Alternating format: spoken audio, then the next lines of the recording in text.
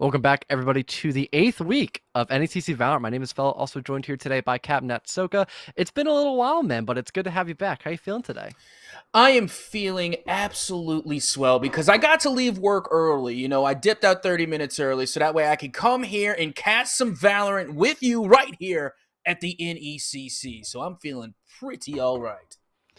Well, since we've got plenty of time to spare, let's go take a look at the two teams, starting out with NEC Grims, the other team as well. After that will, of course, be Carthage Firebirds. That is the first best-of-3 matchup for the B stream here. We've got Chaotic Crab, Hater, One Shot Bot, I'm Locker, and LKG Corey with some interesting majors as well. But we'll also now head over and take a look at the Firebirds as well, like I just mentioned, to see who their main 5 roster is for tonight. We've got Slum Dank. I'm so used to having it be a slam dunk, for example, but nope, that will not be the case. Happy Sam. We've got Kalith and then Coney, followed by the last and most certainly not least player of Nico as well. Okay, see, there we go. I was looking at Chaotic for a second, but I got to keep in mind that, these teams, they have their bench players as well. They got their subs. So not every player on the list is going to be in there. So we're going to have Nico in today. And I'm going to be looking at the Carthage Firebirds mostly just because, of course, off the bat, just going from what you could see on the paper is that, Carthage has the higher record, but also because I like the name Carthage. It just sounds absolutely legendary. The Firebirds also dope name. But then we're looking at the NEC Grims, who going into this one, of course, doesn't have the best record right now, currently standing at a 1-4 in the regular season. But the Grims, again, they are looking to come into this one to kind of make that record a little bit better, which both of these teams can stand to improve on their record overall.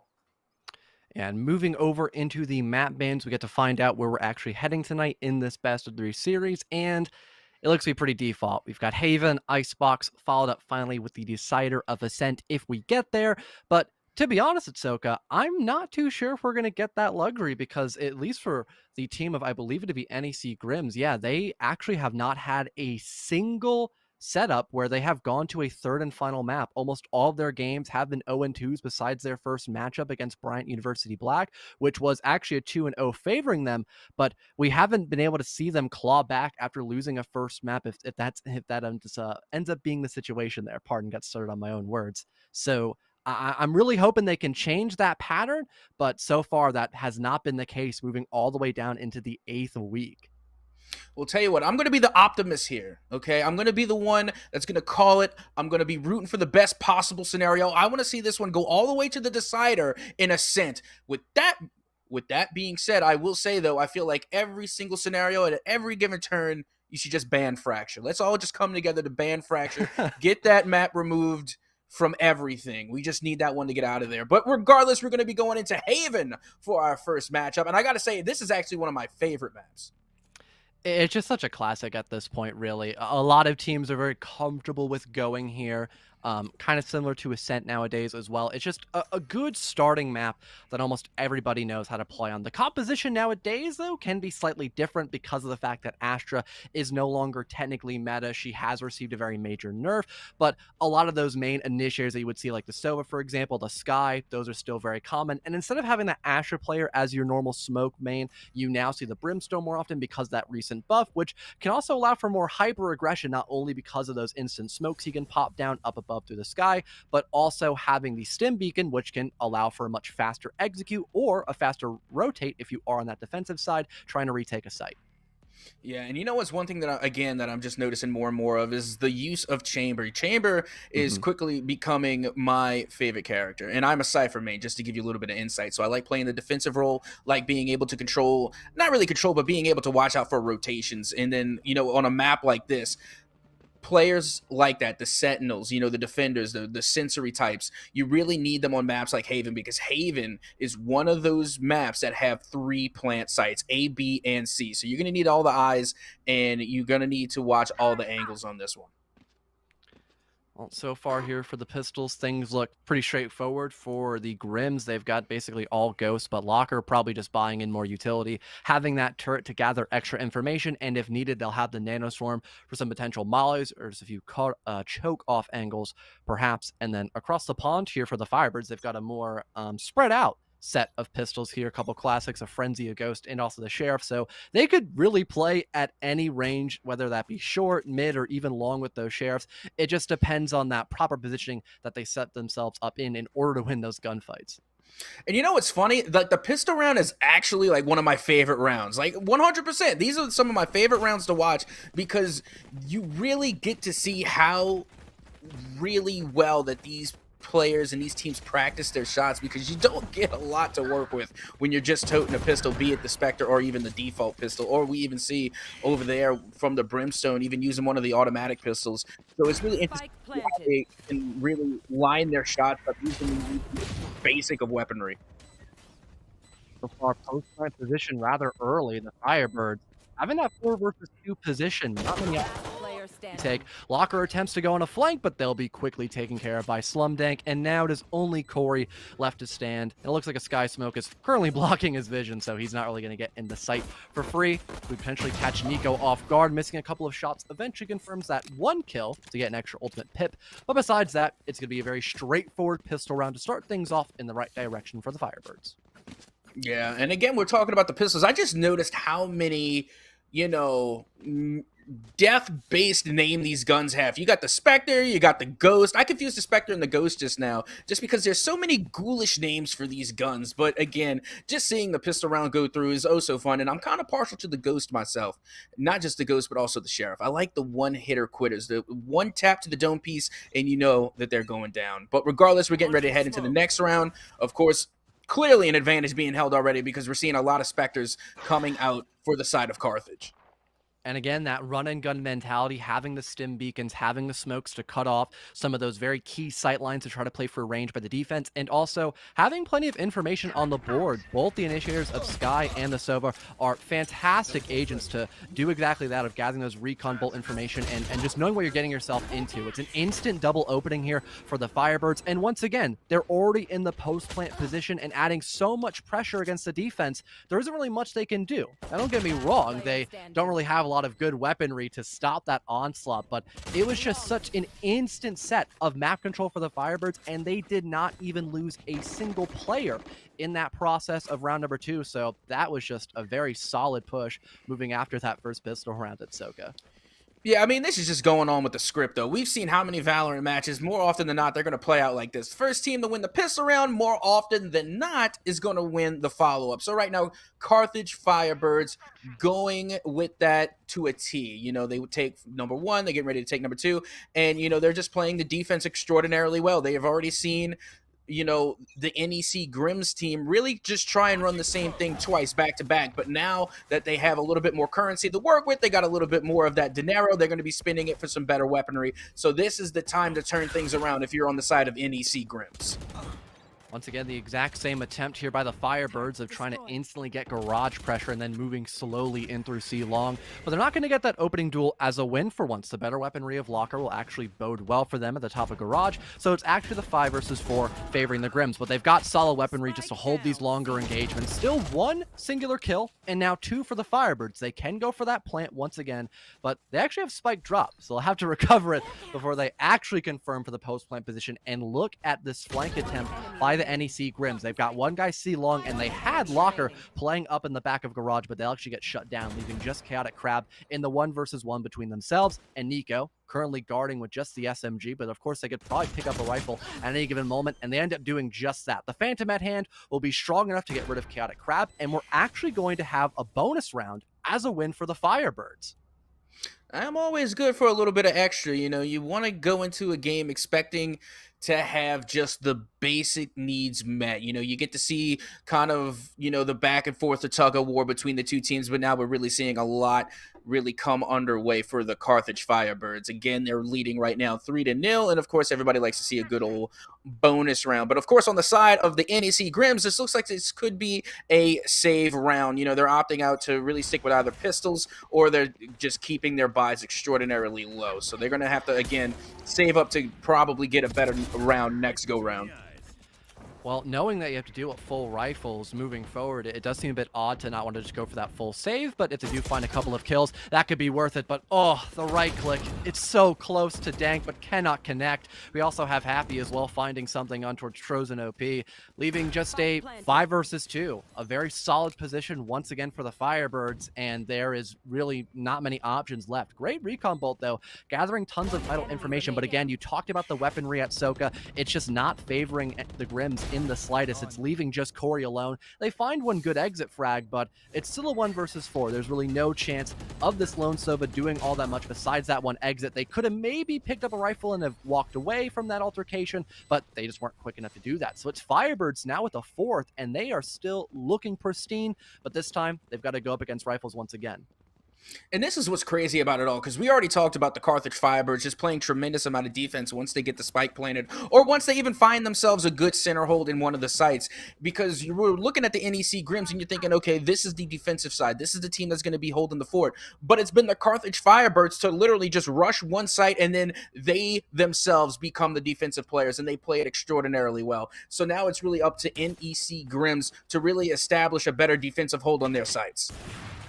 Especially having the poor weaponry and getting that aggressive was just something that did not sit well with me for the Grims, but they can actually allow themselves to overextend a little bit and try to go for those one-for-one gunfights now that they have rifles in their pockets. Still plenty of reconnaissance being gathered here by both the Grims and Firebirds, but no initial move being made just yet except for inside a garage, and we have Coney actually winning that first duel. Locker will now fall. A lot of that post-plant utility is now down the drain, and that leaves basically the Brimstone and Sova left to stand in that engagement just because of the fact that they really are the only two basic util operators left. Now only the duelists left to stand here for the Grims. It's going to be a very brutal retake unless they can isolate and win those 1-for-1s. And don't get me wrong, there's only two of them left, but they're two very, well, never mind, only one left now, and it's the Jet. But let's see if they can pull out this 1v3, as so far they are doing a lot of damage. It's Chaotic Crab to lay down a lot of fire here now in the 1v2 scenario. I cannot imagine that the Carthage Firebirds are going to throw this one away very lightly, but Chaotic Crab, of course, making the move inward, looking to get some shots off here, but it's going to be the ring around a rosy game and just run out the remaining seconds, but they will pick up the kill on Nico, as there is not enough time. And then, of course, the following shot from Slum Dank is going to end that one and make their lead for the Carthage Firebirds extend 5-0. And I think the one thing that we have the Firebirds actually do better at the moment against the Grims has got to be that util usage. We've seen better intel being gathered by the Firebirds. We've seen better aggression in synchronization with the the flashes in the pocket of the sky, for example, by Nico, and also just the duelists being in better positions to enable themselves to make that space and actually get those opening gunfights and not allow the Grims to be in a comfortable position. So it's been a lot of solid remarks by the Firebirds so far, just to make sure that the Grims really haven't been in any comfortable position to either get that opening duel as a win without a refrag or having a good position to retake the site once the plant goes down.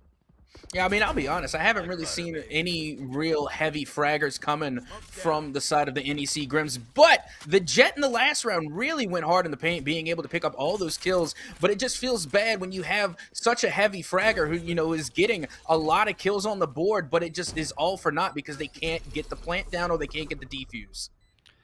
Well, it's already that 5 versus 3. Once again, in a post-plant position with the retake game not looking all that great. Nico with a flank with the operator out of all weapons will be pretty sufficient to get that one tap onto Locker. Corey now having to use this natural cover of the box to make sure he does not get his head ripped off, as Nico is trying to position themselves in such a way where they could deal with someone near heaven, but they get caught in a bad spot. Trozen could potentially pick up that operator and save it, and it looks like that might be on the forte for him. I don't think they're aware of Corey's position either. Yep, he'll get that one clean kill onto Sam, but as we have the timer continue to tick down, there is not enough seconds left for the defense to get that defuse off, so everyone has to backpedal, and it's now a 6th round for the Firebirds, but at least the defense of the Grims can bring over that operator in the next round. They bring over the operator, and they also bring a little bit of extra currency just from the eliminations alone. We're already looking at the side, and Chaotic Crab was holding on to 5,000 credits alone. So that's going to be another operator I think that might be either be purchased or stored away just to try and share the love, maybe get a buy for another teammate. As right now they are looking a lot better kitted going into this one than they have in any other match so far. Looking at the duelists as well here for, I believe it was both One Shot and also Chaotic Crab, they didn't really position themselves in a way where if they weren't in a good spot to win that gunfight, they couldn't fall back. We didn't see the Jet try to, tailwind or updraft away from A main, and the Reyna, she just does not have good mobility besides her dismiss, which is not always at the ready for that Reyna player. So if we see higher proactivity by the defense, if they're not in a good spot to win those gunfights, at least they have a second chance at salvation, and that could maybe prolong these aggressive plays by Firebird. And yeah, we had One Shot rotate up in a garage. They get that first pick. There is a trade, of course, but still, something is better than nothing as always.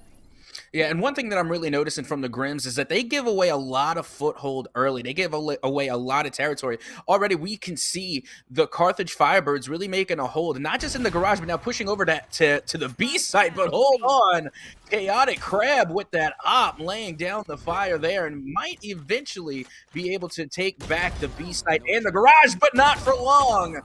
Kaloth was there and waiting, but Corey comes in with the rebuttal. And now, just like that, is a 3v2 scenario in favor of the Grims this time around. Spike down in B. Thankfully, the operator has not been recovered, though, so it's just rifles on the board for both teams, and still a fair enough amount of time to recover that spike. The only thing to worry about here for the Firebirds is the fact that the Hunter's Fury can be popped online here by Sam, and that could be a great way to stop a plant from going down. The spike eventually gets recovered. NECC trying to maybe bait for that ultimate because they could potentially be expecting it, and now they have to fall away into A. Still plenty of time to get that spike down, but again, if there is information on where NECC is planting, that could allow the Hunter's Fury to be popped, but no, it gets saved by the defense, allowing this post-plant position, and now the Seekers get activated. That's vital information for the Firebirds to maybe get aggressive and potentially work a pick to put themselves in a potential equalized position. Yeah, I love the bait right now. Not giving away their position right here. Gets two of them out in front. And there it is. The double back-to-back headshots coming from Happy. And NECC more than happy to clean that up on Locker. Getting that clutch dub there. Switching around the 2v3 scenario in their favor. Now leading 7-0 over NEC Grims. And I don't think Corey had the Owl drone available, and there was just no direct information because we saw the recon bolt popped in the middle of B, expecting the plant to maybe go down in that position, but that is one of the most dangerous sites to go for a plant, especially when you could have somebody flank in through mid, having somebody get aggressive right next to the link area from garage and C. So having that reposition by Firebirds was completely worth it, and having that wrap position in the pockets of the offense too just saved their skins from a very losable position to clawing things back all the way down to a 1 versus 1. And honestly, that's why I like Haven so much. Clearly, they went for the push on B early. They went right up the middle, but they were able to rotate quickly from B to A and literally turn the game around. So again, that's one of the reasons why Haven is such a tricky map, but also so much fun to play on. As now we get ready to see Happy once again pick up yet another kill on the one-shot bot. Easy dubs right there as another kill will come through for NECC onto Locker. And the spike will be planted. And once again, the Carthage Firebirds are just going on a tear. Now it's only Chaotic Crab. We saw how important the operator was to save a few rounds ago. It did net Grims a kill that got them the man advantage, which could have been helpful during the retake game. But other than that, I think because of the importance of having that sniper, especially on such a fairly mid-range map like Haven, we're probably going to have Chaotic Crab just save that. They're probably not going to win a 1 versus 5 post plant, so at least they have that boding well for them into round number 9.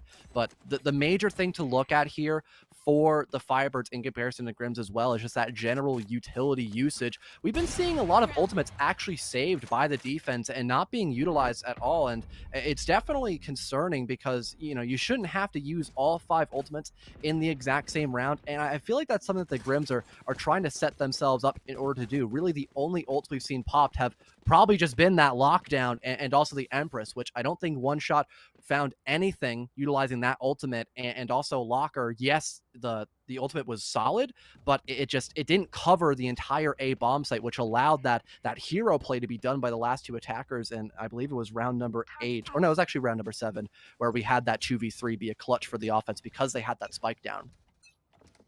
I mean, honestly, I don't know when they're planning to start bringing out their ultimates. We already know they got 3 ready on standby. But with that being said, they're going to have to break them out soon because at the rate this is going, we're going to be through this half and on into another one. So they really need to step it up as once again, we see Corey trying to be the hottie with the shoddy, but unfortunately it's Happy who's going to gun them down there in the garage. And now it's Slum Dank in the garage along with Happy, the dynamic duo, holding things down, going towards the B site. But also, look what's going down on C. Relentless gunfire going back to back, and Slum Dank able to rotate in and clean up the locker as they will get the plant down on the C site. And now we have ourselves a 4v3 with NECC Grims once again looking down the barrel of a possible loss.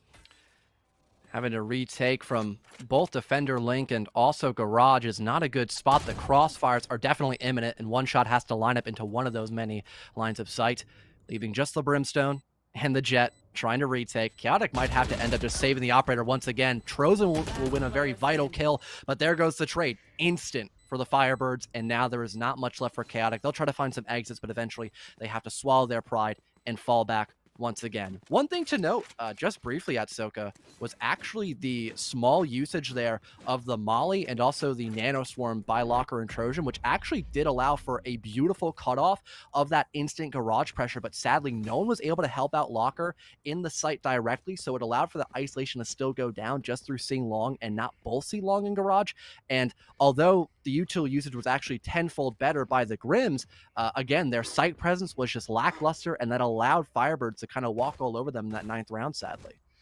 Yeah, and I got to give a quick shout out to Slum Dank. They really did pop off in that round. Don't get me wrong, they're not the MVP standout player of of the entire series, but they did come out in a major way just to secure that win, even though they, were kind of pinched in the garage almost, but they were able to turn the situation around and really push their team to get the dub there. Of course, giving the Carthage Firebirds now a 9-0 lead. I like to give shout outs to plays when I see them unfold, and one of those, of course, was Slum Dank in the garage. So giving them their credit while credit is due in the time, in the moment, and now we're getting ready to head to yet another moment as the onslaught will continue, this time on the A site, and the Carthage Firebirds show no sign of slowing down in their wave of momentum.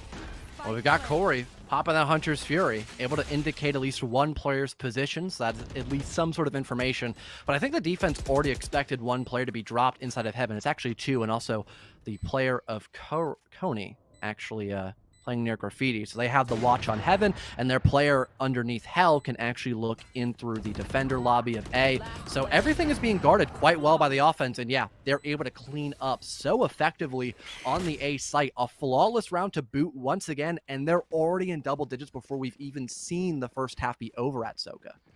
Yeah, again, it's hard to say that a match is one-sided because we want to see it go the full distance, especially my bald-headed buffoonish self who said we were going to go the full distance in the pre-show. But with that being said, again, with Chaotic Crab, I understand the want and the need to really preserve the op. You want to save it. You want to save the monies. You want to make sure you're going into the next round with the best possible equipment, but I have yet to see them put the op to great use. I'm starting to think maybe we should change up the weaponry, try something else, because right now what they are doing, unfortunately, just doesn't seem to be working against the Carthage Firebirds.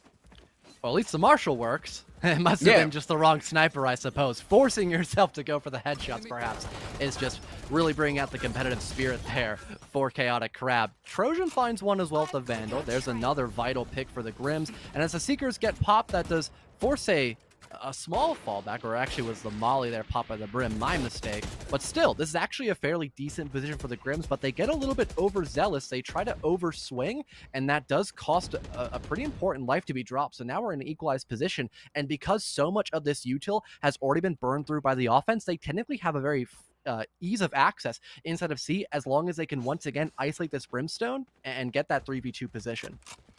Yeah, I mean, right now, they're looking better than they have so far throughout the entire match, but we're getting ready to see Chaotic Crab go up against Slum Dank, being able to get the flank and the drop, but will get dealt with instantly by Kalioth. As now, once again, we're back all even now at 2v2 as Corey is looking to peek out just a little bit. Kalioth there, and again, doesn't have a clue that Corey was there and waiting, as now we see Trojan OP making their way through garage, heading towards the seaside. But again, will get put down by Nico, and the advantage will once again go to the Carthage Firebirds. At least Corey has a rifle here to play for this flank, and they have no idea where Corey's actually positioned at. They're expecting someone in the back area of defender spawn, but no, it's a long flank. The Phantom is good for 1 and good for 2. Corey able to give his team the first round in the books. Thankfully, no 11-0 and potential 12-0. We see a sign of life out for the defender side of the Grims as Corey is able to win a very solid 1 versus 2 position, and they still have plenty of time left to get that diffuser down as well. So at least we've got a sign of life here for the Grims as they are celebrating with, I think, a smiley face, if not just the bear spray. Either one is completely fine because I'd be happy too. They got a round finally at Soka. Oh, absolutely. Let's start popping out the champagne. We got a whopping 1 on the board in this 10 versus 1 scenario. But still, I've seen some comebacks. I've seen them happen. I've seen them go down. This is not over yet. The NEC Grims are taking that one with a little bit of flair. And not only that, but I think if anything we have learned from Corey is that you don't need a sniper rifle to pull off some sniper shots. Those were some clean headshots back-to-back with the Vandal, making it look easy. And again, in the 2v1 scenario, didn't even get 1 kill and then ducked for cover, stayed planted, stayed firm, and was able to pick up back-to-back headshots. So let's see if Corey can come through again here in round number 12. And although it does sound a little bit upsetting to have this be a thought in my mind, but maybe if they had the known position of Corey, that might have not been a win for him potentially, but at least having an element of surprise does give something for the Grims. They're expecting this small poke and prod into A. That does give One-Shot Bot the opening duel against Happy. So once again, a good start for the Grims. They just need to not overextend and just continue to play this default. If they just play for the fact that they have the man position or the man advantage and good positioning to stop really any push by the offense, they should be looking pretty potent in these last 50 seconds, especially now that Locker has found his one as well. Yeah, Locker right now holding up in the garage and will pick up yet another kill. But here comes Tourism Op being able to get the kill on Coney, and now all the eliminations are really coming through. And out of nowhere, the Grims are really stepping up in a major way, but Kaliot's still the lone survivor now in the 2v1 scenario, but has the spike and could rotate all the way back to A if they try to get this plan off with only 30 seconds left to go. Are they aware of where Chaos is playing? I'm not too sure. So they could at least get themselves in the post-plant position. And if they get 1 kill as well after that, that would give them enough to get the Hunter's Fury and then really play for that post-plant. I'm looking at having the Shock Bolt for the lineups, and if they have the Killjoy actually play for that defuse as the Reyna swings, that could, again, grant the Hunter's Fury. And then this could actually be another win for the Firebirds, only giving 1 away throughout this entire first half. But we'll have to wait and see how exactly this round actually unfolds. And maybe we'll need to have those shock bolts be utilized for the actual lockdown. And that will be the case here for Kalos, trying to get that lineup done properly. We'll see if this works out. Well, the first one's too short, so it's not going to work at all. And I think they expect that as they will try to shock bolt the second time, leading up into heaven. But no! They don't escape the ultimate. They're actually detained. Depending on the time here, we could just see this diffuser go down, and that will be the case. One-Shot's currently guarding near lobby, already half, so now we have to see the aggression here by Kalef. They find 1, but they cannot find a second, and because that diffuser was halved, the Reyna, they have plenty of time left. A second 0.7 to spare, and we're going to have at least 2 rounds in the bag for Grims moving in the second half. Switching sides. That was actually insanely clutch, all things considered. We saw the Killjoy come in, and one thing that I even wanted to note is that Killjoy had little to no health left. That was literally a one-shot maybe in your baby toe, and that would have been dead, dealt with instantly. But being that Killjoy went in to lead with the defuse, and of course using their ult to literally stop and detain Kelioth in their tracks. Again, just awesome use of teamwork there. And again, when you're looking down the barrel of a 2-10 deficit, you want to bring out the ultimate every time you get the chance.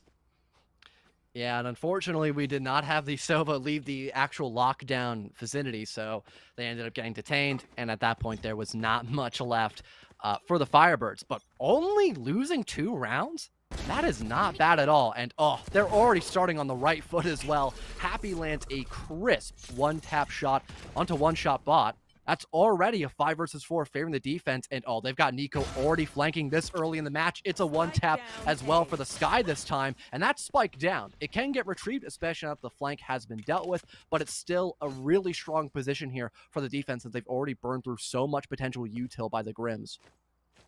Yeah, and once again, I'm gonna say something could be considered outrageous, but if I'm capping, say captain's capping, because I feel like we see more headshots go down in the pistols rounds than any other round, which is why they are some of my favorite. I love the crisp, clean shots, like we've already seen come from Happy with the Sheriff, being able to nail that header off the dome piece one snapshot at a time, and it's just so much fun to watch. It's so fun to see, and now we're seeing Slum Dank once again hold things down on the A side as Coney is going to be holding up on the side as well. But here comes the exchange, and they will get it. Chaotic Crab missing the first two, being able to pick up the third, and now Kelioff being able to get the drop on Corey as the spike will fall on C, and we still are even at a 2v2, and still Torizen Op not being able to get the drop is finally going to have a chance to plant the spike here on the C side.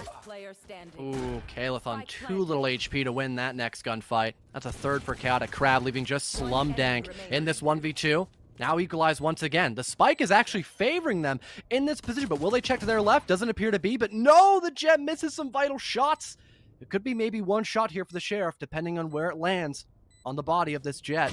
And maybe give Slum Dank this position, but the game of Ring Around the Rosie, like you called earlier at Soka, is actually going to favor Chaotic Crab, and it's a third round in a row for the Grims, and they're going to take that pistol round by surprise as well. I think it's fair to call it the Ring Around the Rosie, because whoever loses ends up with a pocket full of posies. It's death. So it seems justifiable to me. But as we get ready to head once again back into another round between these two titans of teams, we're really starting to see a comeback come through from the NEC Grims. At least for the time being, they were able to win 3 unanswered games. And honestly, any unanswered round 1 is a good round in my book.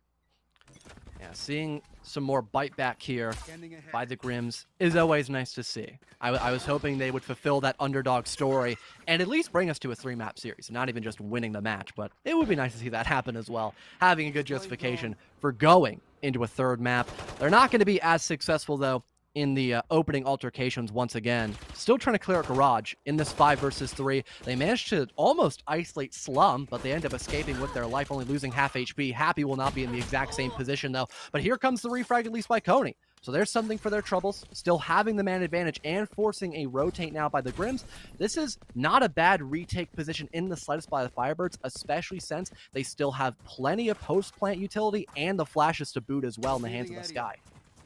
And now they're getting ready to make a push on the A site. Again, good rotation there as they are going to get away with it here. Corey, of course, going to be laying down the spike on the A site. And now they have a little bit of advantage because now they can play a little bit of that defense now on the A site as it's on the side of the Carthage Firebirds to come through with the push. Let's see how this goes down as Trozian Op is going to be holding it down, watching this smoke coverage, but it is red like a pop-out book. Slum Dank being able to get the drop on Op and get that elimination. Now a 3v1 scenario, all but left except the crying, as the easy defuse should come through for Carthage.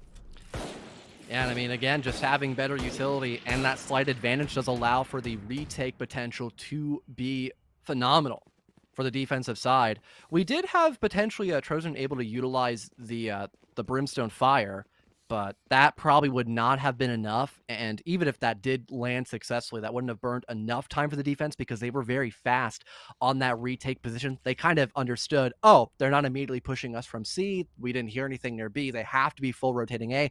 So that was just a good call by the Firebirds and also the Grims. But again, they had that slight advantage, hence why they were able to win that secondary round and not make it 2-0 in the second half for the Grims. Yep, now Trojan going to be moving through the garage here as all sights have been blocked, and unfortunately Slum Dank going to have to make their way through the smoke as 2 members from NEC Grims was able to push their way through the garage, and now all the shots are bringing loose here onto the C site as it is a 3v3 scenario, and Corey being able to get an elimination there on Kalioth, but the spike will inevitably be planted on C. And let's see if they're going to be able to make a comeback here for the Carthage Firebirds and be able to retake this C site. Well, I don't think they're aware of Coney's position, and Happy is just able to evade the molly. It actually bounces right behind their legs. The turret will notice them, but Locker, unfortunately, does not. The recon bolt destroyed as well, but they already know where at least one player is. Trozen basically hugging out that spike, can find at least one. But now it's all up to Happy to try to get match point. They'll throw out the smoke. That could at least hinder the vision of Corey, as they were expecting that defuse to be stuck. His head was poking out through the smoke, but no, he'll still win the gunfight, and the Grims will hold on for yet another round as they deny match point for the time being. I'm telling you, that's like the umpteenth time that we've seen Corey pop off with the Vandal. Once again, just chaining those headshots together. And then not to mention, they won a jump shot. I rarely see someone jump around the corner spastically and actually come up with a kill. But no, they were able to get it done on Slum Dank and then, of course, follow up with the headshot on Happy. So LKG Corey right now is definitely being one of those outstanding players on the side of NEC Grims. Well, at least we have the rounds able to be bled here for Firebirds, but their economy might force them to go for some sort of save after this if they end up losing. But it looks like Coney was not expecting that shotgun. I don't blame him. I don't get to rarely see shotguns in play on the map of Haven, but at least Happy is able to pop that Blaze Storm and find a refrag on a Trojan. There's at least something.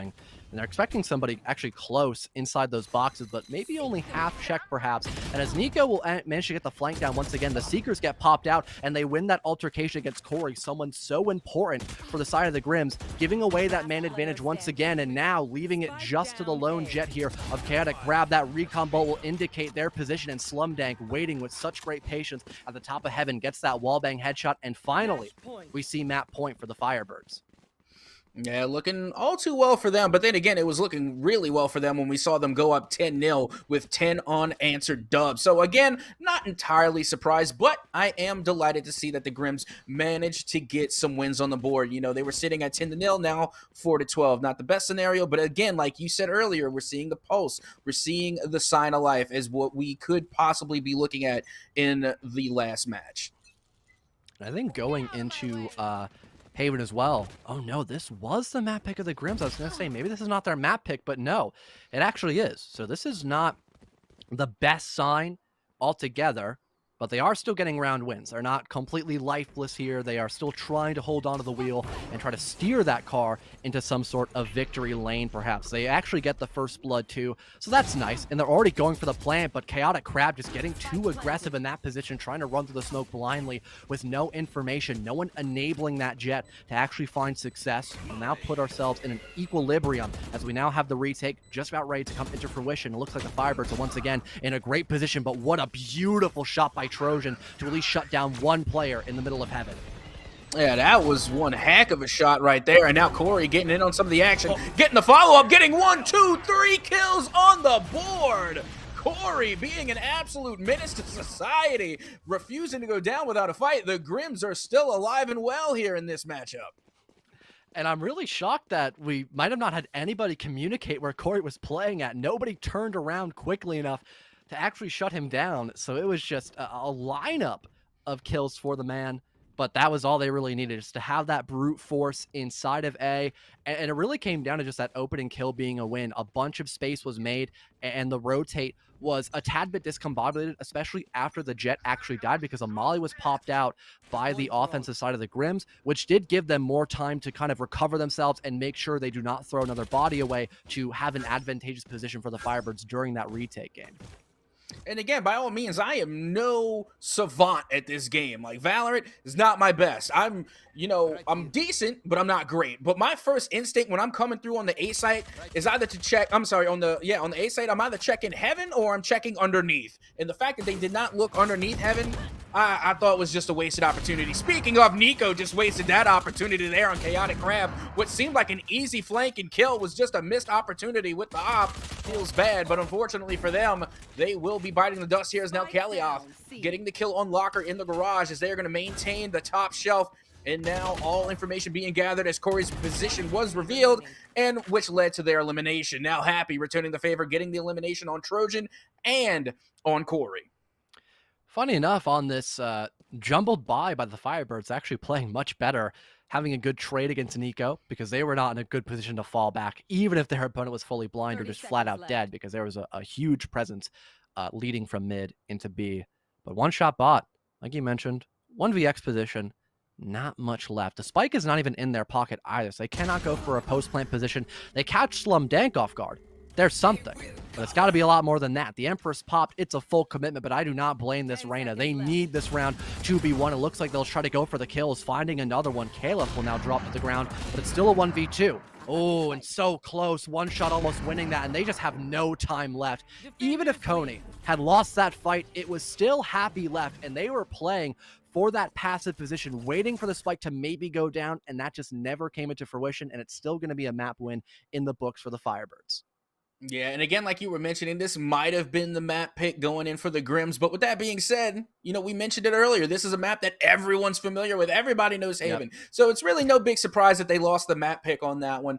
But regardless, we're getting ready to head into the next round. And it was better for me to see the Grims go down swinging than to go down without a fight. Them being able to rebuttal and come back with 5 dubs on the board, again, is just great mentality getting ready to head into the next matchup, because you never want to go into a game number 2 while you're on a drought. You want to go in drawing at least a little bit of blood from your opponent, and that's what they did. So I still have high hopes for the NEC Grims as we move forward.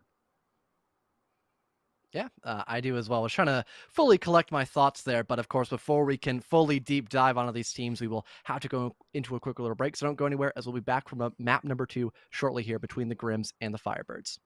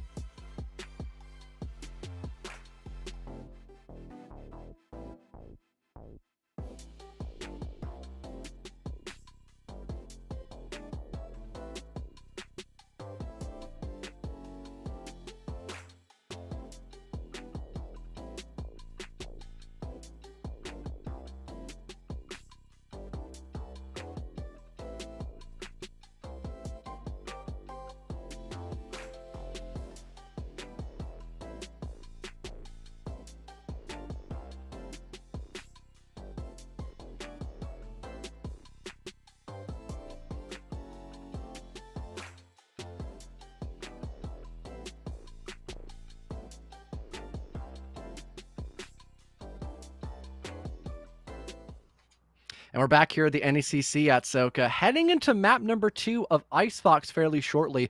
We did see a couple of good moments there by the NEC Grims, but a lot of it was unfortunately overshadowed by the Firebirds, taking that advantage to, I believe it was a 13-5 victory on the map pick actually of the Grims. And although we did talk about, Haven being a very normal map that a lot of teams are comfortable with going to, moving into Icebox, that isn't the same story. And with that being the pick actually of CF of the Firebirds, it definitely does leave a lot of concerning thoughts into my mind. But I am truly hoping that we can have the cycle broken here by the Grims and actually get a map win so they can at the very least go to a decider map here heading over into Ascent if we get there.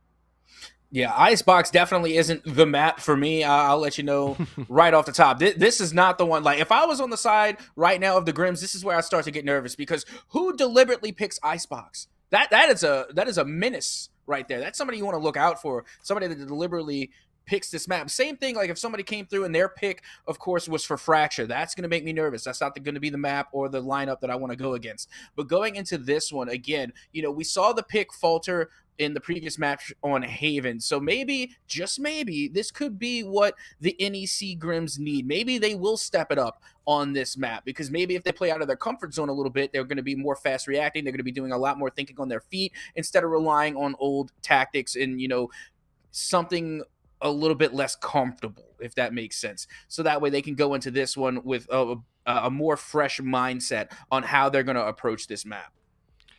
Interesting selection here, actually, by the Firebirds to have the Neon, but I am actually a huge fan of that.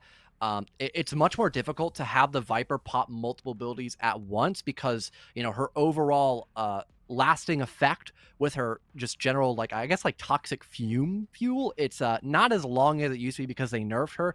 So having the fast lane maybe kind of playing as similar to maybe like a toxic screen, perhaps that could maybe alleviate some of that pressure in the hands of Slum Dank. That could allow for some instant sight aggression, which we saw a lot by the Firebirds. And again, just having that line of sight denied because of the fast lane or at least a toxic screen, that can allow for a retake game on the defense to happen much faster as well. But moving over into the opposing side of the Grims, they still have a very default lineup besides probably the Reyna, which I wouldn't consider to be that great of an agent here on Icebox in comparison to other duelists such as that Jet and also such as that Raze as well for instant map aggression and how would you say it? Map control as well, not just aggression, making that space for your team. Yeah, honestly, I mean, I'm pretty sure you touched on it just a little bit earlier when you were going through the roster, the lineup, and the picks. But I love that Slum Dank and Trojan both ended up picking the Viper because they were both the Brimstone in the previous matchup. So it's good to see that two genius minds think alike, because I'm gonna be watching those two players really go head to head against each other, because not only did they pick the same character in the first round, but now they're picking the same one yet again. So it's going to be interesting to see how these two players can use the same character differently. That's what I'm going to be looking out for. Oh, we've got Nico trying to go on some sort of flank, perhaps, or at least able to go in a rotate of some sort, but I believe they detect the Killjoys currently watching that flank.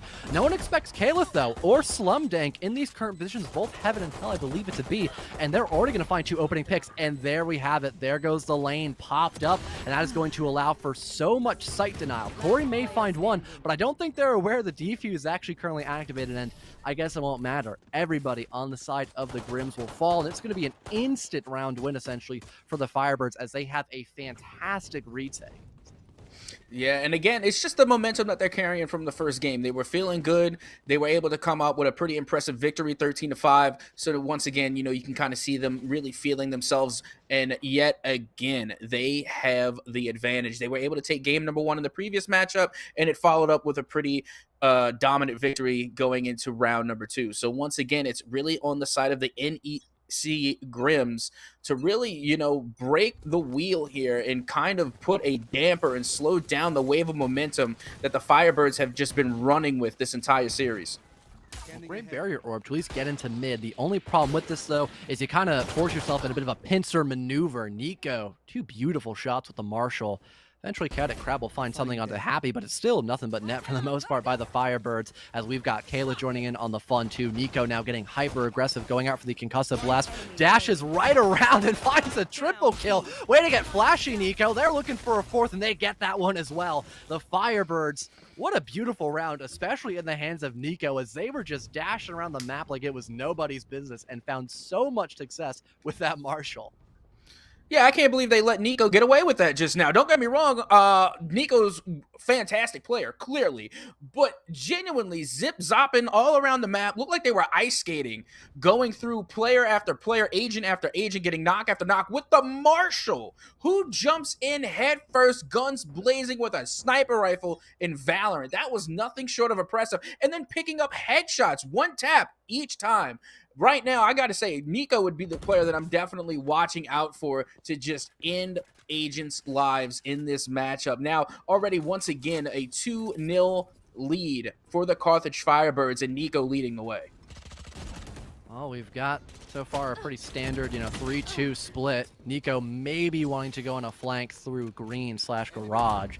Not a bad option as well, since they really only have to worry about maybe a turret currently for the offense. But the Grims do get that first blood. That's a good sign for them. Now they can try to open their way into A and go for that spike plant, as we're still taking a lot of time here by the defense to set themselves up in such a way where they can properly recover in this 3 versus 5. We've got Slumdank trying to find something, but it's not going to work out for them. Kaleth, though, at least gets rid of Trojan. That's some of the post-plant utility now gone, but the Nico trying to go on the flank is going to get shut down as well. So it's just Kaleth here, 1 versus 4, needing to ace. It looks like we'll have this as a round win for the Grims because they're just in such a good position and only needing to worry about one more defender.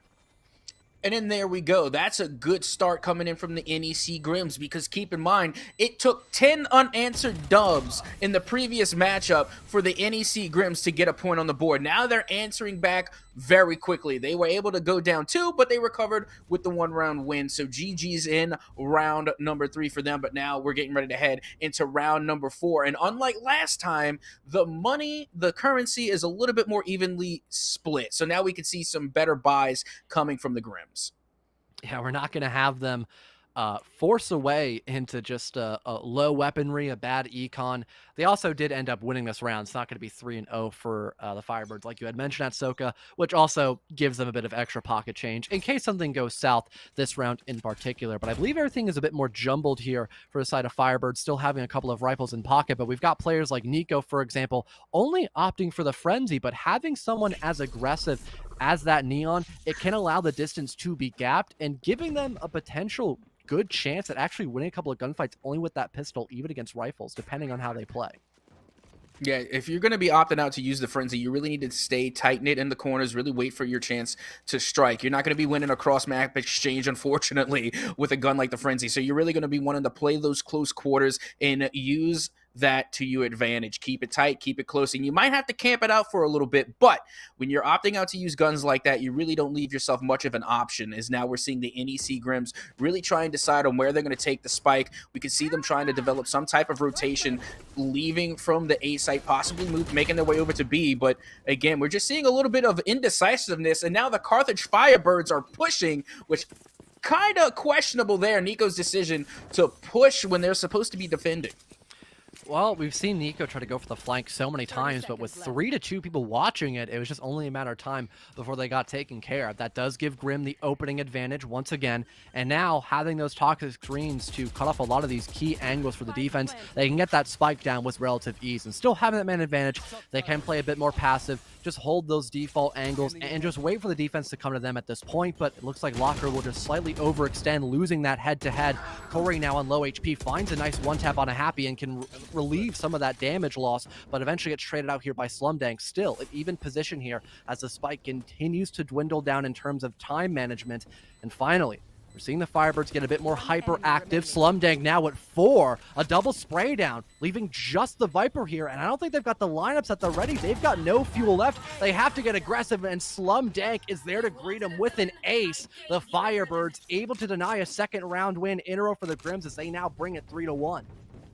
Now you see, I'm a Cypher main, but I love watching Viper play. Viper is one of my favorite players, one of my favorite agents to watch on the field live. Just watching them go to work, it's so much fun. And Slumdank using her to the utmost advantage there, picking up 3 back-to-back kills. Of course, bringing out the Viper wall, and then yet we have yet to see, but they are holding on to that Viper's Pit. That ultimate is there and ready to go for Slumdank. So I cannot wait to see how they plan on using that one as we get ready to head into round number 5.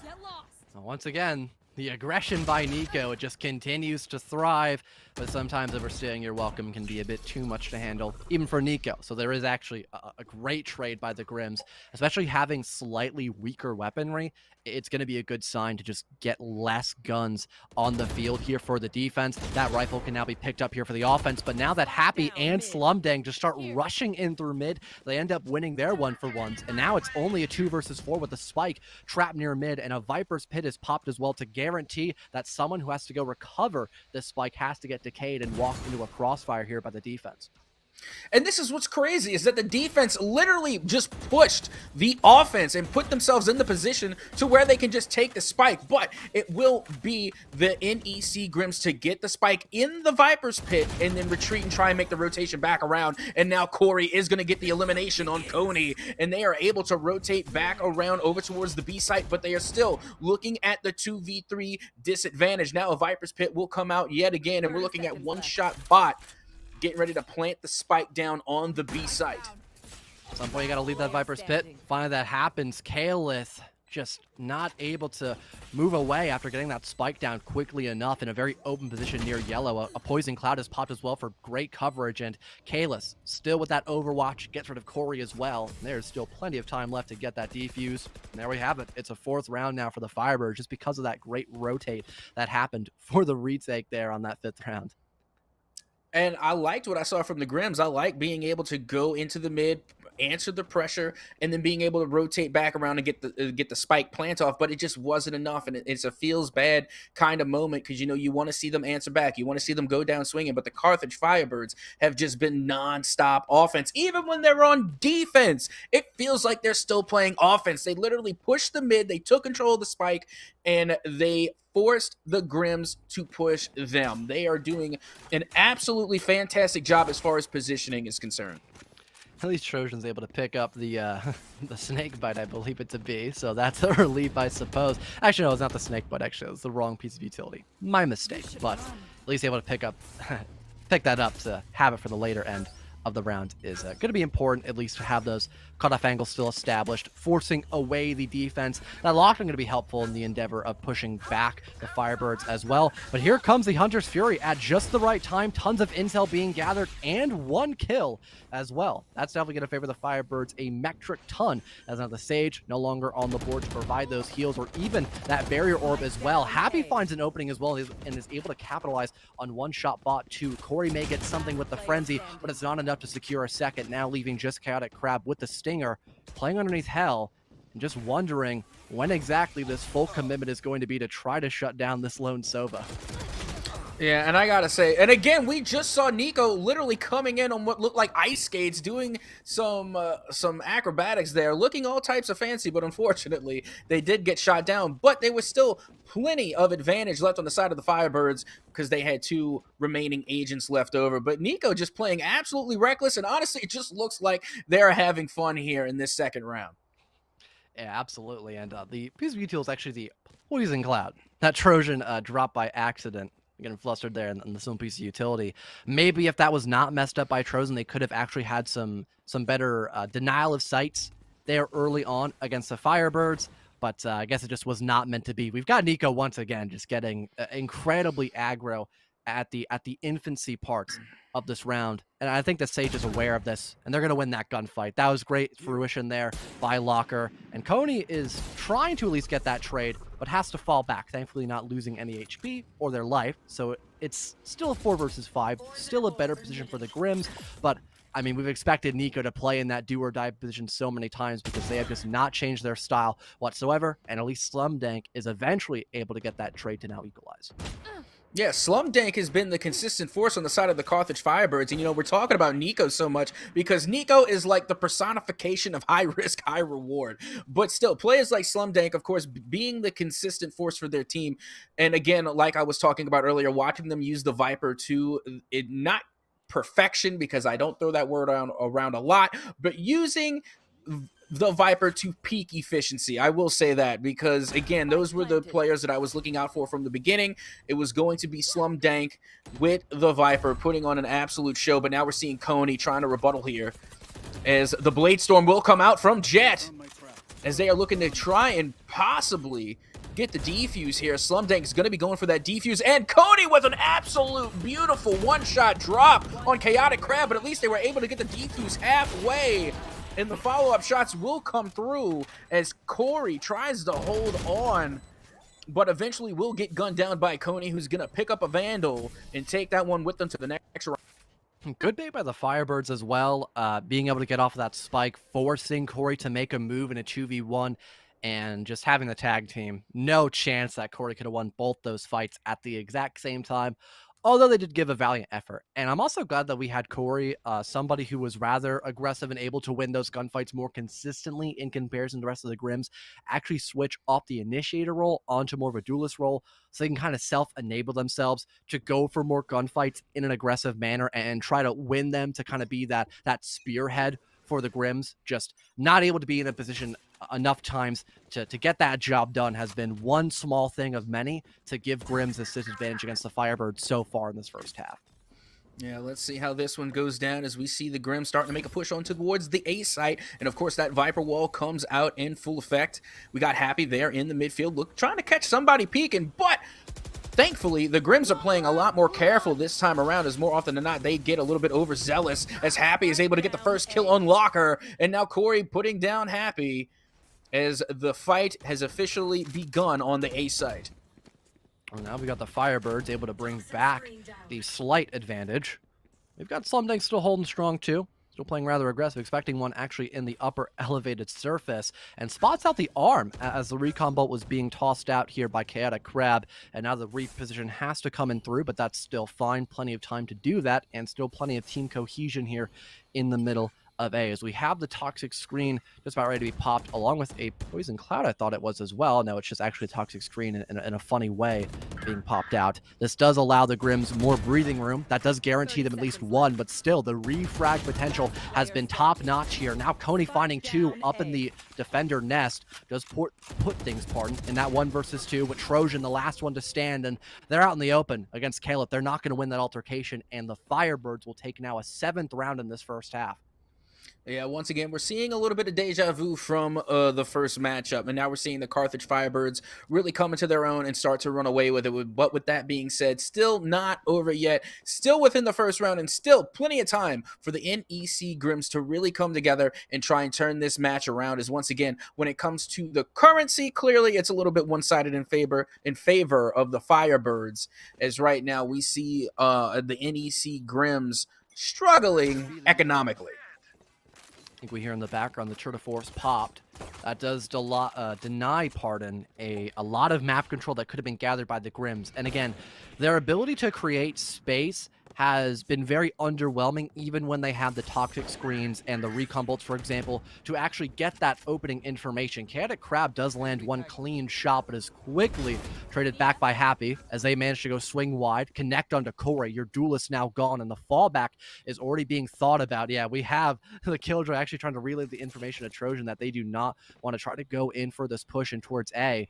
We also have a flank being attempted as well, potentially by both the Chamber and maybe the Neon, or at least holding a cutoff angle. So basically the Grims are kind of trapped in the middle of A lobby, kind of towards their own spawn. They have to go for some sort of play, whether that be to fully commit into A or to fall back. But either way, they're met with some sort of line of sight by the Firebirds in these final 40 seconds. No, I would say you started it, you finish it. They already went and committed to A. It's time to push. They don't know that they have the numbers advantage just yet on the A site, at least, but they've already pushed this far into A, and I say they might as well commit to it, try and get the push, get at least one elimination and get one peak, so that way maybe you can turn the tables here, and then they would get a pretty easy spike plant on A. So right now where they're standing, I don't think buying any more time is going to do them any favors. And even if they wanted to rotate, they don't have enough time. They have got to commit to A, and they have got to push it now. Yeah, just hard stalling at this point and having no time to check for Happy's position. It's all 5 for the Jet, as it is an 8th round in the books for the Firebirds. I mean, man, just waiting there for someone to overextend was not the greatest call by the Grims, and they just didn't seem fully willing to want to give themselves up pushing in through A, and that just allowed Happy to sit in a really awkward corner and find all 5 kills on that round to ace up for the Carthage Firebirds. But was that corner awkward? I feel like that's one of the main It's a default spots. position, yeah. Yeah, that's one of the ones you go to. If you hit auto select, chances are you're going to get put into that spot. Because, I mean, I get it. You know, they got plenty of corners that you have to check. Speaking of, Happy, once again, catching Chaotic Crab peeking a little bit. But still, when you got 3 players pushing on A, one of them, at least one of them, has got to look left. And right there, Corey caught Coney looking left, able to pick up that elimination. And now it's a 4v3 scenario, not in favor of the Grims as they try to rotate around towards the B site. And having that natural cover to stop the Leer from actually blinding you, that was just a little thing that really went a long way there for Nico. Now popping the ultimate as well, zapping at least Locker, eventually refragged. It's not a good position here for the offensive side, and yeah, Slumdank is going to win that 1-for-1. They've got plenty of time to pick up the operator if they want to. Happy will do just that, and now it is 9-1 with still the defense looking quite dominant against NEC Grims. It's because they're barely actually playing defense. They're pushing the offense harder than the offense is pushing the defense. It's like the tables have turned. It's all wishy-washy. And my brain is breaking off after watching the playstyle of the Carthage Firebirds on the defensive side. If this is how they play defense, you can only imagine how they played offense. And we've seen it. We've seen it in the previous matchup how they played offense. They were able to hold the Grims to a 10-0. So yeah, again, this is just one dangerous team to be up against. Yeah, just not being able to fully counteract that really forward-thinking play style by the Firebirds. I feel like they are just fully confident in themselves to go for these aggressive plays, and it's just working almost every single time. Now, we haven't seen a lot of action here towards the B site, so maybe cutting off the A objective room here for the Grims might be a good way just to kind of force them back. Chaotic Crab, though, is still trying to actually win this fight against both the Mop player, or the Operator player, sorry, and Kaleth. And they're not going to be in a good position to do that. And once again, we've got Nico flanking with the Operator, trying to run away, but Corey catches them. So at least the flank doesn't work out here for the defense. But it looks like Coney's trying the exact same idea. And once again, this is just forcing the Grims in a trapped, enclosed position. And they really don't know what they really want to attempt here in these last 40 seconds once again. It's the same scenario. You already know they're protecting the flank. You're not going to be able to rotate around to B. Again, the time not on your side. You have to commit to A, and this time, check all the angles. Make sure you look left as well as right. But now, it's the time. And right now, we're seeing Corey just kind of have a lightsaber duel by themselves in the back, and you can see the indecisiveness that's coming through. They don't know what they want to do. But if you know that they're watching your flank, you know that's one less agent that's on the A site. So you really need to commit, especially with the seconds ticking away. Only 10 seconds left to go, fellow. And yeah, they're still going to try to push in through A. They're greeted with the Viper's Pit. Happy gets rid of Trojan as well as they try to fall back. And once again, the hard stall by the Grims, not fully decisive as to where they want to push through, and just again not really any utility had there as well by the offense. They didn't try to go for a Leer to blind the flank, that way they could move up. They didn't try to gather any information. They just were complacent near the A lobby and were just sitting ducks once again by the Firebirds, kind of burning through their own time. And things are just not looking good for them. This is normally considered more of an attacker-favored map, even with the new changes to it in recent updates. Yet we're seeing such a one-sided affair, and I feel like that just has to do with Firebirds just outperforming the Grims, especially on this map as well. At least we had the Grims more knowledgeable of what they wanted to do, but if the plan A fails for the Grims, they don't even attempt to rotate. They just start sitting in one spot and hoping that the Firebirds make that first mistake. Yeah, honestly, normally I say slow and steady wins the race. I'm not even sure what I'm looking at here. This seems like a rather vast collection of the shorty. What is how is that even possible, fellow? I mean, you're a little bit more familiar with I guess the memes of Valorant here. What just went down over there? What was that? I mean, that was just. Oh, we don't even need to talk about this round right now. Oh my god, we need to go back to the shorties there, Bulby. Yep. There. There's a lot of I mean, shorties. Like what? they're like Switching 200 sides. credits or something. They're like super cheap, so you can buy a bunch of them in bulk, and then if you want to just have the funny, if you don't need that credit, you can just kind of drop a bunch of shorties on the ground. Um, so that's what we had happen there for the Grims. What we did not see though was more than one round in their first half. They have got to pretend as if the first half had never happened, and they're just loading up into map 2 right now, expecting this to be 0-0 and just trying to do good on this pistol round. Because if they don't win this, we're just going to see Firebirds most likely win this out 13-1 and really no chance of salvation to be had for the Grims. But maybe I was proven wrong about my stats earlier of this being an attacker favored map. Maybe we'll see just two very defender favored clashes, but to a degree where we have the Grims win 10 rounds in a row just to equalize, I'm not too sure about that one, Outsoka.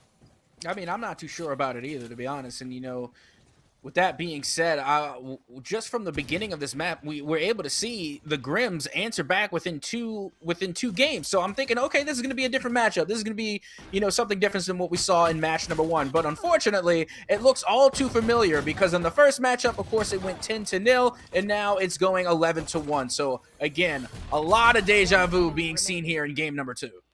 Oh, and they just line up for Caleb as well.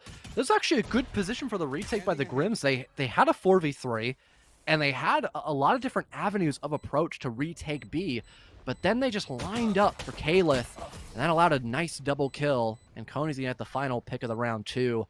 That was such a close call there, and we might have seen that clean slate be built up with a good foundation there for the Grims, but no, they fell short. And now Firebirds are already looking at series point, and we have barely seen anything past the first half, and it's already such a heavy favored setup here for the Firebirds. This just does not sit well with me in the slightest, Atsoka. Yeah, I really don't know what else to say except for maybe the Firebirds are just insanely cracked. That's what I'm thinking going into this one. And we've already seen some crazy plays. We've seen some insane plays, of course, coming from NECC, who's going to waste no time leading the charge, diving headfirst into the opposition without a care in the world. And already is trying to get a kill here. Is going to be taking out the gun and will get the kill with the Spectre off the jump. Oh my goodness, NECC, you are a mad agent gone wild. Oh, they're looking for more as well. Oh, just give it to NECC at this point. Corey goes down. They're just dashing about, misses a shot. NECC with 3 big ones, leaving just Locker left to stand. We've got 2 players low in HP, so there is a small chance, but so is Locker. They'll have to heal themselves, and they get caught in a bad spot by NECC. 4 to the name to end things out, 13-1, and that unfortunately will not lead us to a third and final map. It's 2-0 for the Firebirds to take this best-of-3 series quite swiftly. Yeah, swiftly and cleanly, all things being said. And then not to mention, they won the second round in even more dominant fashion than the first. We saw the Carthage Firebirds allow 3 unanswered dubs come from the Grims, ultimately ending 13-5. This one, they tied this one off ASAP, ending it 13-1. Definitely a one-sided victory, but like I said, I think it's just coming from the side of the Firebirds being insanely well practiced, knowing what they're getting themselves into, using the map picks, and being able to identify their strengths. Clearly, they had it on Haven. Clearly, they had it on Icebox, and then they got so comfortable enough with a lead, they were able to have a little bit of fun with it. At least that's what I thought NECC was doing. Otherwise, I would never dive headfirst into opposition and then break out my weapon. That was just absolutely insane gameplay coming from the Firebirds. Yeah, and I think as well, for the side of the Grims, if we saw more than having a one-step process happen, if we had something thought of afterward, like what if this plan doesn't work, what's our fallback idea? If we saw more of that, I think we would have had more rounds in the books by the Grims for sure, because I mentioned this, especially ending out map number 1. There were moments of grace by NEC Grims. Like, they had good rounds where they were in a disadvantage and they still came back from that position. So it's not completely over just yet. There is one more week, so I'll be trying to keep an eye on the Grims for sure. But with that being said, that is the end of this first best of 3 series. We've got another one coming up at around 8 o'clock Eastern time, but before that, we have to go into a break and let that match begin to happen. So we're going away, and we'll be back later to get that matchup casted momentarily.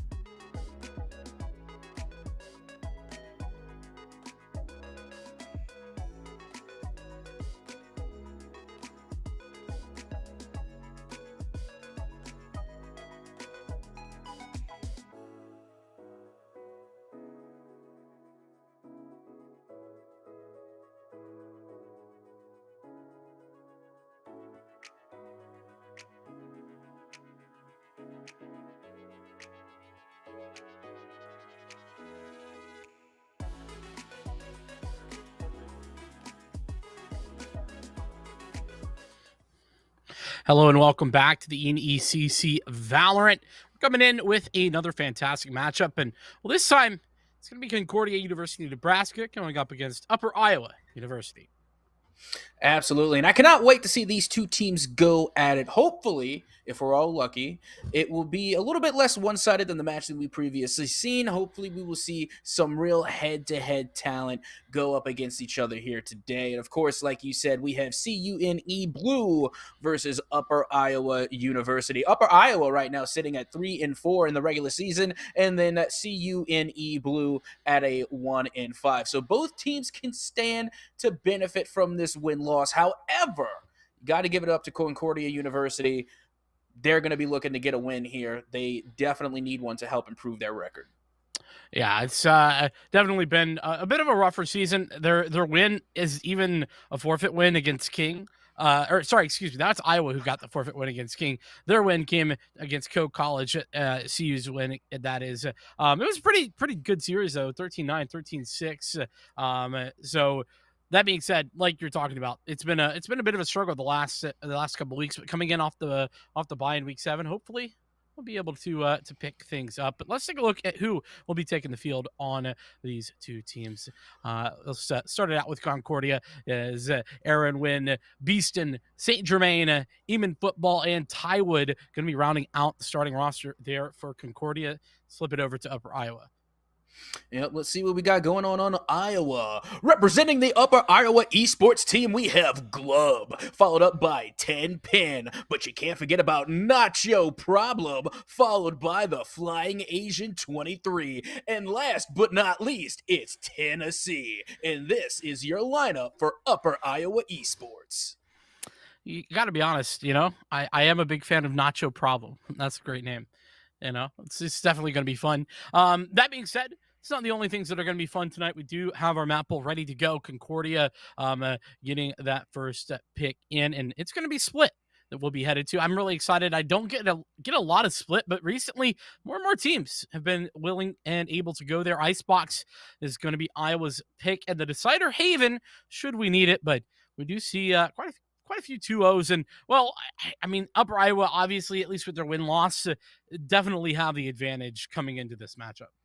Yeah, well, I'm just glad to see once again Concordia siding with me and agreeing to ban Fracture. Let's ban Fracture all the time. So right now, me and Concordia are on the same page. But with that being said, we're seeing Upper Iowa pick Icebox, which we saw in the last match. The winning team also picked Icebox. So these are things you have to look out for. It's going to be an interesting matchup nonetheless.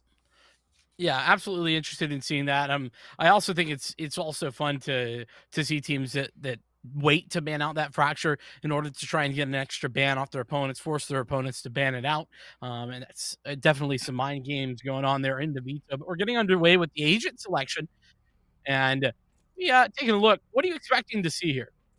I really don't know, to be honest. I haven't seen much of Upper Iowa or Concordia, but I'm already looking at Tywood for picking Cypher. For those that know, if you see me around here, you know that I'm a Cypher main. I love the Sentinel class. I love watching the defensive players, those that can really keep their eyes on all the angles and the flanks. With that being said, I also like Chamber. I'm surprised we haven't seen a little bit of a Chamber.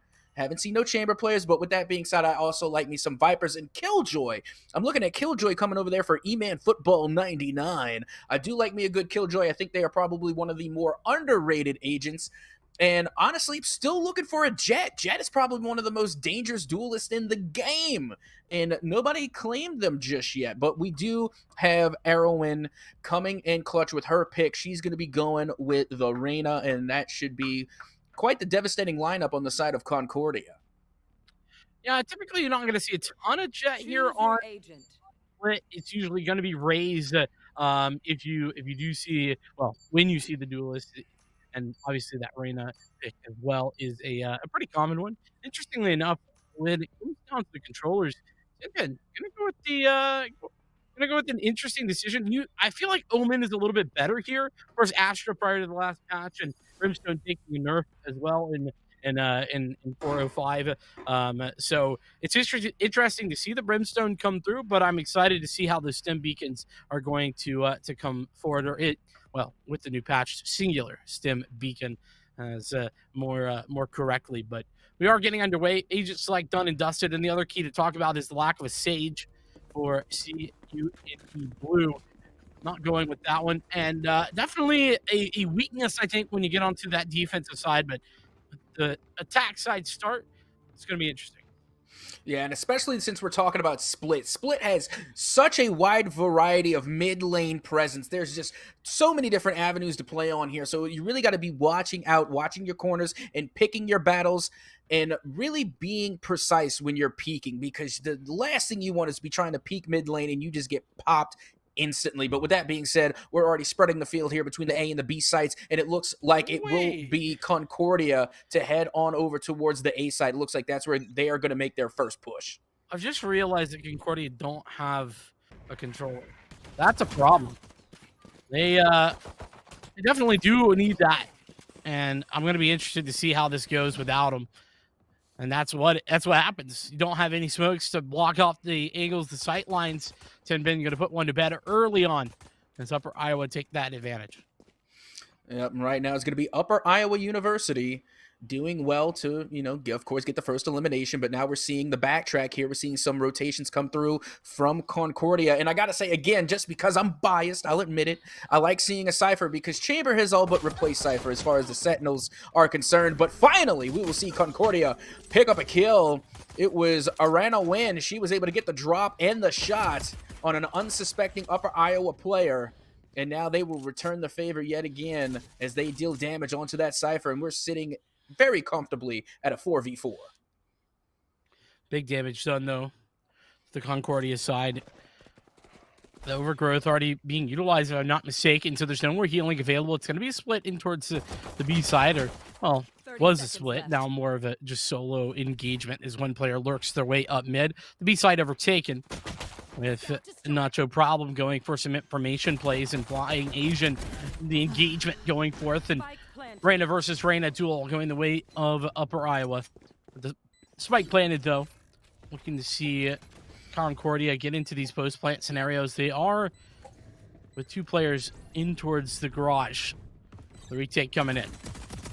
Yep, and here comes the exchange, and it will be 10 pinned to get an elimination on E-Man Football. Now only with a 2v4 scenario. Could possibly go in their favor, but it will be Glub to get the elimination on Tywood, and now only one player remains. Make that none. Beaston 132 will go down once again to Glub, and that is an easy defuse and a 1-0 lead for Upper Iowa. Good start for Upper Iowa. That being said, it's really impressive to even see the spike go down for Concordia without that, without the presence of any smokes. I think that's going to be a key that I'm going to go back and talk about again and again, because, well, finding some ways across some of these sight lines is very, very difficult. As we get into that second round, usually it's going to be the anti-eco, and we can see the buy up there from Upper Iowa off the back of the victory. But it's an interesting investment. Some players here invested, but some not. So the buy very uneven from the Concordia side. And Nacho Problem going to find some information with those shots fired against the guiding light, and the follow-up as well, in order to find a little bit more info. But only really spots out one or two players. So very limited.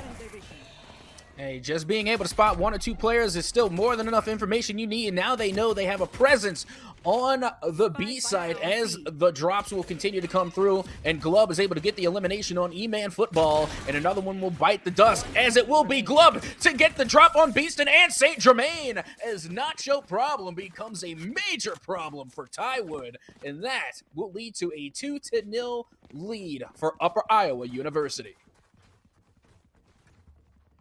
Doing incredibly well. Upper Iowa, granted, anti-eco round, sure, but now we can see some interesting investments coming in. Because of the mismatched purchasing in the last round, Upper Iowa still going to have a pretty significant advantage into this one, despite the purchase up there by E-Man Football and Beaston as well. So, looks like we're leaning towards the A site for Concordia. They're going to be going for some early information, rotating, and Flying Asian going for a pick early. Going to be tagged up by the Marshal, though, so that's a good start.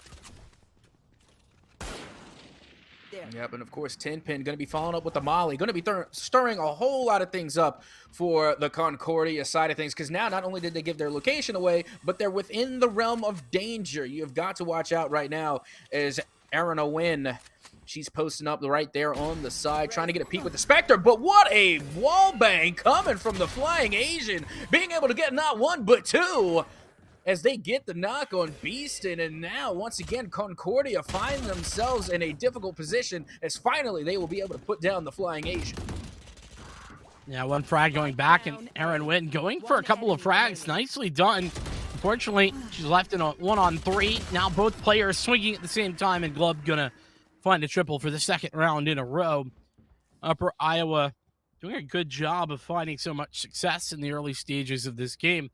And they even have some upgrades as well for their weaponry. Finally, I think Concordia are going to be having at least a mostly full purchase. St. Germain and Beeston, a little bit low on cash, but they should be able to buy up at least SMGs. Oh, yeah, now, right, looking very well for Upper Iowa University, as with the dubs come a nice little chunk of change. They're going to be taking home a good bit of economic value to their side, as, once again, we saw the lineup. We saw what they were working with, mostly Vandals. Definitely being some scandals with the Vandals, as now the crossfire will come through for Tennessee, who's going to get blinded, but they will be able to retreat back to safety of heaven, as now St. Germain is going to be trying to get a kill with the Spectre, but will get annihilated by Glub. What a shot there, and what a play to get the elimination, and now the crossfire will continue to go down in the midfield. Yeah, that showstopper creating an opportunity. That being said, it's still a 4v4. Mid overtaken by Concordia. But they're being pushed back moment by moment by some of these slow orbs. Now, granted, Tennessee running out of utility now in a bit of a tough spot with just the heal ready to go as the guiding light is fed in. But, again, limited success. Seekers committed. It's going to be by the Sky. But it really doesn't find too much information other than the fact that there's still players in middle. And they already knew that, so Concordia, now they can push forward. Now they can find the aggression. They will do just that. And football with the opener and a double. In fact, a 3 on the round. Now Nacho Problem has to step up big time and does. 2 frags quick in succession to create the 2-on-2 as Sinpin comes in from the flank. And honestly, the Tywood getting the elimination on Nacho is definitely what they needed, because Nacho Problem, again, just being an insane problem for the Concordia team, but now it's going to be Tenpin to get the touch there. Already used their Molly, so the Molly is now gone. Going to be not necessarily a waste, but they didn't make the most of it. But now here comes the peak coming from Tywood, and they are going to be able to knock down Tenpin, and finally, we see Concordia on the board. A big round win indeed off the back of that. 2v1 nearly goes the way of Upper Iowa, but Concordia do finally pick that one up, and in fact, coming into this round, not only do they have the best buy they've had yet, but they also have 3 ultimates to work with. They do have the lockdown. I think that's probably going to be the biggest one. But it's going to be relatively difficult on the attacker side at times to utilize these Sentinel ultimates, especially when it comes down to the Cypher. It's not always the most useful, though I am interested to see what that lockdown role is. Usually you're going to see it at B, but obviously it's effective at A as well. Well, let's see how the plays will unfold, as now we see Aaron Owen going to be rotating back up to the heaven side of A, as they are getting themselves into a crossfire with the Flying Asian. Once again, going for that cheeky little wall bang. It paid off before. It might pay off again. Flying Asian going to be throwing out the blind, as they have Aaron Owen caught in the corner. They are trying to get the peek, trying to survive. Once again, going for wall bangs, but the Flying Asian will pick up a kill on E-Man Football, and Aaron Owen, she will get the elimination on Glub. So we're just seeing the constant tug of war, the back and forth, and the trades constantly coming out between these two teams. Got a stim beacon going down. The Empress popped by Flying Asian, going to allow for that frag. In fact, going to utilize the dismiss there, but caught out in the open. Beeston going to take massive damage, but does get the frag eventually. 3-on-3 now. Speaking of Empresses, there's now an Empress ready there for Concordia, and a great blinded there by Nacho Problem, but it's not good enough, and Beeston finds a couple of kills there in heaven, whilst Arrowin does the same down below. It's a pretty darn solid round, another in a row there as well for Concordia. Yeah, and that was something that Concordia desperately needed because they needed the money. They needed the moolah. They was looking a little stingy when it came to the cash. But now, with those couple of wins on the board, now 3-2 in the overall score line, now they got a little bit more to work with. And now you can see they are investing in themselves to create yet another Vandal scandal. We've seen it already occur with Upper Iowa University when they got their nice little chunk of change. They all opted out for the Vandal. Now we're seeing the shoe on the other foot as Concordia now has a full team of Vandals ready to go, and already they're making a strong push for the B site. Trailblazers are going to push in order to look for some information. Doesn't find a whole lot other than the fact that there is a pistol on the site, so might not be super clear to Concordia that the save is coming. Regardless, Upper Iowa, they've made a lot of rotations off the back of this. There's 4 players in the B side of the map, only just the one committed towards A, and might even change as, well, there we go. Flying Asian going to be able to find one frag, even trying to dismiss away, but is met with a wall in the face by Tennessee.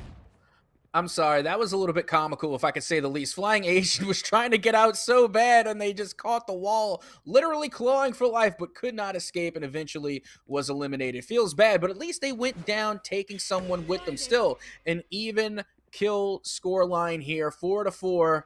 Even teams across the board, and now the spike will be planted down on the B side in favor of Concordia. Nice shot there by B-Sun.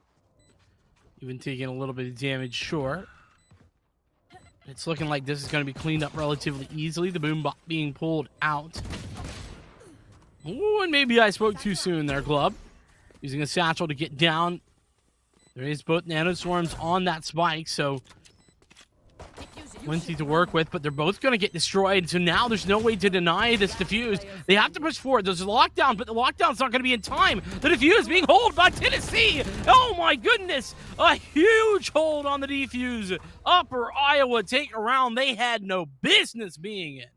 Because you see, you know what happened? I'm going to tell you what happened because I was there when it happened. Concordia, they relied too much on the ultimate. They relied too much on the killjoy, and they didn't push when they should have. You said it yourself. They need to push. They needed to, kind of go in towards the spike, and, they waited too long. They waited too long to try and rely on that killjoy to come through, but ultimately it was too little too late, and Upper Iowa University literally stole that dub away from them. So now it is 4-2 in favor of Upper Iowa University.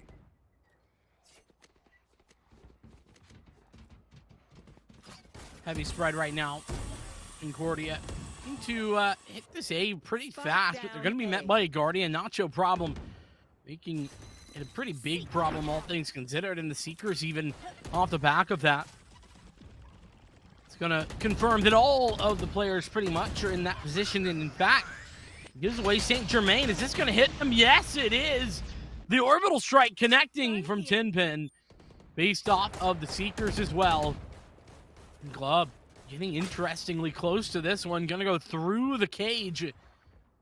Has an idea, has an inkling, but Beeston not going to be checked. Glub going down, but it's still a 2-man advantage for Upper Iowa. Just gotta goes to show you really need to check every single corner, because I'm telling you, we saw this previously too. Of course, with the previous matchup, we saw they didn't really check their corners over there between the Grims and the Firebirds, and we're seeing the same thing. They were looking right there on the spot where that player was hiding for so long, and they just did not look to the left. Remember, write it down, put it in your notes. Look left. Always got to check your left, as now we're seeing Tywood, literally the last lone agent for the side of Concordia. Not looking too good, but they can still rotate and try and get a plane off at A, but it still seems like they are stuck between a rock and a hard place. 10 seconds left. If I was them, I'd be saving this weapon, and that's what it looks like they're going to be doing. Just don't want to give it away. Not a lot of time left on that clock either, so the defense is going to take away the round. Is 5-2. So Upper Iowa continue to find success off the back of that big diffuse, a ninja basically, coming away with the victory. The buy there, certainly, for Concordia. They have enough money, and they're going to go for it. St. Germain a little bit light on cash, sure, but everybody else pretty darn solid. I say that, but okay. Yeah, I was about to say, no reason not to invest, as Concordia trying to make some decisions, trying to get everybody the weapons that they need, and they will eventually do just that. And it's a very one-sided, one-handed approach right now from Concordia. They tried to hit A, it didn't work, so they all rotated. Now it's looking like it might be a B hit. At least that's where the spike is, with 3 players going towards mid. And you know what's funny is that we're talking about the econ, we're talking about the monies, and yet, you know, we definitely saw where Upper Iowa University had the advantage monetarily, that they could have definitely purchased an op and then opted out to, you know, let the Vandal drop and have someone else pick it up. But I am just surprised to see that we have not seen the operator come out yet. Well, it's very difficult to utilize the operator on the attack side here, a split, in the defense, well, it is interesting, that's for sure. Oh, here we go. A showstopper going to be committed. Is it put away? That's interesting decision-making right there as Glove falls down. 1 HP to their name. Flying Asian seemingly having a bit of an idea. Oh, but that's a great find. Really making sure that gap in the cage is punished. As Beeston's left alone. Seekers, yes. Guiding Light, yes. But shots, not really. Tennessee going to make that a very easy shot on target. Yeah, honestly, I thought that was going to go in the way of Beeston, but unfortunately it was not. The blind was there, the execution was there, the shot was absent. Feels bad, but it does not feel bad for Upper Iowa University, as now they go up 6-2 in the overall score line. Still plenty of time and plenty of rounds left for Concordia to start to answer back. But although, you know, that 4 scoreline deficit isn't as monumental and isn't as huge as you think it is, it's still, like I said, still plenty of game left to go to try and close that gap. Certainly is. 6-2. We are approaching the back end of the first half, though, and on these ultimates, they are abounding. 6 across the board. Both the Empresses, along with the Resurrection, should it be necessary, but Iowa in the last couple of rounds really haven't needed that. Beeston going to put out the Trailblazer in order to find some information. Here's that scope weapon, not the operator, but the Marshal, so maybe a little bit in the direction you were looking for, but ooh, Glove. Seeing if there's any way to get under there. I don't think so. Gonna probably have to go for the shot there, or just sit and wait. I don't know. If you have the spike and you're on the attacking side, you don't have all the time in the world to sit and wait. They're going to have to make a push. They're going to have to try and figure out something, because now they are down 5-4. In a 5v4 scenario here, we see Nacho Problem along in the side, looking to get the corner blind. Will pick up the blind, but it will be Beaston trying to opt out and get gunned down by Nacho Problem. Now Tywood going to be rotating right back around as we see one player creeping up from the side, and they will get dropped. It's Glove getting the drop on Tywood, being the sneaky little snake that they are, to get that rotation back around. And now Glove getting the kill on St. Germain, and E-Man Football putting it in the Nacho Problem. As now there's only one player remains, and then there were none. It's going to be another dub in favor of Upper Iowa. And yet another triple kill as well from Glove. A huge amount of work being done by the Rays here for Upper Iowa University. 4 rounds in a row being taken now. And Concordia really are struggling to put something together in the later stages of the first half. There isn't a whole lot left to it. Now, granted, it doesn't help that they have really struggled to get their economy in order. Like, for example, this round, they have a smorgasbord of weapons. Guardian, Marshal, SMG, and the Spectre. Even a Vandal here or there, but there we go. Glove, Mr. Caleb Glube himself, putting down one, and there's the showstopper in addition to that. One close by, but not ready for it. Glove put to bed there. Tywood going to win that one out, but it's ultimately a negative trade in the direction of Concordia. Now, Vincent, do you mind as a caster if I take a page from your book? Because one word that I need to add to my caster's vocabulary is smorgasbord. I cannot remember the last time I heard it, but you used it so perfectly. That's exactly how I would use it to describe that. I'm going to add that one to my repertoire. But speaking of, Nacho Problem is dealing yet some more damage with the Guardian. One of my favorite weapons, as a matter of fact.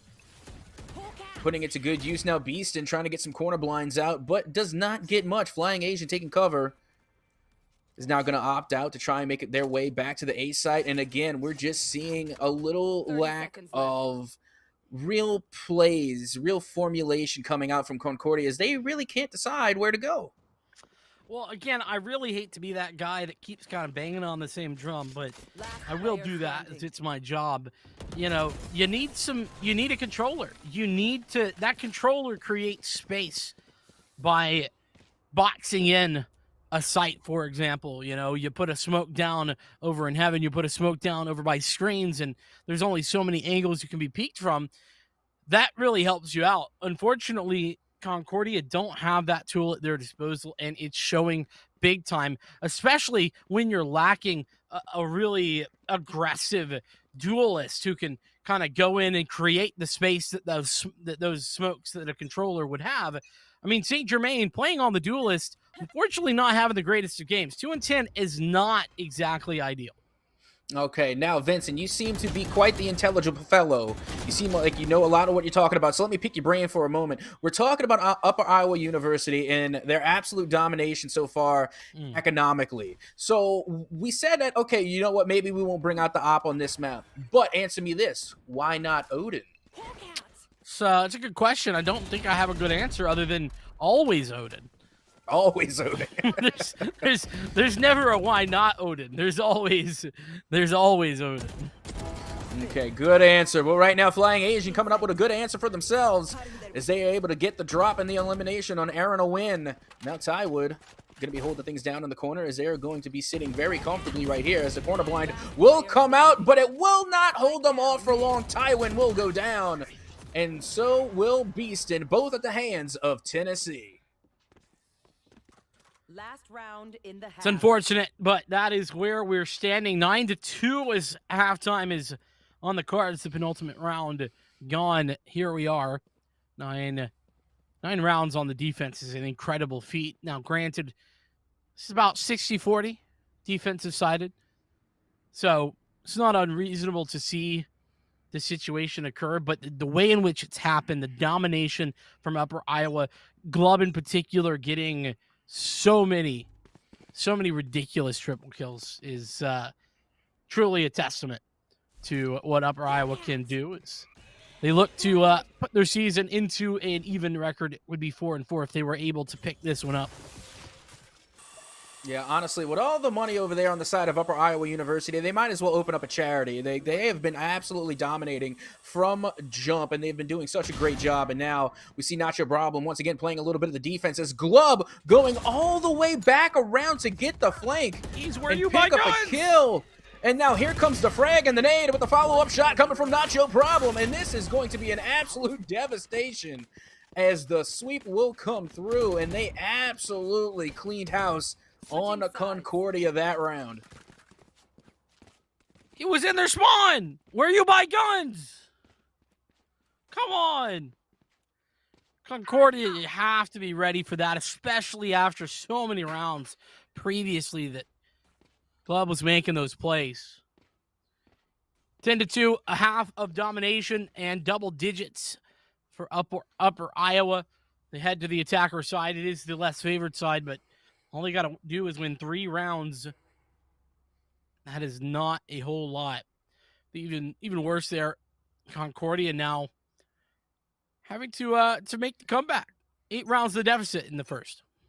Yeah, not to mention when we saw Glub make that complete flank around, go inside their own spawn, the only thing I could think to myself is, Cypher, you had one job. You gotta watch the flank. That's the whole point of having a Cypher on your squad, is that you watch the flank, you peek the angles, and you make sure that nobody's sneaking up on you. So the fact that Glub was able to rotate all the way around and then clean house in the garage is just a feels bad moment. But as we get ready to head into this next matchup here in round number 13, like you said, only 3 more to go for an Upper Iowa victory. Nacho Problem going to be putting out the Trailblazer. Spots out one player. No, there's nobody in mailroom, so I'm at least happy to see that we are going to be utilizing the one-way there by the Cypher. And a nice opening frag there. B-Side even following up with a double of their own. Upper Iowa now in trouble with just 2 players left alive versus 5. Gun here. Yeah, and that was another point you were making, is that they didn't have a controller, but the little that they do have is Cypher's Cyber Cage, which isn't the best cover, but it still does come in clutch and it does get the job done. 30 seconds left. Well, I mean, for the attack side, not particularly, but defensively, absolutely. They don't last very long. That's the real problem for the Cyber Cage, but there's one. A second kill, in fact, as Glove is on the flank, going for more, but didn't quite find the connection. Flying Asian now left all alone, and, well, there's really not anything else to work with there. As you're on a win, going for the double kill, doing a great job in the pistol. Yep, and they definitely needed that. For the first time, again, if I'm capping, say captain's capping because it could be mistaken, but for the first time, it seems as though Concordia has the upper hand on Upper Iowa, at least as the money is concerned. Economically speaking, they finally have the advantage. And again, if I'm wrong, call me on it. Well, they had the advantage for a moment in that first half when they won 2 rounds in a row. Unfortunately, that ended with basically a full eco round win from Upper Iowa, so it was fleeting. Certainly is the best position, I would say, for Concordia thus far. We'll have to see how they deal with this push, because Upper Iowa have overtaken the site and they found a frag there. B-stun. This is what was lacking from Concordia. The controller allowing entry and the spike plan, in fact, as well.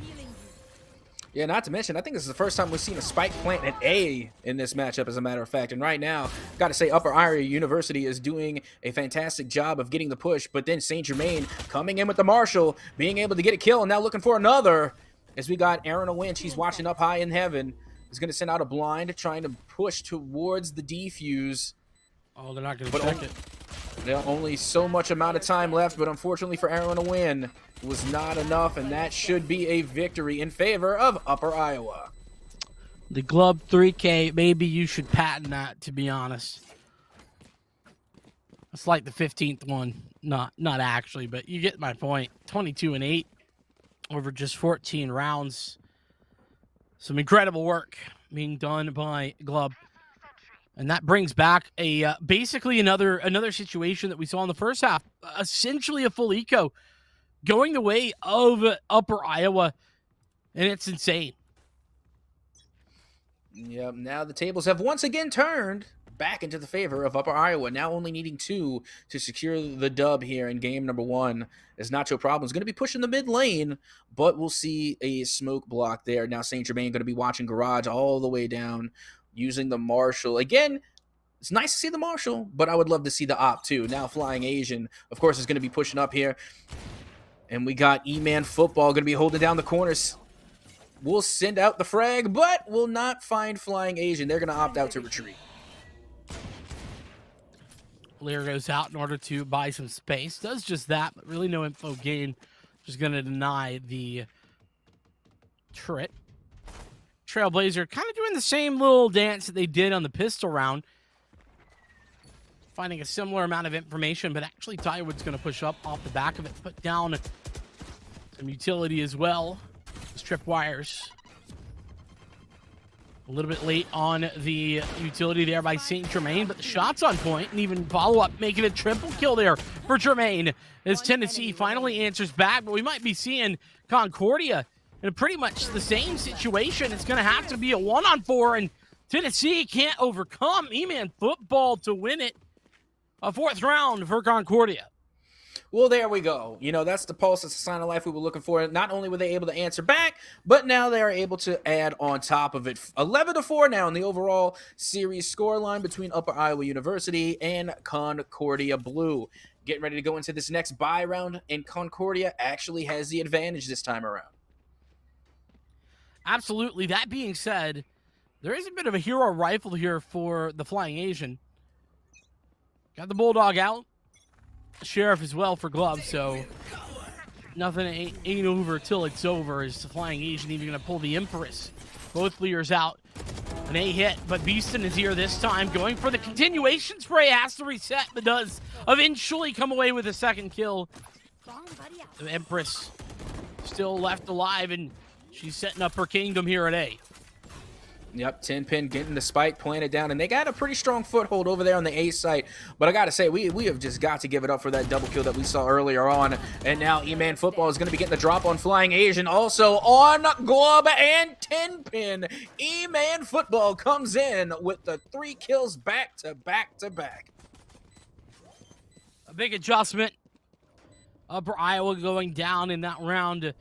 And another situation that could have been very problematic for Concordia if they were to have lost it. Remember, they would have been on map point 12, would have been given over to Upper Iowa. But the good news is only fleeting for Concordia, and that's because the bye is instantaneously back here for Upper Iowa off the back of the spike plan and the save, even despite that that gun bought in by Flying Asian. Still plenty of money to work with. Great money management there as well.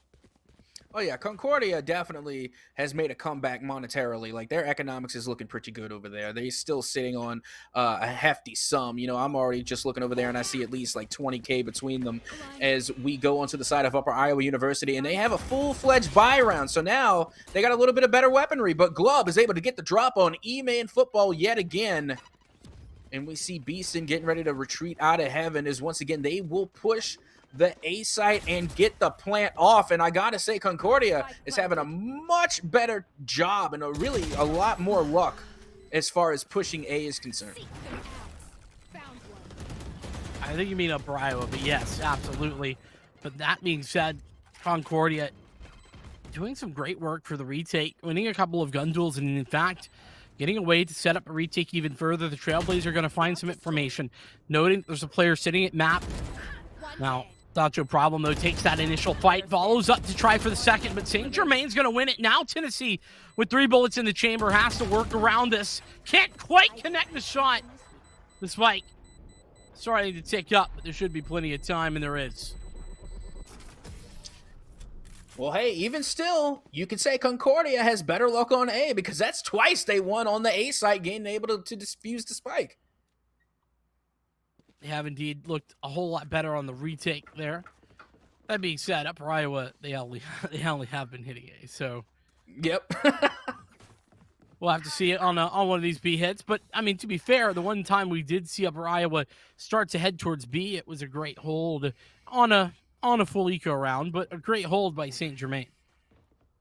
Yep, and once again, we're seeing Concordia come out with all Vandals. Once again, it's the Vandal scandal, as it looks like Upper Iowa is going to opt out to save this time around, which, honestly, not a bad strat. You know, they're still up 5 games, and they want to make sure that they secure a victory here and not let anything go away for free, as Concordia has managed to find themselves a pretty good foothold here in the second round, establishing themselves as a second-half team, as now Tywood is going to be trying to set up some defenses here, is going to opt out to go up towards heaven. St. Germain nestled so comfortably in that corner. As finally we see some crossfires come out, and it will be an early elim for St. Germain. The frag comes out, and it won't be enough as they will fall to 10-pin.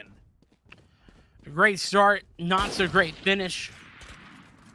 As the push comes through from Upper Iowa, now they have the site, and this is where we test the mettle of Concordia's B retake utility. There we go. Orbital strike there. Upper Iowa going to make it a little bit more difficult to push back in. Basically, all of the ultimates coming out. Seekers as well as the resurrection to bring Glub back, but it's only for a moment, as Glub is instantly put back down to rest. The same place that he had died. 4v3, though. The Empress a possibility if he wants it. That Molly goes a little bit too wide. Brenna Wynn going for that first frag. Does pick it up, and she's got one more. Tywood on the second couple of frags. So teaming up, the two, picking up a lot of those kills and a big defuse. You're right, Concordia on the comeback trail. Yep. Is it possible comeback season? Tis could be the season for comeback season, but still, that is still a large deficit to cover. Still, you're looking at a 4-game deficit, and keep in mind, Upper Iowa University was opting out to save that round. So, you know, that we saw a lot of sheriffs on the field, a couple of pistols, and maybe a Spectre. You know, they were saving, so now they're coming back with a full buy round this time around. And once again, we see the Vandal scandal coming out from Concordia and Upper Iowa University. So all is fair, as all is even, getting ready to head into round 19. Certainly is. That being said, remember, only one round away from getting onto map point. That definitely definitely makes it very difficult. And it applies some additional pressure to Concordia. I wonder if they're going to be feeling that. Well, Tywood not going to be feeling much of anything as he's been sent to the graveyard. He's the only player who was actually committed towards the B site, and you're going to overtake towards the defensive area as well. Great crossfire potentially being setting up, and E-Man football not ready. Glub doubling down there on the Ranawin, and oh my goodness, St. Germain falls as well. It's looking like map point is certainly going to be in the hands of Upper Iowa. Yeah, hopefully, as you know, they definitely have the advantage here, 4-1, and finally they will choose to plant the spike on the A side, and now the blind coming through, and the shots will be laid down, but Beaston still stays alive, and that is until 10-pin comes in to stir things up, and now the secure the win, and they will secure map point here, 12-7 in favor of Upper Iowa. Solid look. Solid comeback thus far from Concordia. 4 rounds in a row, and 5 on the half is certainly strong, no doubt about it. But with such a vast amount of rounds to come back into, it's still going to be difficult. Only now one singular round for Upper Iowa to win. That's all they need. Now, granted, Concordia, they've got 5 ultimates this round. So if there's any time to use them, it's now. Well, let's see if any of those ultimates come out. St. Germain is going to be coming in with the showstopper, looking to get some damage done. Not much having there, as the blind will come from Flying Asian. And now the push is underway on the B site, and they're able to pick up an elimination as Glove takes down St. Germain. And now Not Your Problem looking spastically all over, trying to find something. As Tywood is going to be peeking the corner here, not going to be going out too far. Now Glove going to be resetting once again, and the shot from 10-pin will connect with Aaron a win. And now Beaston trying to shoot through the smoke, but will get dealt with by 10-pin, and only one lonely Cypher remains for Concordia. There we go. Tennessee going to put one down to bad. Tywood, the final one to fall. Upper Iowa, the victor in 13-7 fashion as well. This was Concordia's map pick, even worse. As we look towards the likes of Icebox, that's where we will be heading next. But let's talk a little bit about Split before we get there. I gotta say, so much to love from Upper Iowa. Pretty much did everything right. They also won 2 eco rounds, which just doesn't happen very often. So Concordia gonna have to probably step up pretty big time here if they want any chance to pick up this series.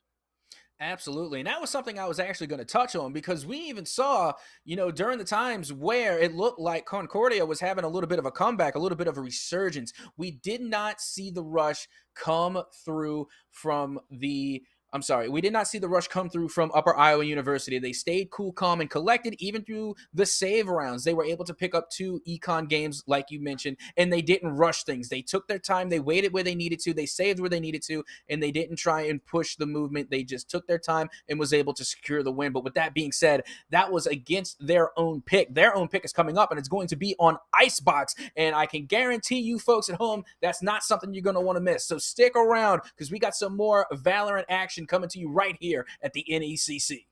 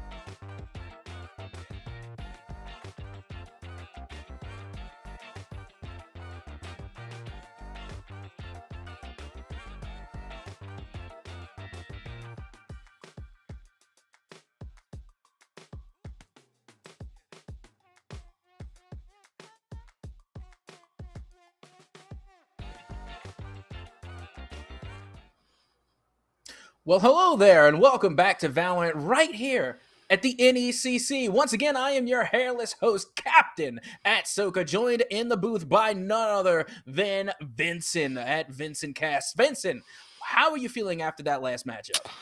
I'm feeling like Concordia are up against the meat grinder here. They struggled in the first half. It was 10-2, and then it did bounce a bit of a comeback, 5 rounds in 13-7, but that was on their own map pick. Now we head into Icebox. That's where Iowa tend to shine. So going into that, I'm definitely expecting to see a whole lot more from Upper Iowa, and I think Concordia are going to have to take a big step up if they want to overcome.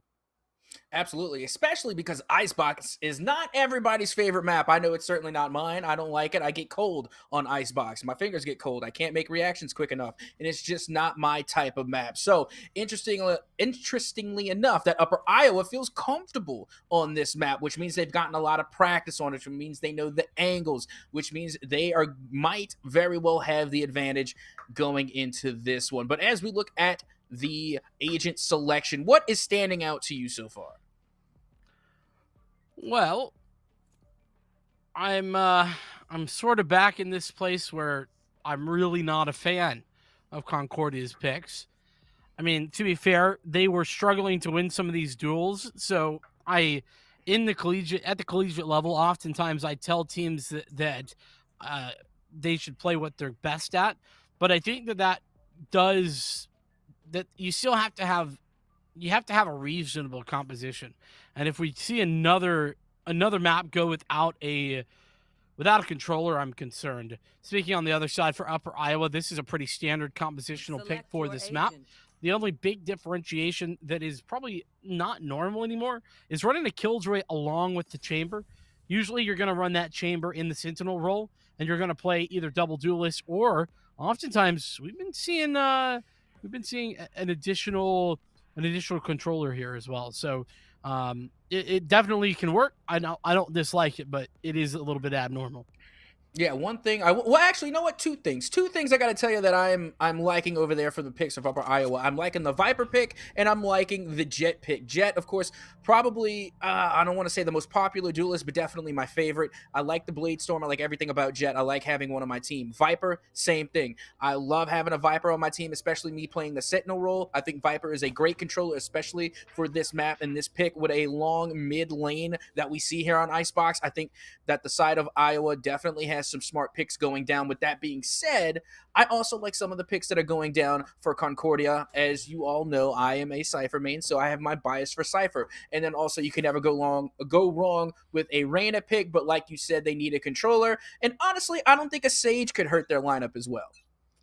Yeah, you do bring up a good point about the Sage. The old just rush B wall plant is not a bad idea. It's the reason that it's kind of the meta and had been the meta for ages, but well, that's a nice start. Flying Asian going to be flying forward, finding an opening frag as Tenpin does the same on the follow-up. Just one the other way, but here we go. Aronowin going, tried to go connect those shots, but Sushi Rice to deny it. Yep, and Chamber going to be the one to opt out there and reposition themselves as Upper Iowa University. Once again, looks like they have a very good foothold on the A site, starting things off here in the second matchup. St. Germain is going to be going from the outside in, getting ready to toss a frag, but where to put it? Right there! As this one's going to explode midair, drop some nades down, and possibly give themselves a little bit of room to operate. But the spike, of course, is not on their side as time continues to tick away, making it that much harder for Concordia to mount some type of comeback, and none will be had as Tenpin and Glub put down St. Germain and Tywood to give themselves the first round dub. Yeah, that A site in particular, if you're really not used to this map, is very difficult. All of the verticality can be very frustrating, especially on the defensive side, because there's some angles there that you just don't really anticipate very often. And so Concordia, if they are not really prepared for this map, I think probably going to be met with a pretty significant match. That being said, here we go. It's going to be an interesting round in that it's the anti-eco, but Concordia have once again done a little bit of buying here, but oh, okay. Flying Asian doing a second opening pick in a row, finding some success in that as well, making it look relatively easy. Yeah, that was one fantastic shot. Not to mention, it was a Marshall going up against the Sheriff.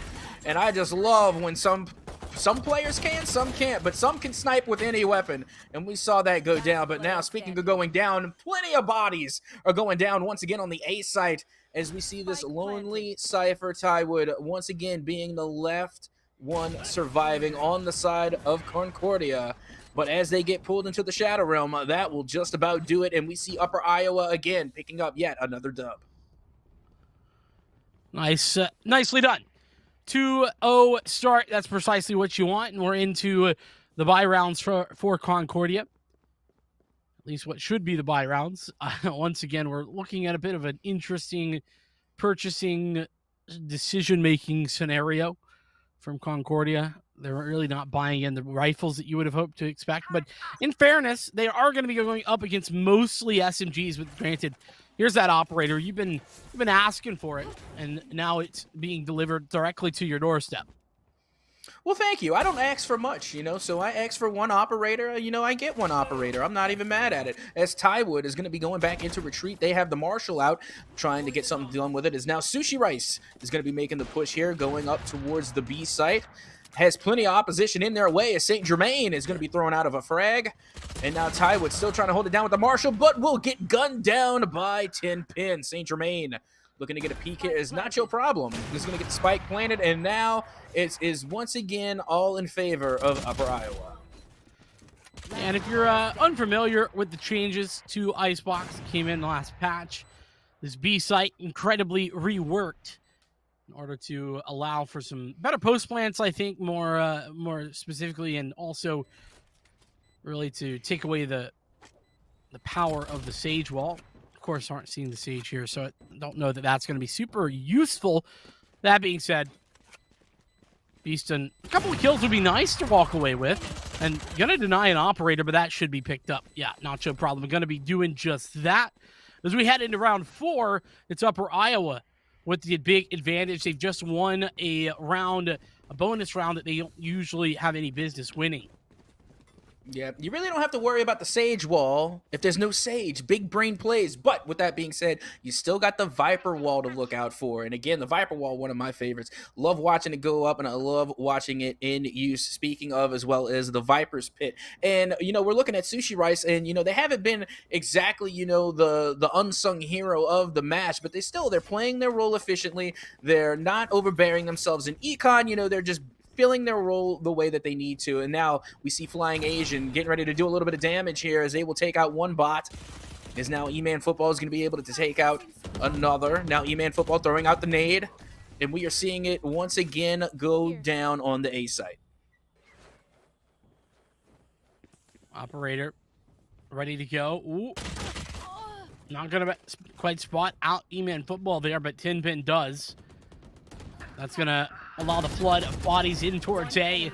Glub finding a couple of frags. Nacho Problem doing the same. Is over the top there. St. Germain with a quick scope before it's all said and done. And in fact, gets one from the grave as well. Sushi Rice falling to the paint shells. But beyond that, not much success as Upper Iowa once again shut down the buy by Concordia University of Nebraska. So wait, Vincent, is that something that happens on the regular, what St. Germain did? Because I don't see that often. That didn't even look like a quick scope. That looked like a straight up pop shot. I was nothing short of impressed with that shot. Does that happen a lot? I mean, with the Marshall, yeah, sure. I mean, definitely is very accurate with the quick scope and with the no scope. So you can expect it once in a while, that's for sure. But you can't do that with the op, though. Nah, I don't think you hit the broadside of a barn with that thing without a scope on it.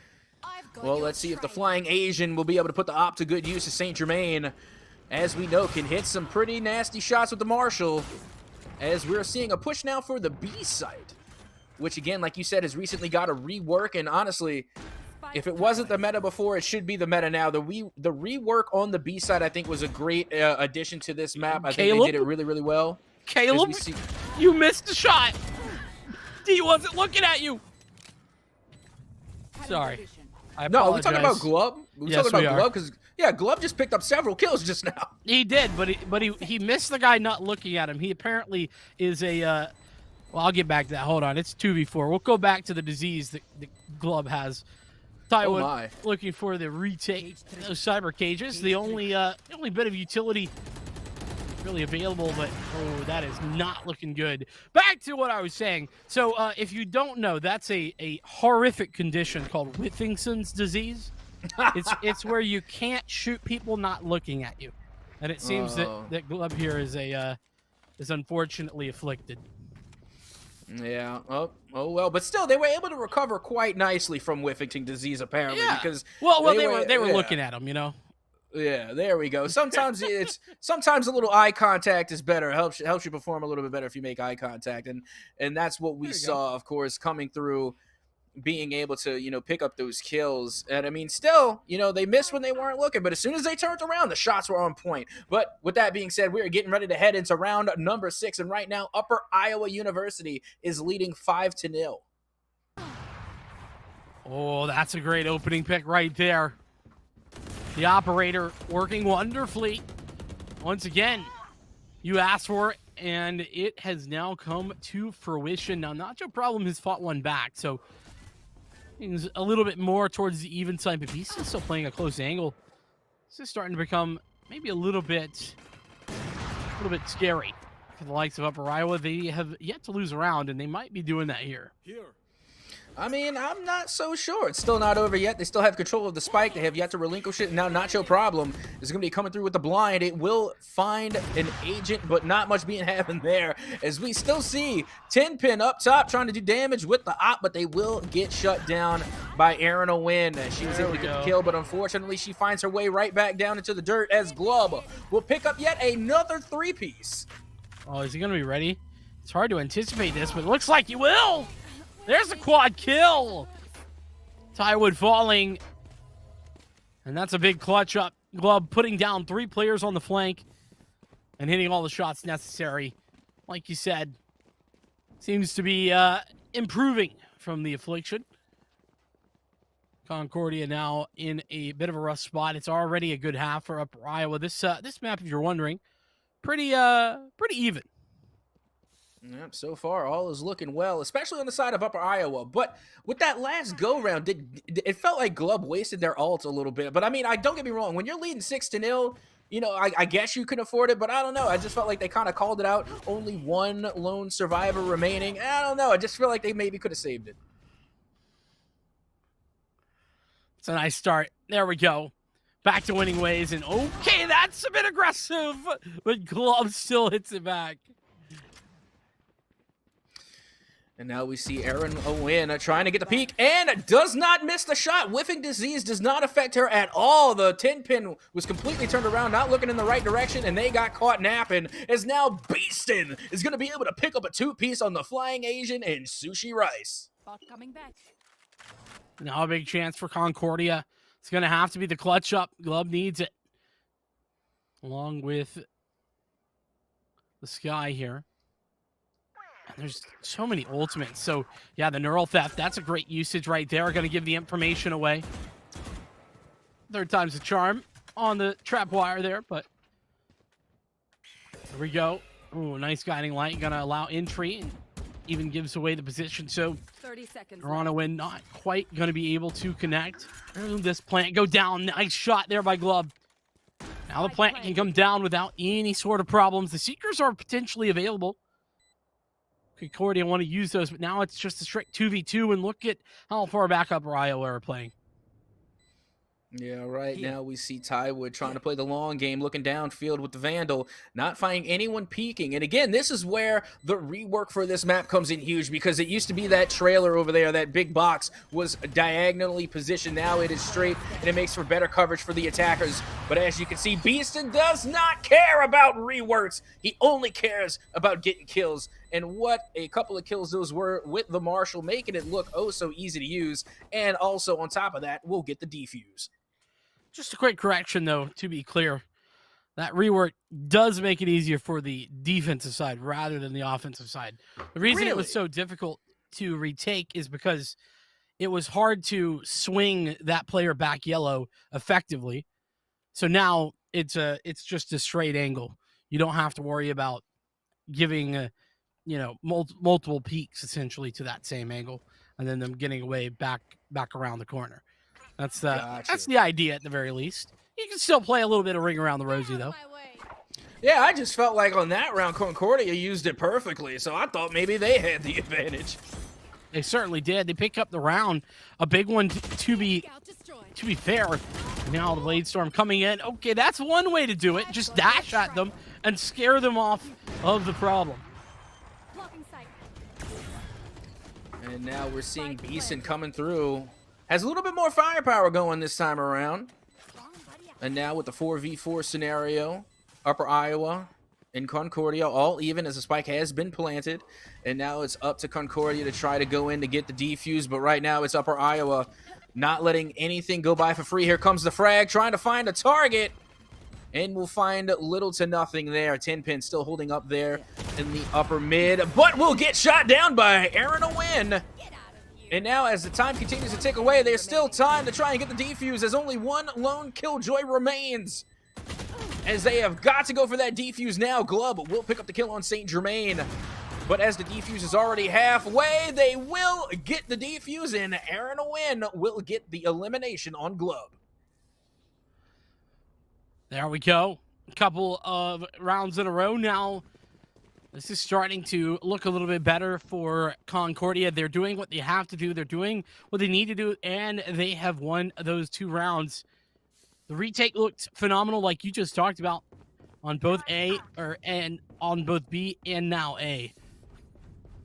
So, as we head into this next round, the money for Upper Iowa, it's starting to get a little low. You know, they're not quite broke, but they certainly aren't in the same incredible scenario they were before, as the Tour de Force is being pulled out to keep that economy more healthy.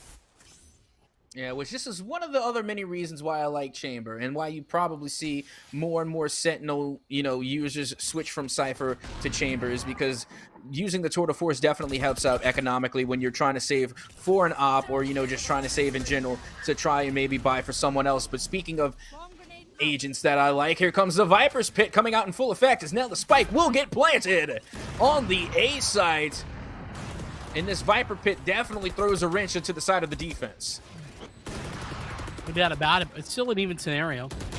The lockdown could be a great way to counter that out. Benema in football is going to go down as well, flying Asian. Well, honestly, Glub probably deserved that one. He's been in that spot literally 5 rounds in a row when the A hit comes in. And a second kill for Tywood gives us a possible retake. That being said, Sushi Rice, nice job watching for the drop. And the winning streak for Concordia is felled. Yeah, I mean, I guess you can still 2 dubs. You know, you won 2 back to back. I guess that's a streak. You know, I'll call it a streak. Sounds fair. Sounds good to me. If I won 2 in a row, I would be calling a streak just for myself. But still, they were able to stop the bleeding at least momentarily. And now Upper Iowa University, once again, being able to answer back as we go into yet another bye round. It doesn't look like either team is going to be saving much. But on the side of Concordia, not seeing a lot to work with in the money. So, yeah, this is probably going to end up being a save round. Honestly, if I was on the side of Concordia right now, I'd be going for a full save. It's a hard call to make. You should run. Beast and you're gonna be saying no thank you. Even finding that opening frag, certainly the way to start things out. Now the lockdown gonna go through.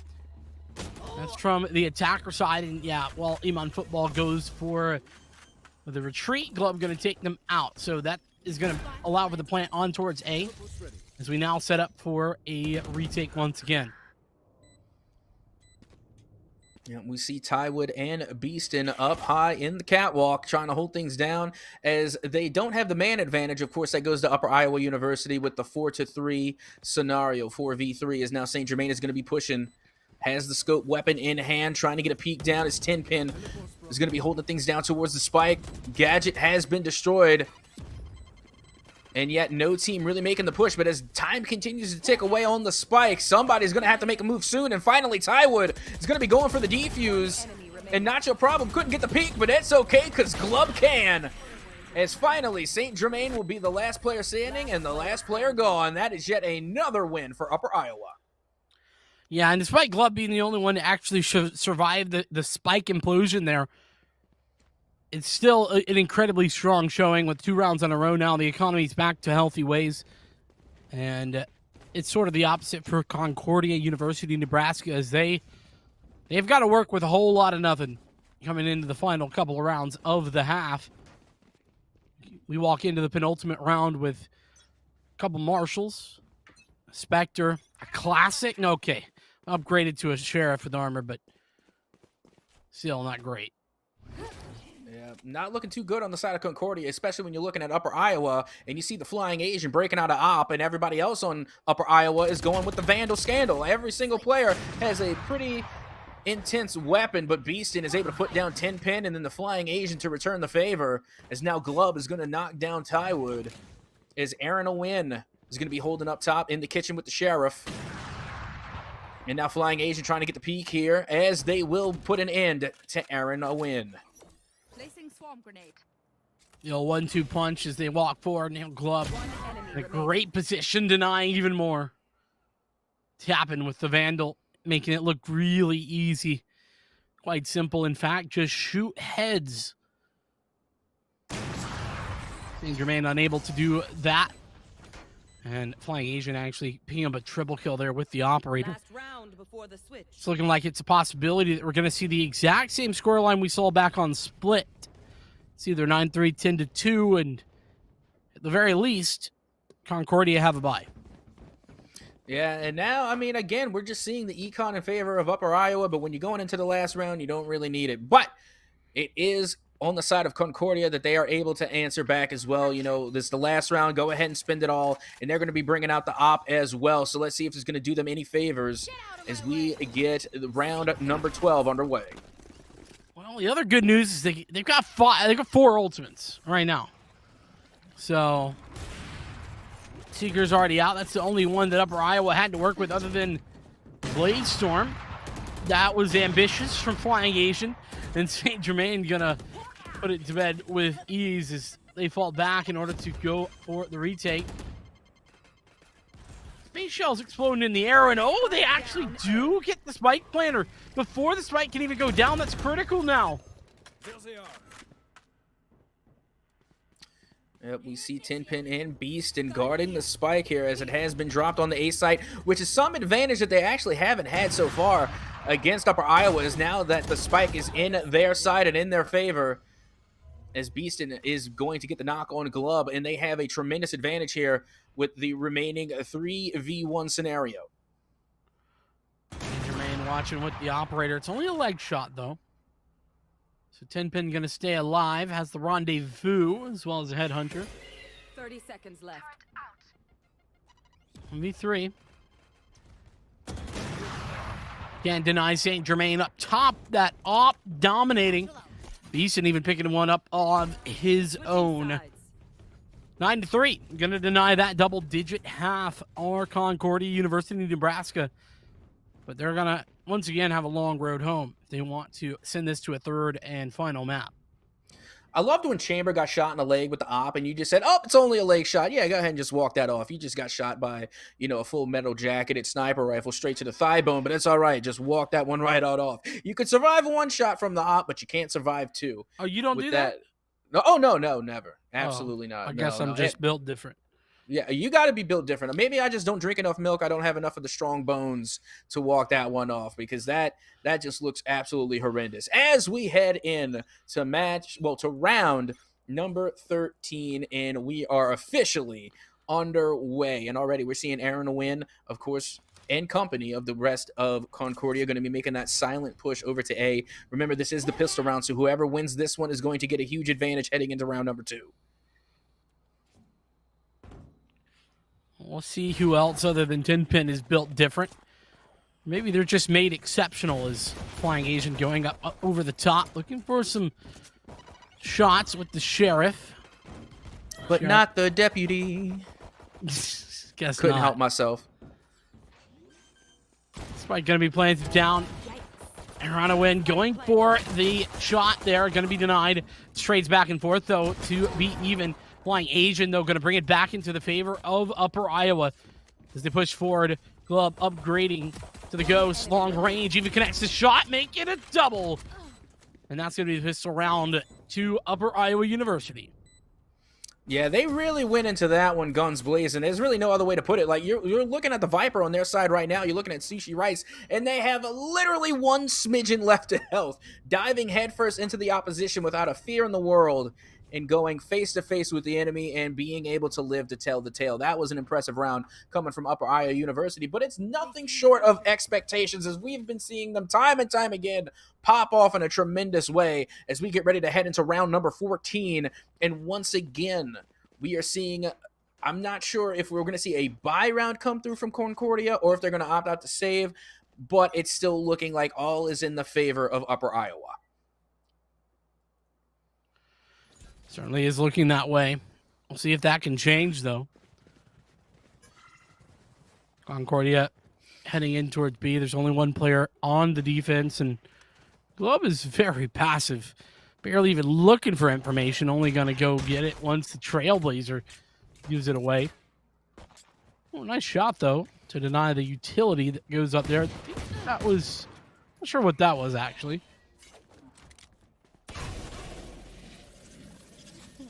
Now we see Aaron a win. Going to possibly get the turn, but will not. It will be Tinpin to put an end to Aaron a win. Now it's going to be Tinpin again, looking to get the two-piece here. Sees the barrel of the gun of E-Man Football, but it's not going to be enough. E-Man is able to get the elimination. Is Nacho Problem and Sushi Rice put an end to yet another series of players, as St. Germain is using that Marshall oh so well to get the pick off and putting yet another enemy into the dust, as Upper Iowa University still has the advantage in this 3v2 scenario. But how much can St. Germain do with that Marshall?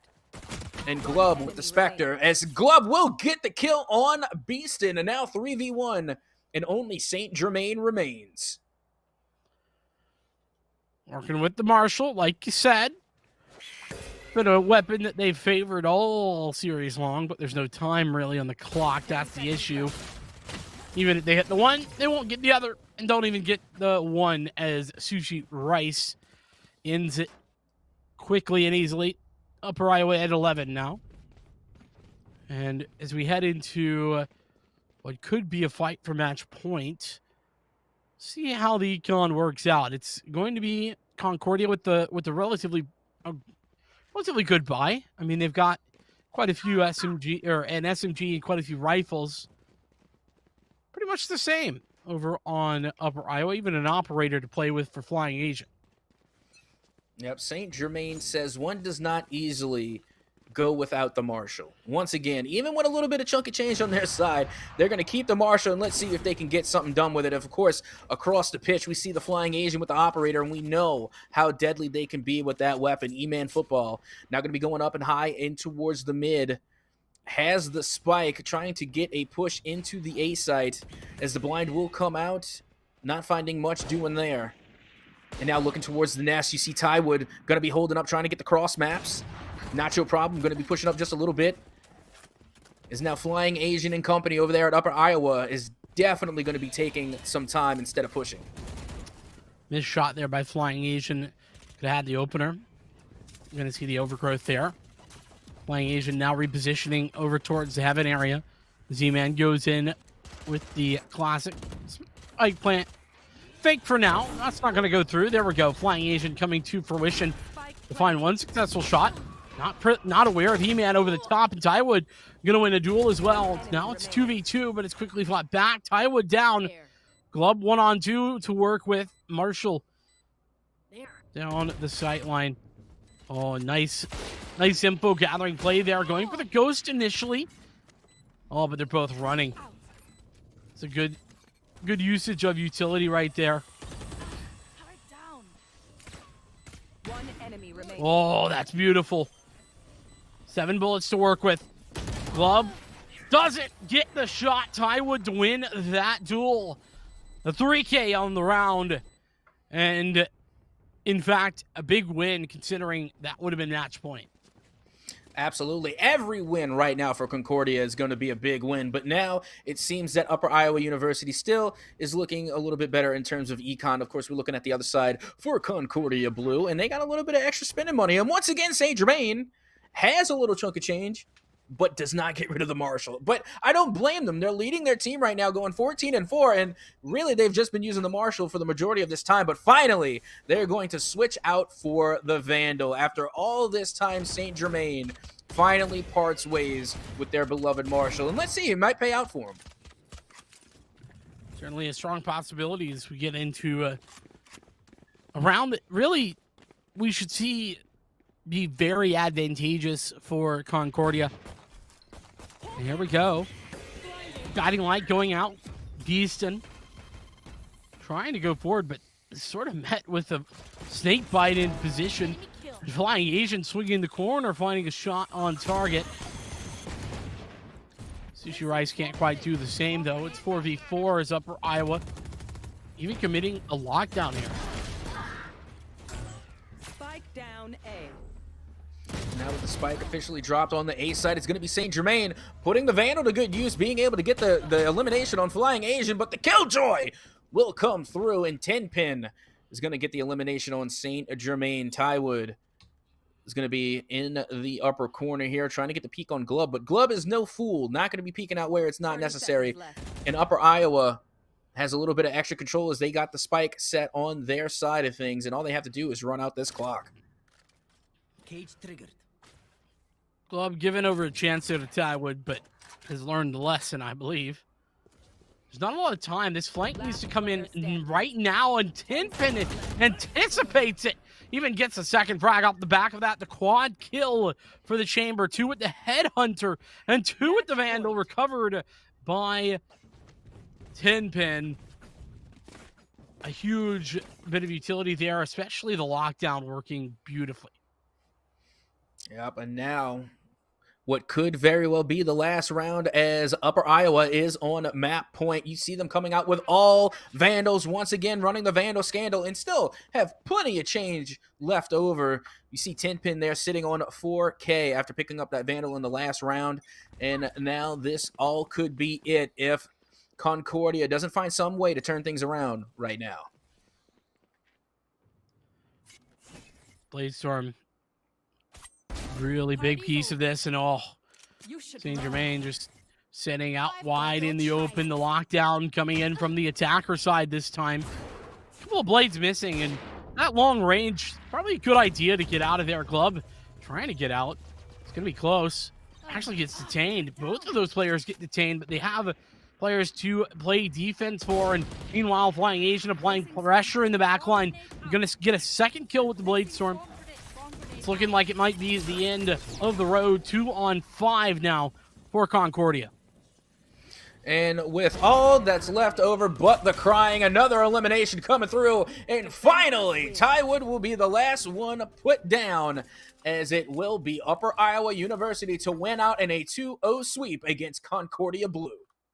Yeah, dominant showing there from Upper Iowa, and Glub having to be the MVP was really doing a lot of work on the Rays on map 1, and then going to the KJ on map 2, leading the team in both of those maps as well, if I'm not mistaken. Really doing a lot of stuff to overcome. That being said, I mean, Concordia, I think there's a lot to learn from that, in that you should probably pick a controller. Yeah, I think that was probably the overall message that we got from rounds 1 and 2.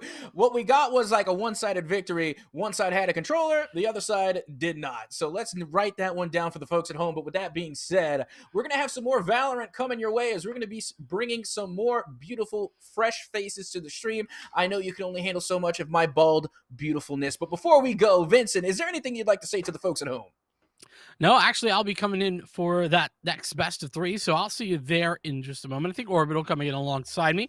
That being said, thanks for watching. Definitely continue tuning in. We'll see you in a few.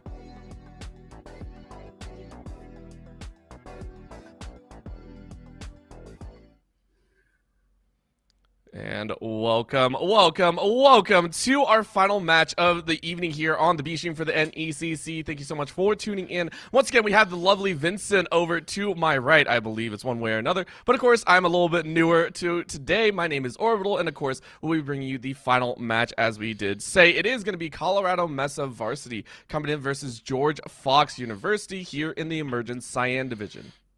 That it is, and Colorado coming in with the heavy favorites, you could say, 4-1 currently on the season. Whereas George Fox, though they've had some unreported scores and a whole bunch of buys, 0-4 at the moment. So a couple of less games to see, but unfortunately still winless as per yet. That being said, I'm excited to see if they can pull anything off against Colorado. It is going to be that uphill battle, sort of like we were talking about in the prior series. But let's flip it over to who we're going to be taking a look at on the rosters for this one. Starting out on the side of Colorado, it's going to be Velo, Alansdog, Harpitskus, Chicken, and CJ Alpha. On the other side of things, George Fox. Who will they be fielding? They'll be fielding a decent roster here. It'll be Bulbaduck, Egg, Fusion Marks, 3AC, and Nova Dart to finalize their roster. And for this squad, what you're really looking forward to is, of course, that upset potential. Of course, at this point, your playoff hopes are unfortunately dashed. Sitting at an 0-4 record, unless you're able to win this match and next week's match, as well as a couple key teams falling out, there is no real way that you can actually make it into playoffs. I believe it's top 8 out of each division. And because of that, you're actually looking to play spoiler, right? And this is actually something that I think George Fox might be able to play into a little bit. Playing spoiler means knocking down Colorado Mesa Varsity a peg or two. Currently, they are sitting looking at a tied score for a potential first place seeding, which would give them priority in terms of the opening round of the playoffs. If you beat them here, you knock them down to a potential 4th or 5th place seeding, which would put them in the middle pack. That is an area that is very, very volatile, very dangerous for any team that has played in competitive, of course. And you know that is not a spot you want to be in if you want to field yourself a decent playoff run. Yeah, you definitely want to be playing like that 8th seed rather than, the first seed potentially, or more aptly the 3rd or the 4th. So let's go over and see where we're going to be taking the map pull for this one. It's going to be Colorado picking out on Haven. Breeze will be our second map. That's George Fox's pick.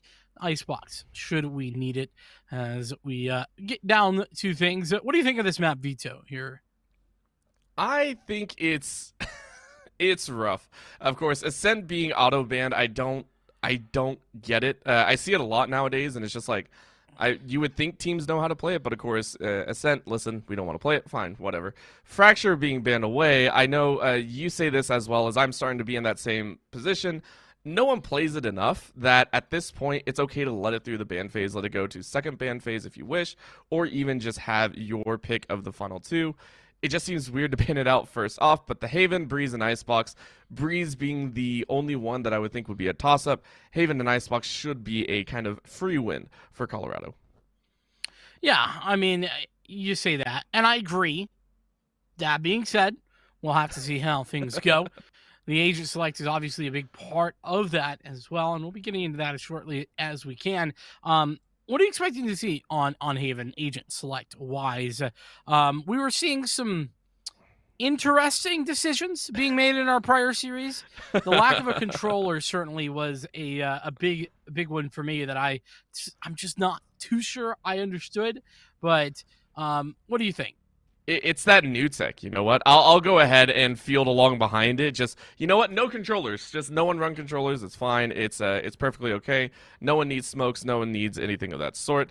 The teams obviously fairly disagree with me. However, for the side of, I do believe it is George Fox, they may or may not be running with that. Okay, so this is really interesting. They're hovering over the Omen, which of course has been floated back in the meta fairly well. It is going to be locked in. Okay, so they do have that Omen in there, and then of course the Phoenix. Haven't seen that one in quite some time, but it is going to be run. The wall can sometimes help out a little bit in terms of vision denial. However, just very, very interesting to watch as, of course, CMU running a bit more standard composition. Did we just step into a time machine, Orbital? I didn't want to seen a say it, phoenix but like, since the ancient times, the dinosaurs, they were roaming. The last time I saw a phoenix. What is that? it's new tech. New tech, baby. Let's go.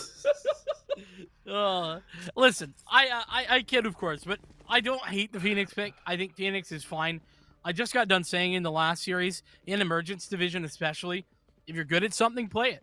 And, you know, that it doesn't necessarily mean, especially when it comes to duelists, that it's like the most meta. You know, Reyna's not the most meta right now. Play Reyna if you're good at Reyna. Same thing for this pick for Ag. I think that it's fine. That being said, if you are talking meta-wise, I think Colorado have the more meta composition. The KJ, you know, I think you could argue about that KJ. A lot of times you're seeing like the KO come through, or even a Breach played with both the Sky and the Breach doubling up. I think that's very interesting. It is going to be quite interesting as George Fox are going to go ahead and try and open up their way into this A site. As, of course, round number 1, Pistols like to kind of just go one way or another. 3AC is going to give it their best shot, though, as we do get a little bit of a vision blur. The game is acting as our 11th controller here in this game. It is going to be quite interesting to watch. Of course, Chicken takes out the egg, so we know which one came first. That's always fun to figure out so far in my life. It took 29 years, I think. Oh man, that caught me off guard. I appreciate that. Thank you very much. Made my night better. I saw my shot and I took it. That's Yes, you that's did, my one sir. for the night. Thank you very much, everyone. Colorado doing a great job here to start out 3v5 to play here as George Fox going to lead their way into B with the 3 players remaining on their side. Now the dark cover is going to cover things off. The guiding light coming through the rendezvous being utilized, and Loboda going for one. There is the double kill, though, in the return. There's only one more to play, and that's unfortunately Nova all alone. Can't do much of anything and has to go down. Chicken the one to get a triple kill on that round. Colorado doing a good job on their first round to pick up the pistol. It is going to be a solid pistol round, and of course, that was kind of how it was leaning towards, at least. George Fox taking a few awkward routes, and the pistol round, of course, you can kind of gear up to opening stance, right? Pistol rounds are notorious for going one way or another. Very few teams, can we say, excel at the pistol round specifically, and if they do, then they're very well known for it. At this point, though, it's, you know, the back and forth, you know, the first 3 rounds open up as we expect, and we can see the full save coming out from George Fox, the anti-eco for CMV. They're going to go ahead and run the dual marshals and say that's how we're going to play this. I think that makes a lot of sense. I mean, there's a lot of long-range areas to shoot down, this being one of them in the mid area. A little bit of a dasharoo, and 3AC is going to take a bit of a hit to that one. Our Biscuits, on the other hand, going to take one frag out. They're trying to return fire. But ultimately, it's going to be a C hit by the attackers of George Fox as they lead their way into the site. Oh no. That's unfortunate. Our Biscuits going to win via the bot. Velo actually adds insult to injury there with a couple of those Marshall kills, but you asked about the Marshall, and it's been looking good. Looking extremely good. And again, the double marshals, it's something that you don't see. Well, you see actually fairly often, I think, in Valorant now, whenever you do have the long corridors. It's just unorthodox a lot of the time in FPS games. So I'm always caught off guard, even though it is a nice little standard to have. It's nice to have the long range, and if you're confident in the shots and how quickly the reload comes out, it's a fair standard. Of course, with Landstock also moving towards that operator, now it's a triple sniper comp. This one, of course, moving into that bonus round will either give itself a huge amount of opportunities, or it's going to fall flat. It's one or the other here. Certainly a heavy investment. We'll see how it goes. 3AC looking to just hold back any aggression. And, well, there is some aggression, but 3AC is none the wiser at the moment. CJ Alpha has a nice position. We might be seeing a double push there, but the player holding is now rotated away. All of A maintained as the C push comes in. Though, despite the A information, Colorado Mesa haven't actually moved anyone into that site. And it's going to allow for George Fox to put the spike down without losing a singular player. Not losing anyone so far. It was a very nice give, but Nova is able to take one. CJ is going to find fusion marks on the back end. It's going to be a little bit of route as Landstog finishes off Egg. It's going to be a flow of kills, not in favor of George Fox. A little bit of slow going out. Chicken not enjoying that one. But, of course, from the corridor and connector, it is going to be Bulbaduck trying their best to spray it down. Gets one, following up after Nova. It's down to a 2v2. Can you find it? 3AC finds Chicken and Lance. Got to pull two fantastic shots here. Gets one. Looking for one more, and you get the swing headshot. Makes it a 3K.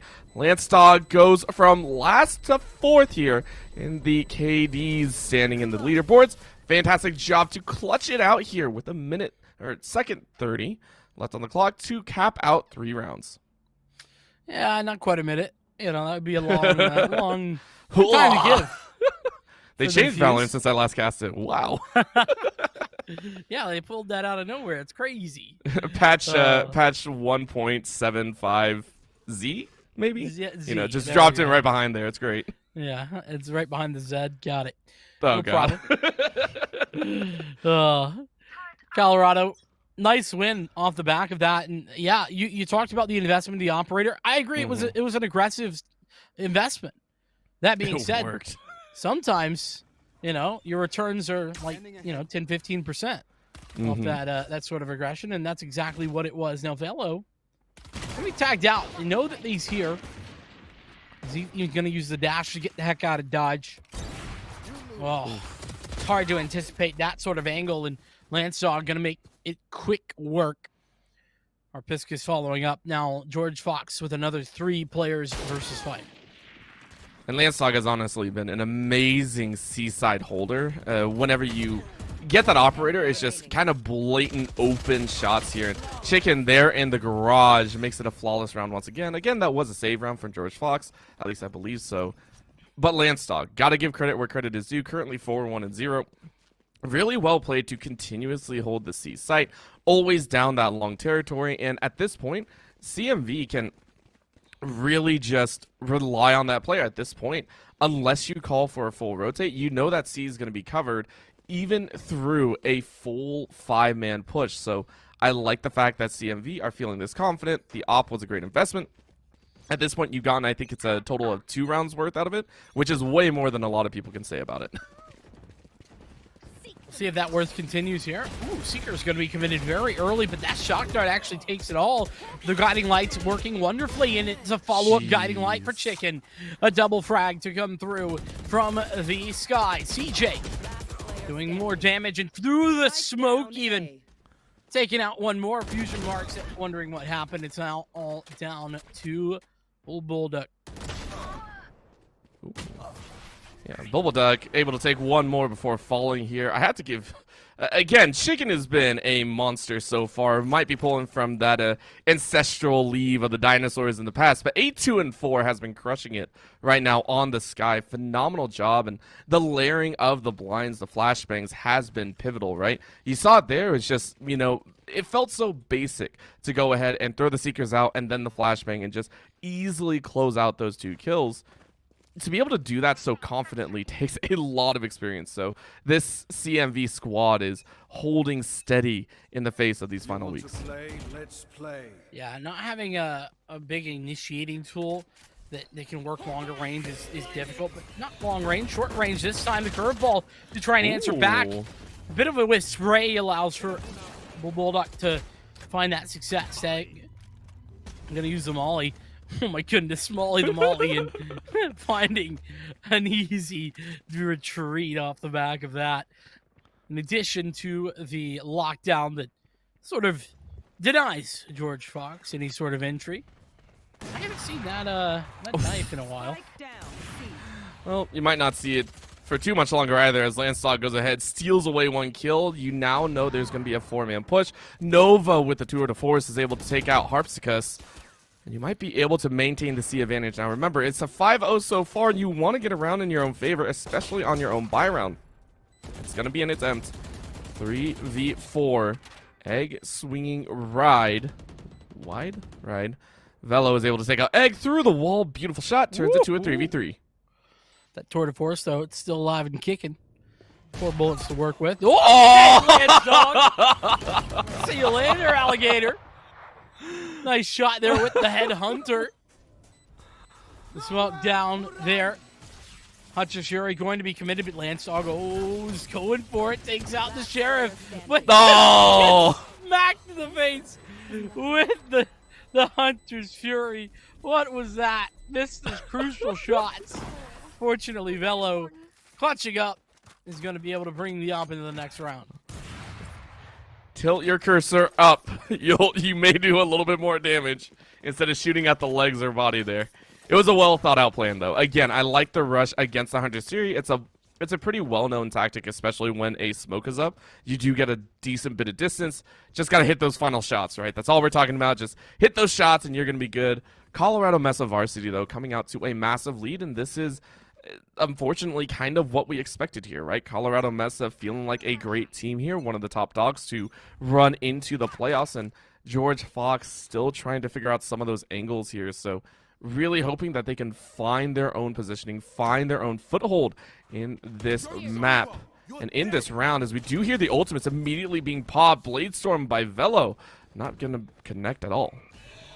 Run it back as well being used there by Egg, but really not finding a ton of information.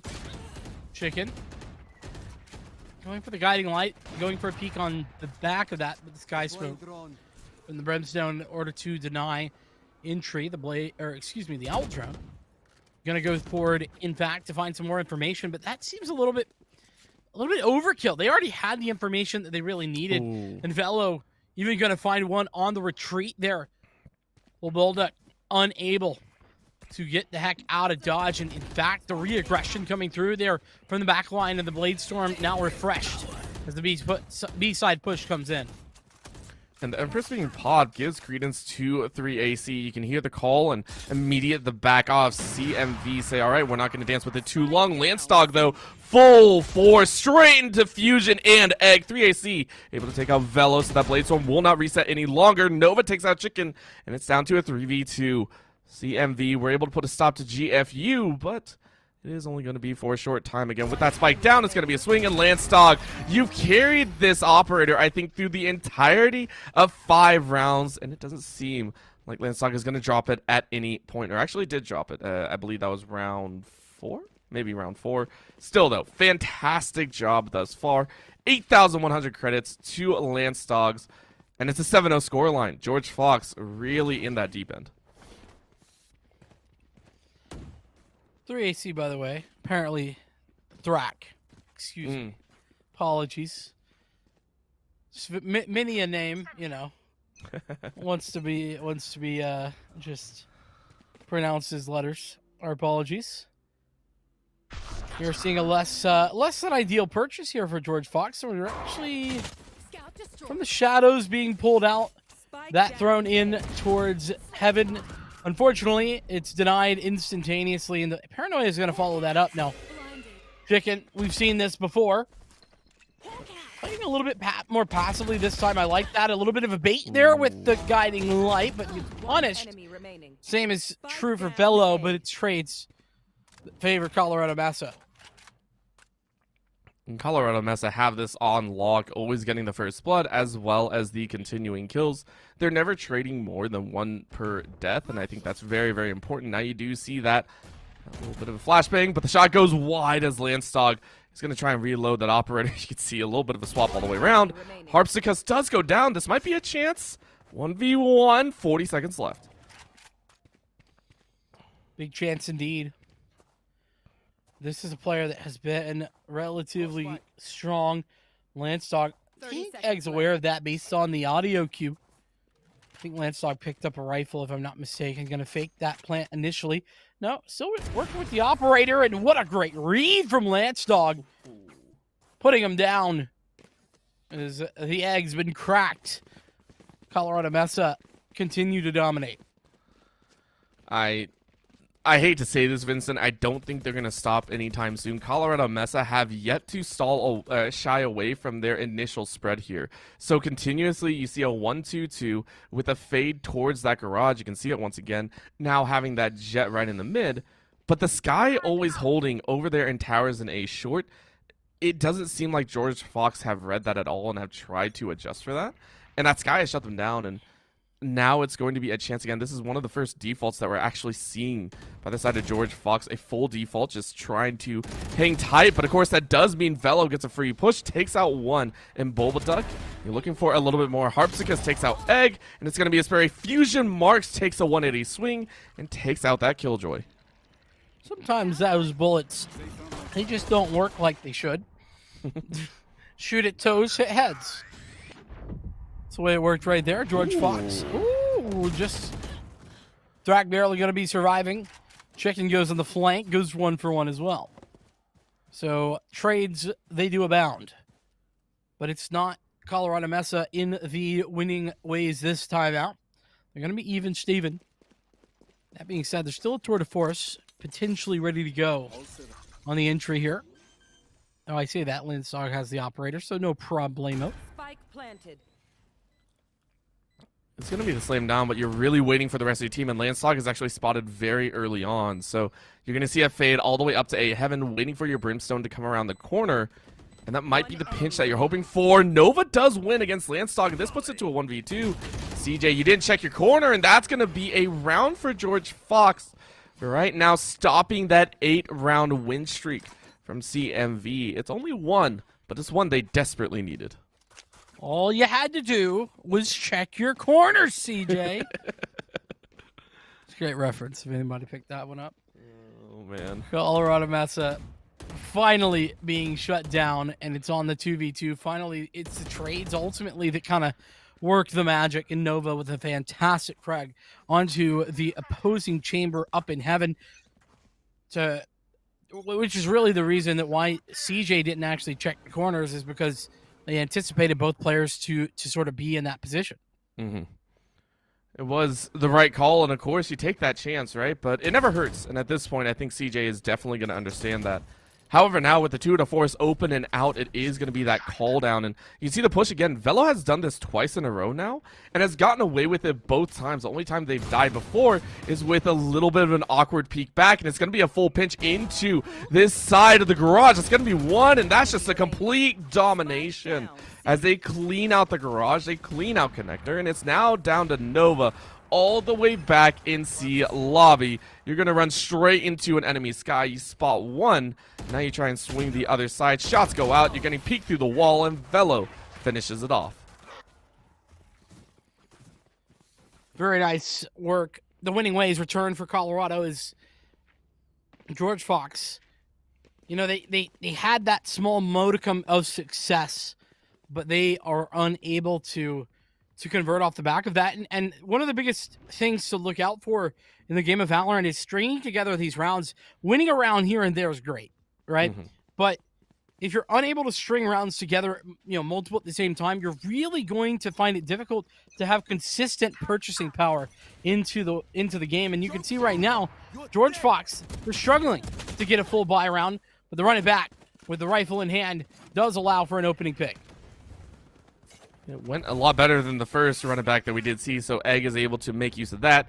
A defender lockdown is being played, though, and that's going to snuff out any advantage that George Fox were hoping to play with.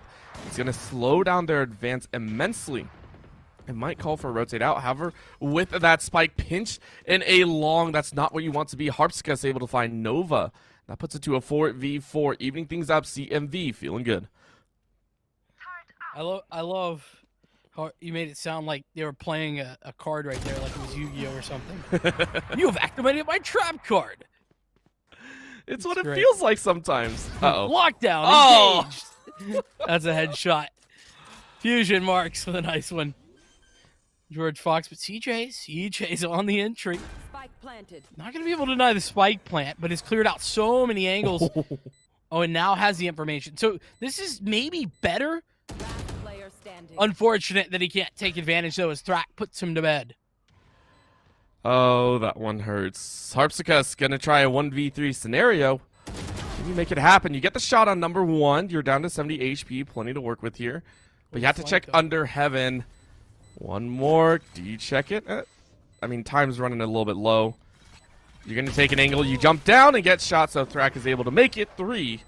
Well played there to take 2 here in this first half. Last round But going in back the to what you were half. saying, talking about that Yu-Gi-Oh card and all that fun stuff, the trap card being activated.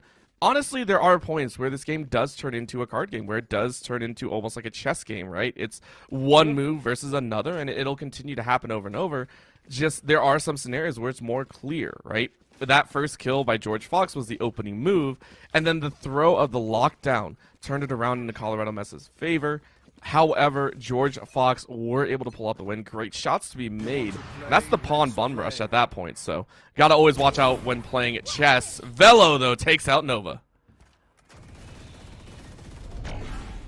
Oh, wait, no! What? Takes a shot at the Lear.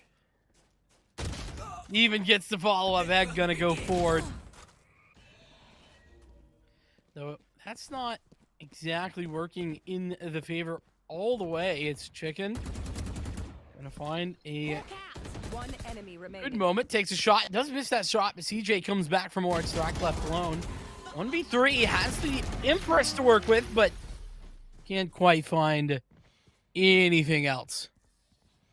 And Switching so sides. far, CMV really putting it to show that they are a team gunning for that top spot. Again, if they win this one, they put themselves at a 5-1, which should at least secure 3rd or 2nd moving into that final week of play. And keep in mind, next week is week 9. That is the last week of the regular season. From then on, we'll be moving into the playoffs, which things will go much, much quicker. And it'll be a lot more fun to kind of watch these teams try and play it out. Very, very interested to see how that goes.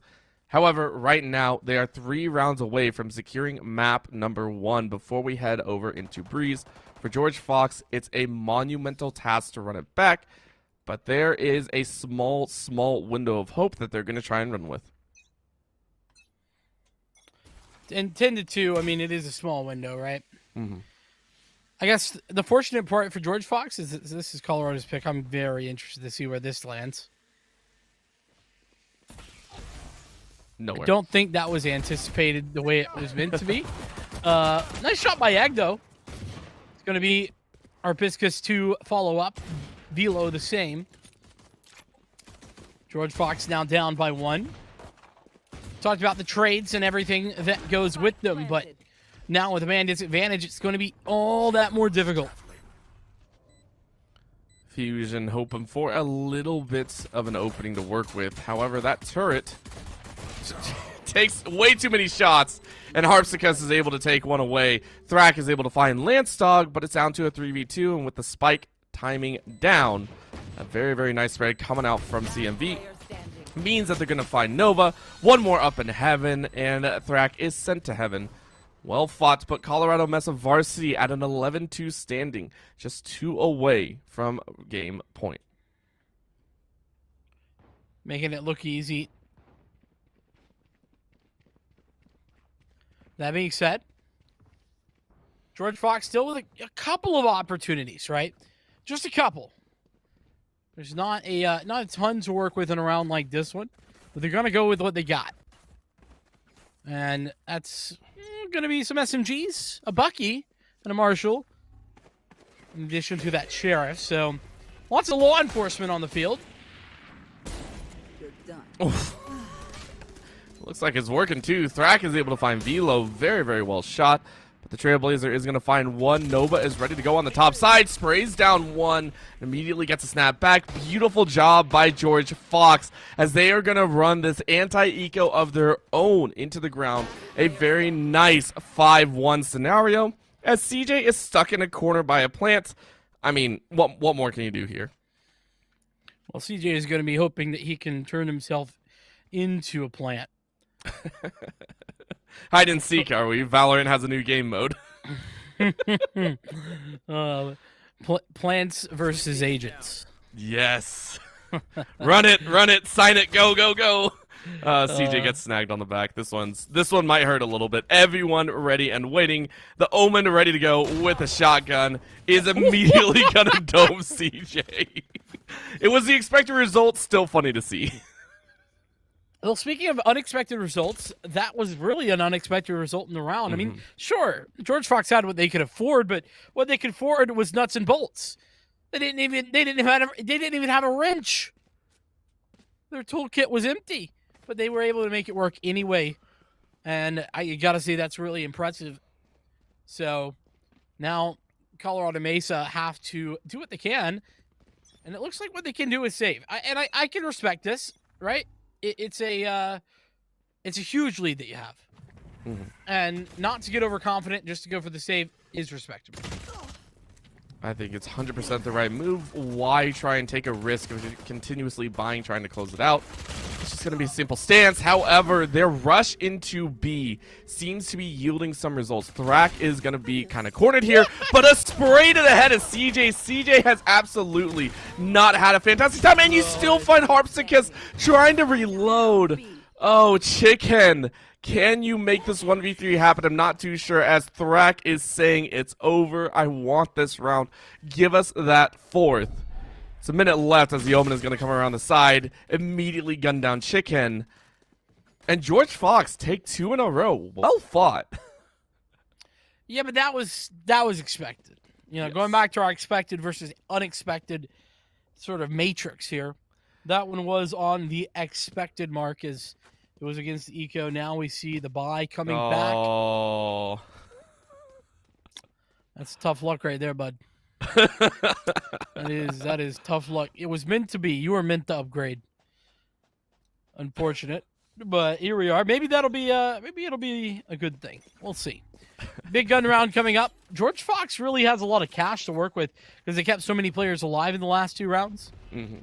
So Colorado basically need to win this one and the follow up. But if they do, it'll be game set for them. Not quite the match, though. We still got one more map.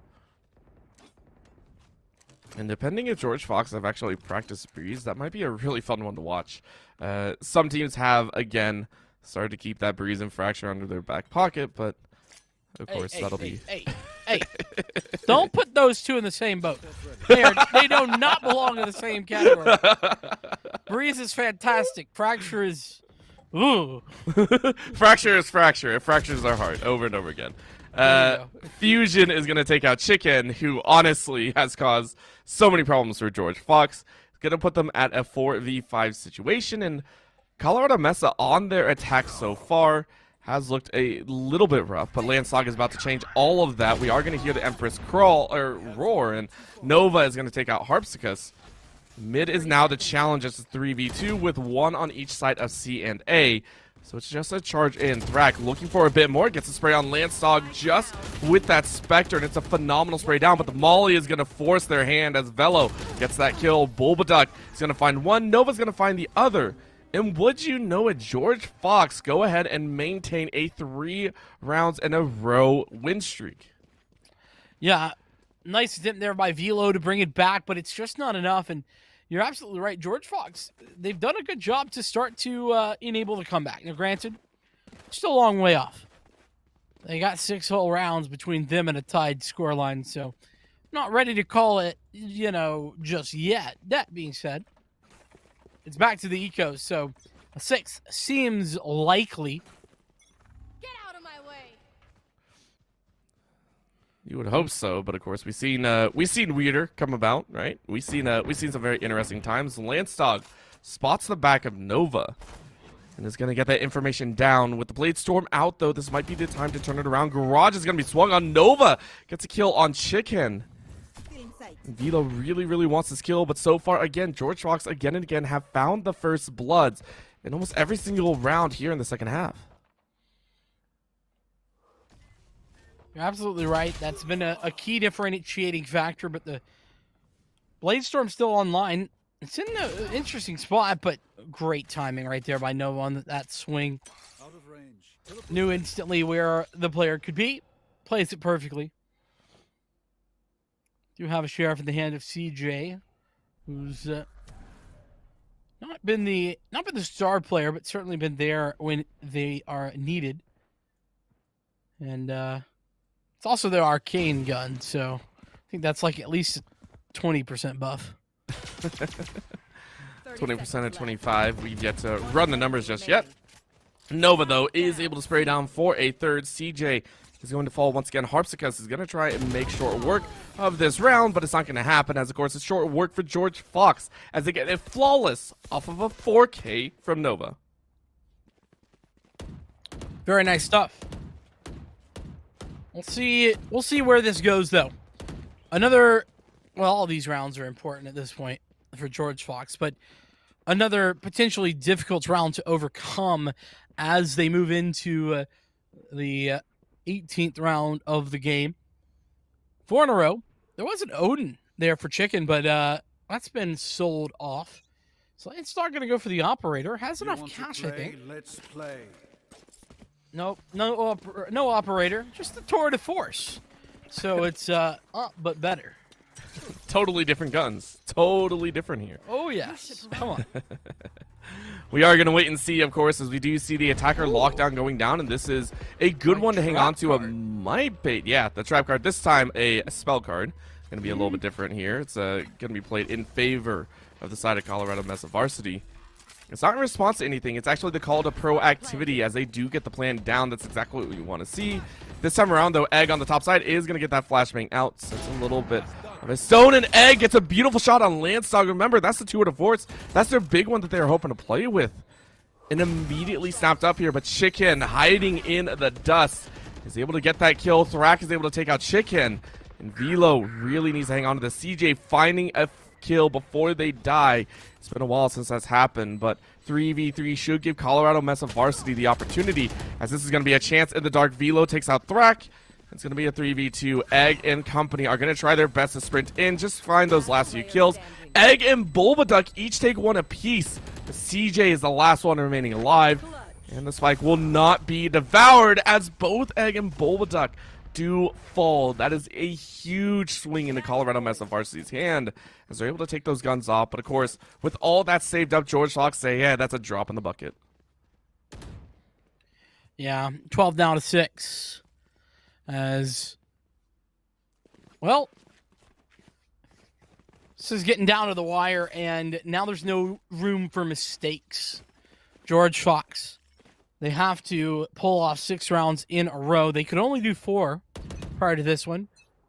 They needed to come back to the drawing board, do it again, but better. And this time, we are seeing the tour de force defensively. Nova going to be picking that one up. The rendezvous recovered. It's okay, Fusion. That's ambitious, to say the least. No real necessity there to be pushing so aggressively forward, and it is going to allow for the rotation of Colorado Mesa to push in. But here's the tour de force. Nova going to be putting CJ to bed. We're going to see if that one. That being said, still left alive, and Velo doing a great job finding some success, and Velo, more like CeeLo, as he's going crazy. Oh, we got all the puns for days as Colorado Mesa have all the wins for the game. 13-6 is going to be the round score here in map number 1. It looked a little bit messy there going into the second half, but I chalk that up to George Fox really laying on the pressure and saying, hey, we got to go out with at least some sort of a bang. Still going to be a win in CMV's pockets, and moving into the next round, or into the next map, it'll be very interesting to see if they can continue. You know, here's the positive to take away, right? There's some sunlight here in this, and that is that George Fox picked Breeze. They did not pick Haven. So Colorado were expecting to win that. That being said, domination in the first half does suggest to me that things might be getting scary, especially considering the op is a really big part of a map like Breeze. And I felt like the op play was very impressive from Colorado Mesa. I don't know if you felt the same, but I'm definitely interested to see how that goes over on Breeze. I think it holds a lot of weight. Again, we saw the triple sniper coming out here. Again, Landstog, phenomenal plays there with the 2 out of 4 and operator through so many rounds. Again, that was on the defensive. I would like to see it more on the attacking side as well, just being able to balance it out, make it not so interesting to watch, you know, those last few rounds that George Fox won. That was also off the back of Nova, but to be said, we'll have to wait and see what can George Fox do. Are they going to be able to throw a little bit of a wrench in the plans as CMV, or is it going to be the side of CMV going ahead, taking it home 2-0? Don't go anywhere. NECC will go ahead and come right back with some more Valorant action.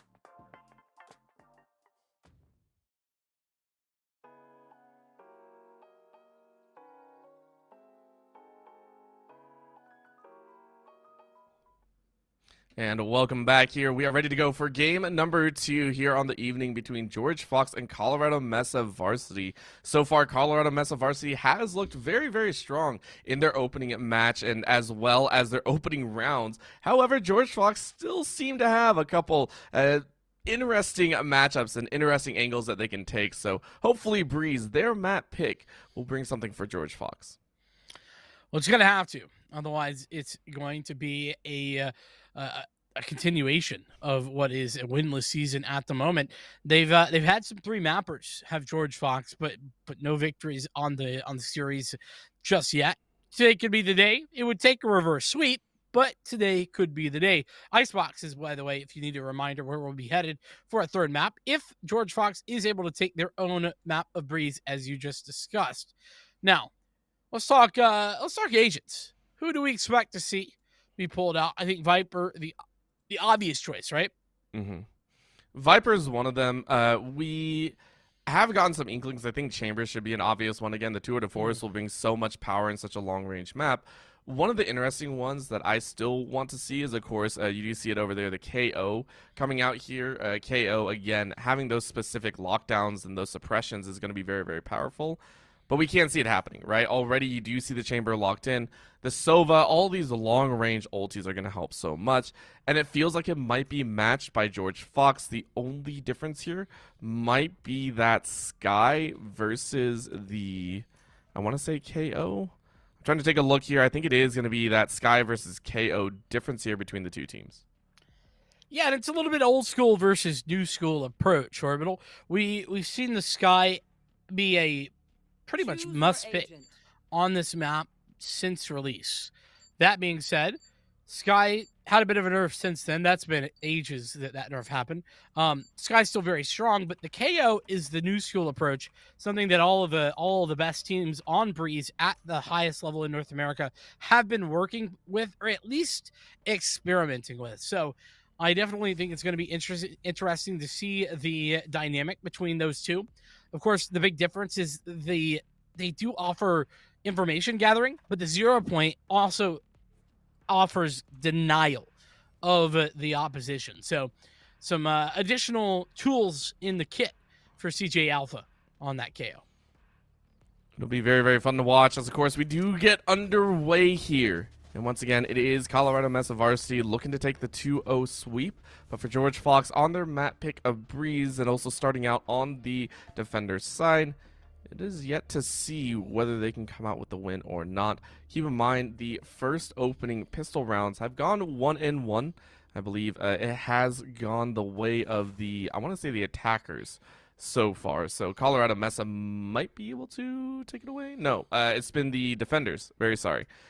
Colorado Mesa Varsity took the opening pistol in map 1, and then the second half, it was George Fox that took it on their defending. And here we go.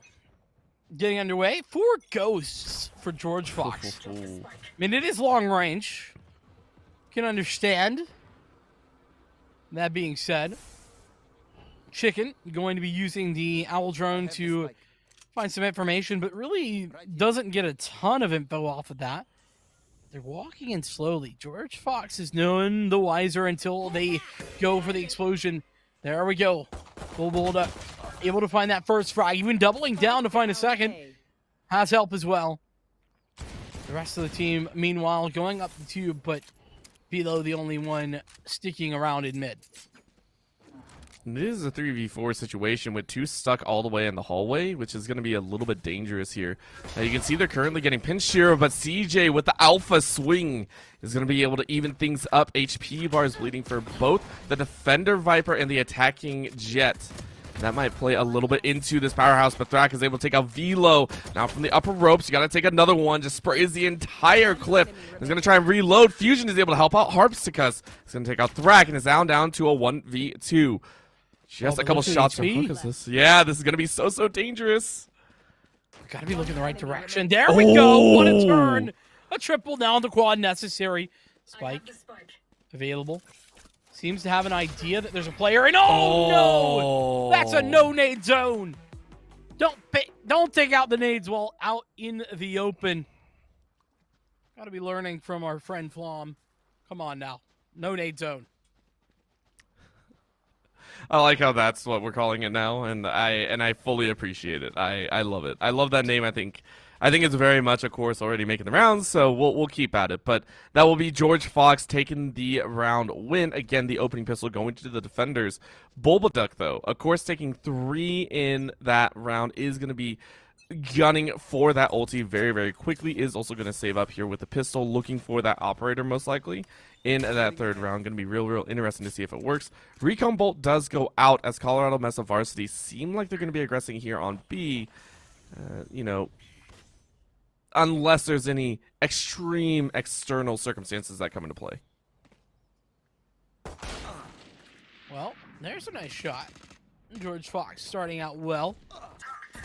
But, Ooh. that being said, Lance Dog, that headhunter can be very deadly. Unfortunately, it's no longer going to be in the round as Egg, long range, with the Sheriff, finds a successful shot. It's not the easiest to work with, I'll give him that. Bill Bulldog has an option, has the knowledge, and it's given away the information that there is one mid. But this is a false rotation. What a great read right here. They know Colorado, they're aware that this was seen, and so they're going to be pushing on to B. They should get a spike plan off of this. They need to hurry the heck up, though. 30 seconds Oh. And I think they threw a little bit too much utility, and yeah, that's going to call over the split very, very quickly. I'm not sure Colorado Mesa Varsity will have enough time to get in the right position. They do flank behind this back end wall, and that might be enough. Again, in the backside of B, it's going to be very, very quiet. 3-way entry, really nice call from George Fox. They're not taking any chances here. From 3 different angles, you're going to try and pinch as many, but CJ takes out 1. It's now a 2-man in. Egg is able to take out Harpsicus. It's down to 1. CJ Alpha needs to hit all of these shots, gets 1 more, but can't get the 3rd or 4th. Well fought by George Fox. They carry 2 over. And they're going to take 2 marshals as well. I mean, that's pretty dang good for the side of George Fox. However, CMV were able to get the plant. Should be a full buy coming out here. Yeah, so just talking about that round in particular, though, the whole plan there, it doesn't matter that they don't win the round. It's all about getting the spike planted. And the fact that CJ picks up 2 kills with the Classic is huge damage economically for against George Fox. Now they have to rebuy all those weapons into the next round. In fact, they've invested an operator, and that could be big. Obviously, I talked about the operator before we left for the break, and I said that it's a big part of this map, and it is indeed. So having that as a possibility is absolutely critical at times to the success. And okay, that looked like it was on target, but maybe moving a little bit there. Little Bulldog turning into side up for a moment. Oh. I feel Psyduck deserves a little bit of praise, you know. Don't always harp on the Psyduck. Poor thing has it hard enough as Egg and Fusion Marks go ahead and mow down to CJ Landstock. Both lose their lives. Velo is able to find Egg and a little bit of retribution, but Thrak takes out Chicken, and it's down to a 2v4. Full HP bars as Bulbaduck is taking shots left and right, but Harpsicus can't find much more. Again, the plant doesn't go down, and because of that, it is just going to be a spray and pray hope on both angles. Great shots being landed, but it's so difficult. Velo needs some help on the back end. Huge shot on the jet play, but it's immediately answered right back. Harpsicus, can you make this happen? Gets 1. Can you get 2 more? Nope. Gonna be tagged by the Eldrone at the same time that Thrak shoots him in the face. George Fox winning out the first gun round, so this is a great start to Breeze for George Fox. Exactly what they needed. In Colorado Mesa, they simply were unable to find that second prong to the attack, right? We saw the A push. It was fine. They got onto the site. They used the toxic screen to make the move, but when the player at mid went down there, by the great timing from Egg, I think, from mid, everything sort of fell apart. So Colorado Mesa, they really need to work on at least having a second player maybe there to trade out on the mid prong of that attack. Definitely something that they're going to have to look into. Currently, a big question mark laying up and above Colorado Mesa, though, because this is, again, a squad that is looking like a shoehorn into the playoffs and really looking at one of those top seeds. But to be exposed as having a little bit of a weaker Breeze map, as at least on the attacker's side so far, lets itself to a little bit of a dangerous scenario. Landstalk does have that. Marshall is going to try and play with it. A couple shots go out. Egg is immediately going to try and teleport back. 37 HP on that chamber. And CMV might have been able to play with it. However, Thrak again finds first blood on the chicken. Some damage done, though. A couple of low HP bars for George Fox. And adding insult to injury is CJ Alpha to put down one with the Sheriff. Now, Velo, meanwhile, unsuccessfully pushing up mid. Again, it's trades. Trades working very well in the favor of Colorado. Rotations coming in eventually, but an upgrade for Harpsicus. Now, the spike isn't down. This is a problem. They really need Landstalk to get into the site.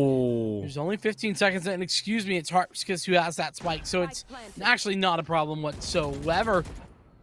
Oh, Egg needed to find that timing. Now it's only one to play, but again, the HP, it's low. Unfortunately, the operator doesn't discriminate against health. Oh, and the jiggle so well done by Landstalk. Immediately flushes out Bulbaduck. And with the Viper's Pit as well, I don't think Bulbaduck is actually going to try and chance this. You won 3 in a row. You're very happy about that standing in the early stages. Yes, this is Colorado Mesa getting a thrifty round win. Are going to be able to pick up weapons on the back end as well. It's not the end of the world. You do save over the operator on your own side, as you said, and I think that's going to be the theme of this series. Operators playing a big part in this entire series, so really keeping eyes on that throughout the entirety of the rest of this game. There you go. Colorado Mesa Varsity, go ahead, carry over 2 large rifles. I do believe that was a Vandal and Phantom. Huge saves going into Harpsicus and Landstalk there. Well, you talked about something that you like. You know what I don't like? The Viper's Pit right there. Not a fan. You know, I can sort of understand the idea, but it's a 2v1. Just play the double swing. And it's against an op. At that point, they'd already known it was an op as well, so I just would have preferred to save it. Nonetheless, look at that economic damage. Remember when CJ got those kills with just the pistol? This is coming back to bite them now. They don't have anything but the operator saved on top of a couple of marshals. And then Old Command's going to force everyone back from George Fox. So the push can come through, the spike can get planted, and we can set up a 5v5 retake, Orbital. I like this fast rush, but Bulbaduck has something else to say. Velo is quickly taken out. Landstalk fires right back. Chicken takes out Egg. And again, this is going to be the battle of the century. Eyes are open. Fusion eyeing down that angle. Harpsicus takes out Thrak. So far, it seems Colorado Mesa Varsity have slowly found their tempo, but Nova says, hey, I'm going to throw a little hiccup into your plan. Recon Bolt onto the top ropes of that tower should give plenty of information. And George Fox say it's not worth it right now. Again, save the weapons. Save it over into the next round. Chicken, though. Are you going to be able to find it? You find them sleeping, but Nova! I want to say that was a no-scope because that did not look like they were aiming at all. Beautiful shot from Nova. Able to force a drop of weapons. It is going to be 2-2 in terms of characters left over. But a nice run by CMV as they take 2 in a row. Great comeback from that rough start, especially off the thrifty round. I mean, that's huge. Now, an interesting decision being made into that last round with the purchase. Felt like a fuller save could have really created the buy into this one. But unfortunately, because of the investment, it's going to be an SMG round. Another saved operator, yes. And on top of that, the Blade Storm. So there's quite a bit to work with for George Fox into a round that they could absolutely win. Colorado Mesa utilizing the Owl Drone to get information at A. Ooh. Oh, that's a start right there. Tour de Force is ringing true. And Bulbaduck also gets a reset there. I believe that was a reset. I'll have to keep eyes. Yes, that was a reset. Great knife to be had. That's going to put 2 into the Jets' pockets. And these resets are coming fast and furious. George Fox, honestly, yes, they're 0-4, but the showing that they have a lot to work with. Landstalk says, hey, it's skeet shooting time. Egg and Fusion Marks each take 1 apiece with the powerful single-shot weapons. And they claim a couple lives, move to 4-2. Colorado Mesa varsity stuck at 2 rounds here. We are into the second half of the first half. And George Fox feel pretty strong on their own map pick. Listen, Bulldog might be approaching that level 33 evolution over to Gold Duck soon. That's a great Blade Storm utilization there at that last round, and maybe a little overextension at the end, but hey, if you're not doing that on the Jet, then you're not doing it right. Early, that's so much information gained. A lot of information to be had. Nova is going to send up that Owl drone. Takes a little bit of a peek. It's not going to be an angle in. Bulbaduck takes one. Thrak takes another. Harpsicus fires right back, but it's going to be the angle held. Harpsicus is able to swing for 2. Great headshots to be made. Velo now with the knives out. Knives out, guns out. It is going to be Fusion Marks finding Landstog, and around the corner, you hope it's a 2v3. What can you find? Shots are made, and Egg finds Velo on the backswing, and Egg finishes it off. That's going to be 2 very well played. Easy round for George Fox. That's a great adjustment right there. I love the quick flank coming in as well from George Fox. They do exactly what they need to do. And Colorado, they found a couple of rounds in a row. And they were good rounds, don't get me wrong, but they've been stumped relatively quickly. And as we get into the 8th round of the first half, we're going to have to see another save. It's going to be the half buy-ish, some armor to add insult to those sheriffs. But here we go, Fusion. Not usually going to have the operator, Viper especially, but yeah, there. Colorado Mesa, they just back slowly away doing the old Homer Simpson. I love it. Someone took a peek and said, I think I saw a barrel. That's enough for us. We're leaving. Just immediately right back out. That was very entertaining. However, Landstock is able to find Egg. Beautiful shot to be made, and Bulbaduck is going to get swung on. Huge spray. Almost down to the last bullet. 6 left, and you pick up another. Okay, Bulbaduck, that's a little bit rude. Landstock turns it into a 2 for 2. It's a 3v3 left on the mark. Landstock, though, very rightly so, should have the plant going down here, but you opt to back up without planting thus far. So CMVs say we're actually going to take the gunfight duels, as Landstock is going to try and swing awry, and you get the spray. Oh, no. Huge misses on both ends. Landstock flips to the edge and is almost able to survive, but Chicken takes out Fusion. Huge damage going down all across the board. 30 seconds left. There's a lot of tragedy happening in this round. Oh my goodness, the Hunter's Fury even being committed and not getting it either. The guiding light dodged. Shots fired but not connected as Nova finds another frag. It's Chicken versus 2. Has to run for the spike. I don't even know. There's some time enough to get on that site. Surely, yeah, that's going to be working wonderfully. Now have to engage in the disadvantaged situation, and Chicken knows. Chicken's aware of Nova. This is a great setup right here. Has the lineup. Going to hit the shot. 85 health to work with now. And the slow engagement from Thrak on the backside is making this even more difficult. There's an Owl drone with the shock darts, but he's going to take the fight. Chicken wins the round. A thrifty victory for Colorado Mesa. And Thrak had it lined up, but I think they froze up a little bit. I didn't hear any shots coming out of Thrak. Nothing to be made, and I mean, you had the beat on it. To lose that round feels so bad, and that's going to give CMV a huge opportunity here. Again, buying out in full. Velo now with the operator. Another operator onto Nova, so they should be able to maintain that.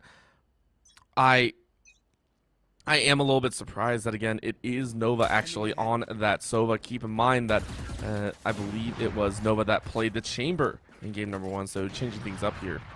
Landstog gonna press forward, though, immediately try and pick up that orb, try and get that tour de force ready to go here.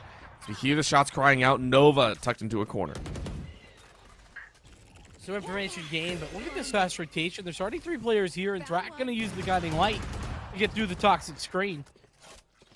So there's a lot to be working with here. very, very whip spray there. Fusion eventually connects to Chicken.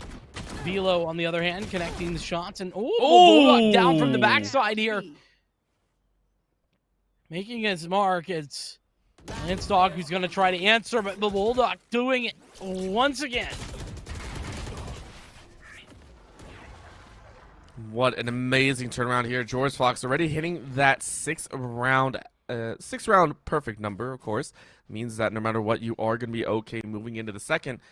I have to give huge props, I can't talk, to Bulbaduck here. 12-5-1, phenomenal scoreline to be had so far, and really hitting on that aggressive defensive play, right? Over and over, we're seeing as soon as the first blood goes down, Bulbaduck goes on the hunt, is always constantly pressuring against CMV, and that has provided George Fox the opportunities that they need to close out these rounds. Colorado Mesa only having 3 rounds is a testament to that.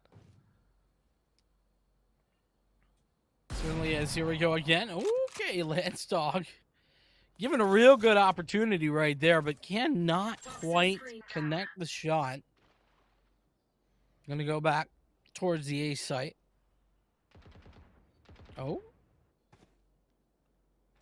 Toxic Strain interrupts our play, but only for a moment. Nova, wow, aggression there on the flank. And Velo again in mid, this time not alone, but no one's actually in position to trade out that frag. It definitely hurts to watch that happen. Lance Dog is able to take out Egg, and that's going to be a swing right before the smoke screen goes up. Chicken finds Nova in the back of the head.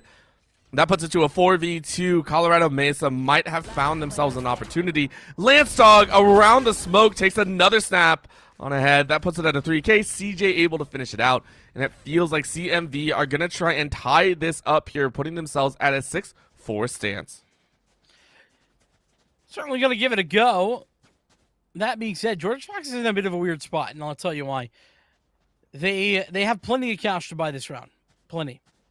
Though, interestingly enough, Nova going for the Marshall over a rifle. Whatever the reason. They won't have full cash, especially they'll have enough for an operator there. Bulldog has extra cash, but other players maybe a little bit on the lower side. So this round's pretty big economically for both teams. Colorado definitely want to be picking this one up, but they're going to have to overcome. So Blade Storm as well as a possibility. The Viper's Pit, we really haven't seen be utilized very effectively this game. And it is available for George Fox right now. Ooh, an Egg finding Harpsicus very early on. It's going to give a huge opportunity. Bulbaduck meets Velo. A little bit of a bird goes blinding in an awkward position. And Velo with a single tap to Nova's head evens it up to a 4v4. Tucked into a back corner. Fusion Marks holding out on B on their own. And it's a full sweep over here in the B main area. They're going to try and lay it out. Fusion this time with a solid Viper's Pit. I like this one a bit more. When you know the opponent is close, then you lay down the Viper's Pit. You get full usage out of it. 100% well done. There's Velo finding another frag, a key one in fact. And yeah, off the Viper's Pit called on A. Colorado Mesa going to be going the other direction, but oh, that's massive there. Double kill, in fact, from Thrak, as Bulldog does well to find that kill. CJ in a 1-on-3. He found the first kill, but though it was a bit labored, Bulldog finally does close it down. George Fox confirming a victory in the first half. 7-5 is at the very least what they will be looking at. Could be an 8-4. As you can see, money not perfect, as I was discussing.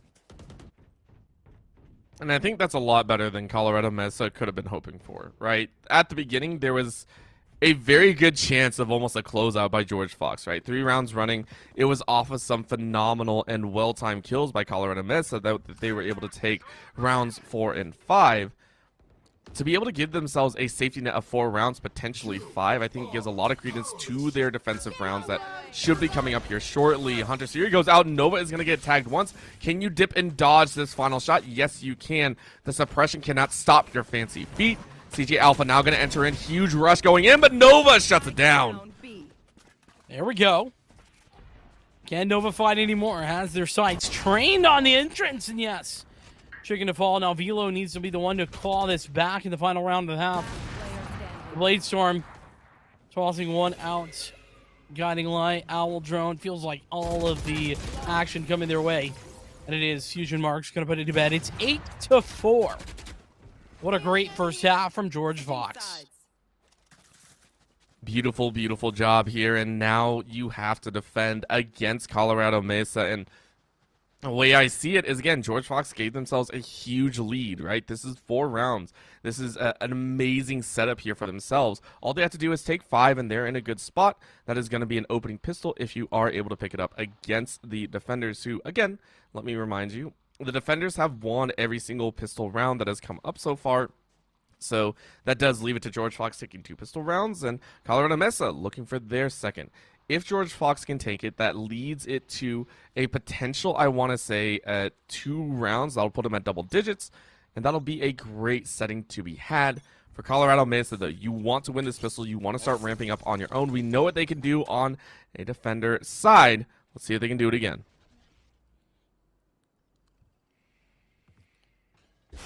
Good question. Here we are. Ooh, shot given away there. Bulldog nearly losing their head, but they're going to have another opportunity, and the spam down from the Ghost is good, and it's a double. In fact, Bulldog coming alive in the second map of this series, but okay. Lance Dog with the Headhunter, Chicken with the Sheriff to bring things back to an even stead. It's 3-on-3. A little bit of a crazy setup there. Now you're looking for a little bit more. Again, 3v3. What can you do? Nova hiding off on the back end, but look at the pinch. Look at their defending Sova. Rounding the corner on the back end, going through the elbow. This is going to be so dangerous. Chicken with the perfect flank gets one. Surprises everyone as Harpsicus uses that moment to swing and take the heads. Oh, Chicken, you had the perfect flank. That's incredibly impressive there for Chicken. And on top of that, it's huge for Colorado Mesa to get that pistol round. This map goes about 50-50, at least at VCT level. And, you know, being able to get that pistol round and sort of claw back some of the deficit that they've got is perfect for Colorado. That being said, I wonder if this is going to stick around, Orbital. You see what I'm seeing? There's a pretty big purchase over there for George Fox. They're going for it. They're going for it with the bargain bin, is what I like to call it, right? The old thrift shop. Yeah, it's both, right? It's the bargain bin inside of the thrift shop because only like 2 people bought, I think. And for those 2 people, it was a massive buy. As you said, they're really gunning for it, and this is going to lend itself to a weird next, second, and third round. Again, it's a little bit questionable on my end, but they are going to try and take that chance and immediately spray down. Egg gets 1. Lancelot was able to spray down a few more. Can you get a 3K? No, you have to reload. Can you find it? Yes, you reload. And around the corner you go. 3K. Thrak is able to finish it off with the 2 of their own. Chicken takes out Fusion, and Velo takes out Thrak. So it's a little on the expensive side for Colorado, but if you think about it in the stead of a buy versus a buy, it's sort of understandable, right? Mm-hmm. And George Fox now, instead of buy 3rd round, they're going to be buying 4th round. And so essentially, Colorado Mesa basically have a way right back into this game. They should win this round, and then they'll be playing against the buy. And if they were to win that, we're looking at a tied game. That's the sort of thing that you don't necessarily want to give away. Instead of a couple of rounds to get involved, it takes you 4. Now, granted, I will give you that Thrak and Fusion can make that a little more difficult. Chicken having to connect a couple of shots, but again, trades. They aren't working in the favor of Colorado. It's George Fox to come up big.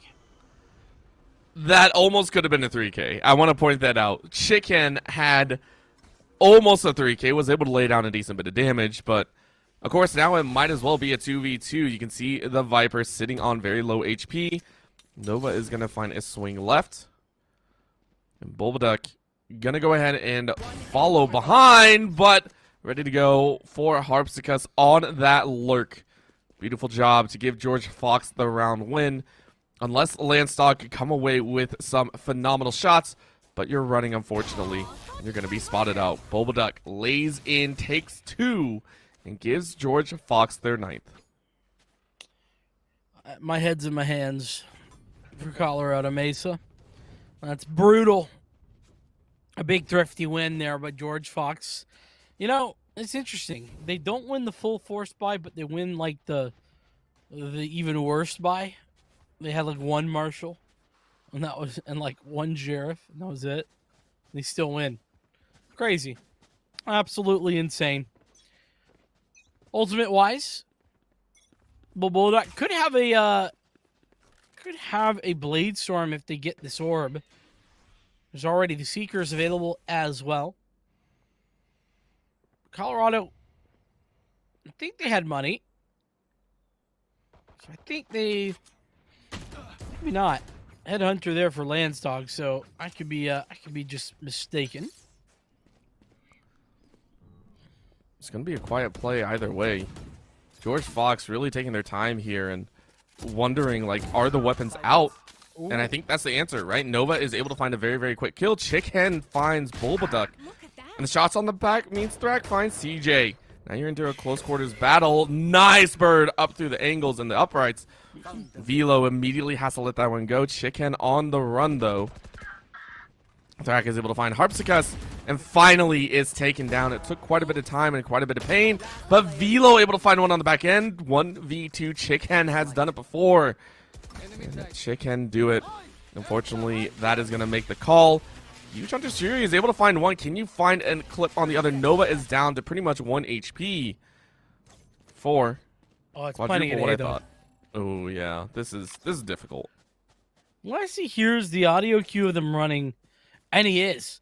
So it's now a possibility. Now, both players are more than likely going to be on the left side of this site. Now, I don't know if Chicken's going to actually be aware of that.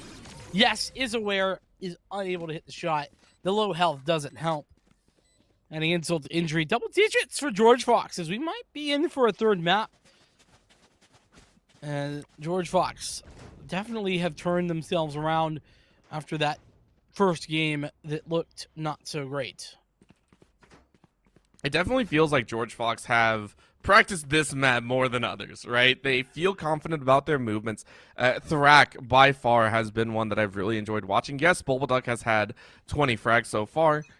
Thrak has had some phenomenal angles to be held, right? Following on the back of Bulbaduck's stylish kills, Thrak has made it known that if you find one, I'm still going to be here. So I really, really do like that. George Fox showing up and saying, listen, we may be 0-4, but that doesn't mean we've lost our fangs. We're still very dangerous if you allow us to take these specific maps.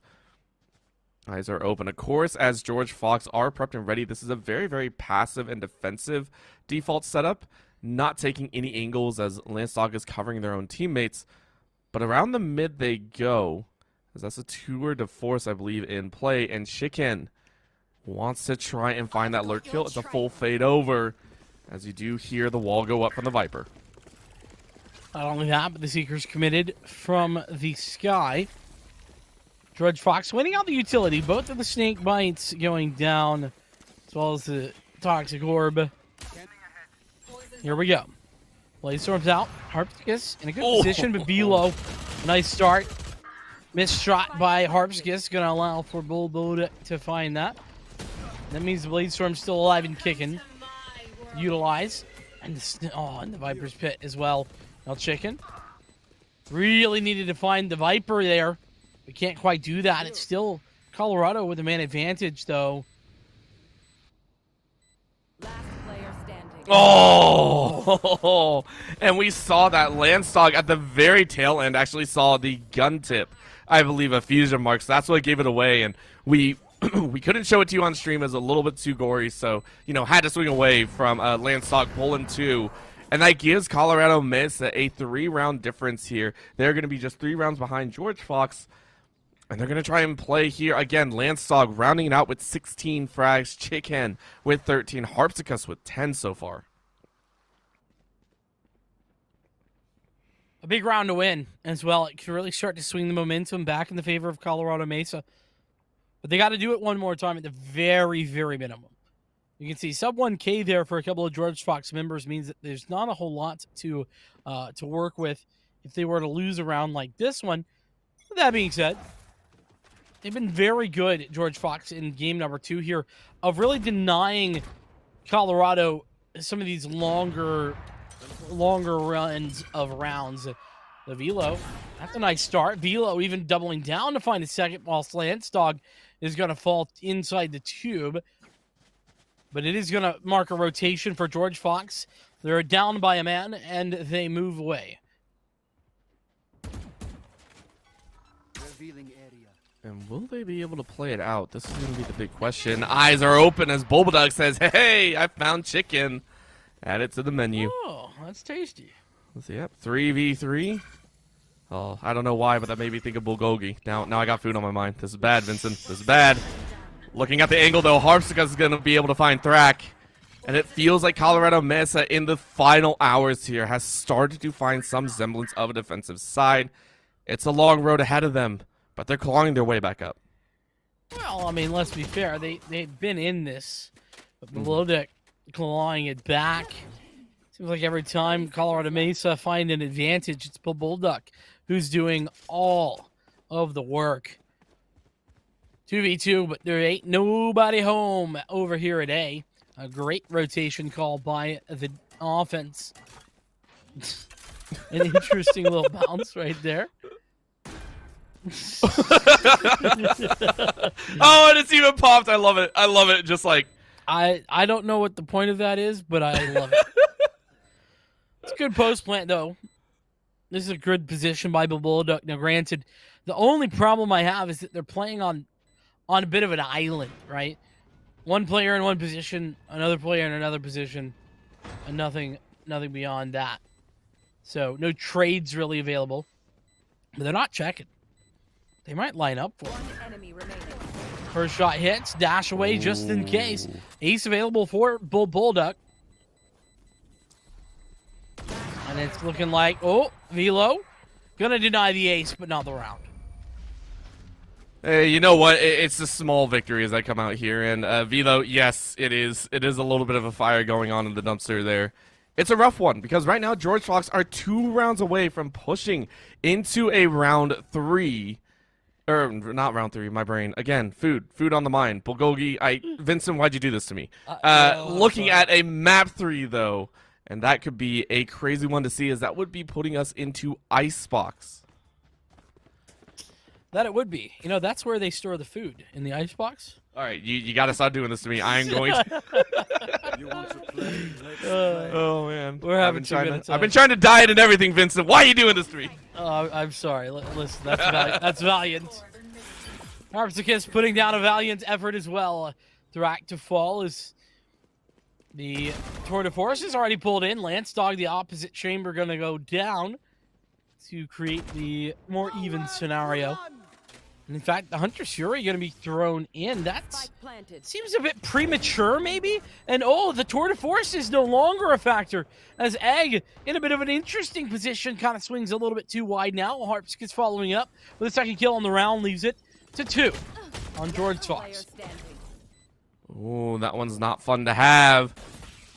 Can Fusion Marks do this? You take a sprint and you get zapped out. That's going to be CMV. Excuse me, moving to 8 and 11. They're going to have to try and claw this back, and it looks like money-wise, this is still going to be in George Fox's favor. But my gosh, are CMV really not wanting to go to a map number 3? No, they certainly are not. I mean, they'd love to win it here and now. That being said, I mean, it's relatively close. But there's not a lot of rope, you know, when it comes to mistake making left for Colorado Mesa. George Fox, they're at 11, and that being said, they aren't working with a lot when it comes to the money right this moment. Early 0 point, that's a great 0 point. It's found pretty much both of those players grouping towards cave. Get out of my way. Eyes are open here. Landsdog playing with a little bit of fire here in the hallway. Bulbaduck throwing it right back, and that's going to be a nice straight to Velo's head. Suppression. Going to be just a mite too slow as Chicken takes out Egg. Chamber is down for just a little bit longer. The KO on CMV's side. You got to go pick him up, but I don't think you're going to get the chance. Will be a little bit of fight as Chicken gets a swing. That's going to be a 3K. Beautiful job so far. 3v2 as the knives even it up once again. How many times has Chicken killed Egg? Too many. That sounds like cannibalism. I don't. I don't know. Just not a good time. Okay, dude, Landsdog is just absolutely fearless at the moment. Going through the toxic screen, going taking on a here? shot. Doesn't miss it. Or does miss it, rather. The instant rotation. Chicken's aware. One enemy remaining. Oh, there we go. Oh. Big misses as well on the blades, and it's an ace for Chicken. And took out not only the Egg, but all of the players. I was gonna make a very bad joke there, and I stopped myself. As casters, we have filters, and sometimes those filters slip when we think of other things, namely food. So I Listen, apologize. It was Star Wars. It wasn't that bad. It's okay. Okay. Food makes us do weird things, or at least me. But yeah, Star Wars as well can cause some rebuttal. But looking at an 11-9 series, 11-9 game right now, George Fox, they can feel their hopes of a Game 3 slipping away here, and they don't want to let it happen. Bulbaduck is in the swing for the doors here. 3 entering in as A seems to be the sight. An early Viper spit over on B when no one is even close means that ultimate is kind of wasted. It's going to be a 4v5 here on this A site. Can they make it happen? A 3v5. Chicken takes one. Thrak is able to fire back. Fusion finds Landsdog, and CJ finds Fusion. Beautiful kills back and forth. Keeps it at the 3v3 as the rest of the team rotates in. And Velo with the knives is hoping to make a difference. Finds Egg sleeping. Nova stuck in the corner, using the Owl Drone to find some success, but Thrak is still alive and kicking, waiting for the right time. Suppression goes out.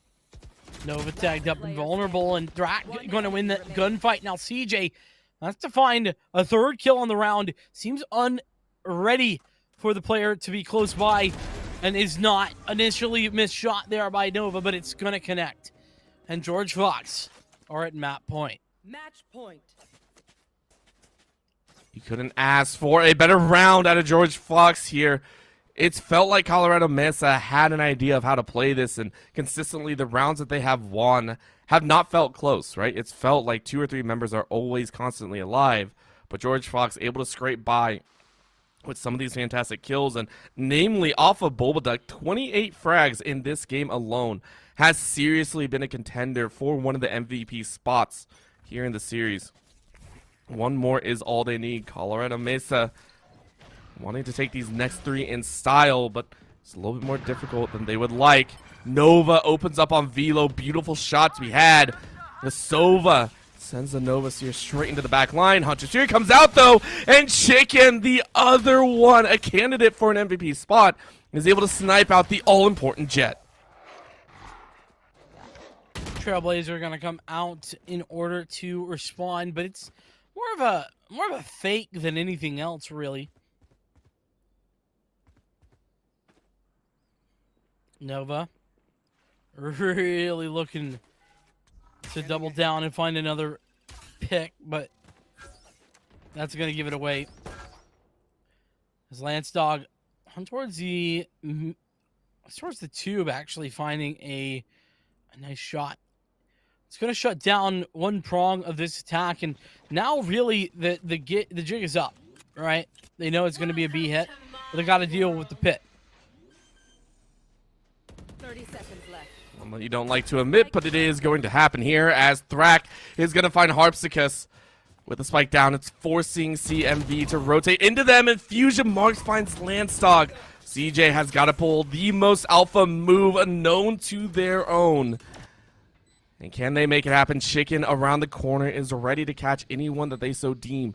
CJ Alpha, oh, you spot one and you take the shot, you find it, but Thrak is able to find Chicken. It's down to a 1v2. Oh, with the smoke down, Thrak. Oh, you're caught with the utility out, but CJ misses every shot. And that is going to be Thrak moving it to 13-9 as we are going to game number 3. Game 3 indeed is George Fox. They absolutely pulled everything that they needed to. They did everything possible to overcome. And I mean, Bulldog just dominating. Don't know where they ended precisely, but it was like 28 to 30 kills, something along those That lines. was ridiculous. And I mean, with a game as close as 13-9, there's no way that that's a win for George Fox without the Bulldog getting such a ridiculous showing. Yeah, this is going to be a fantastic time. And of course, the teams can't wait to get back to a game 3. So don't go anywhere. The NECC B stream will be right back in just a few.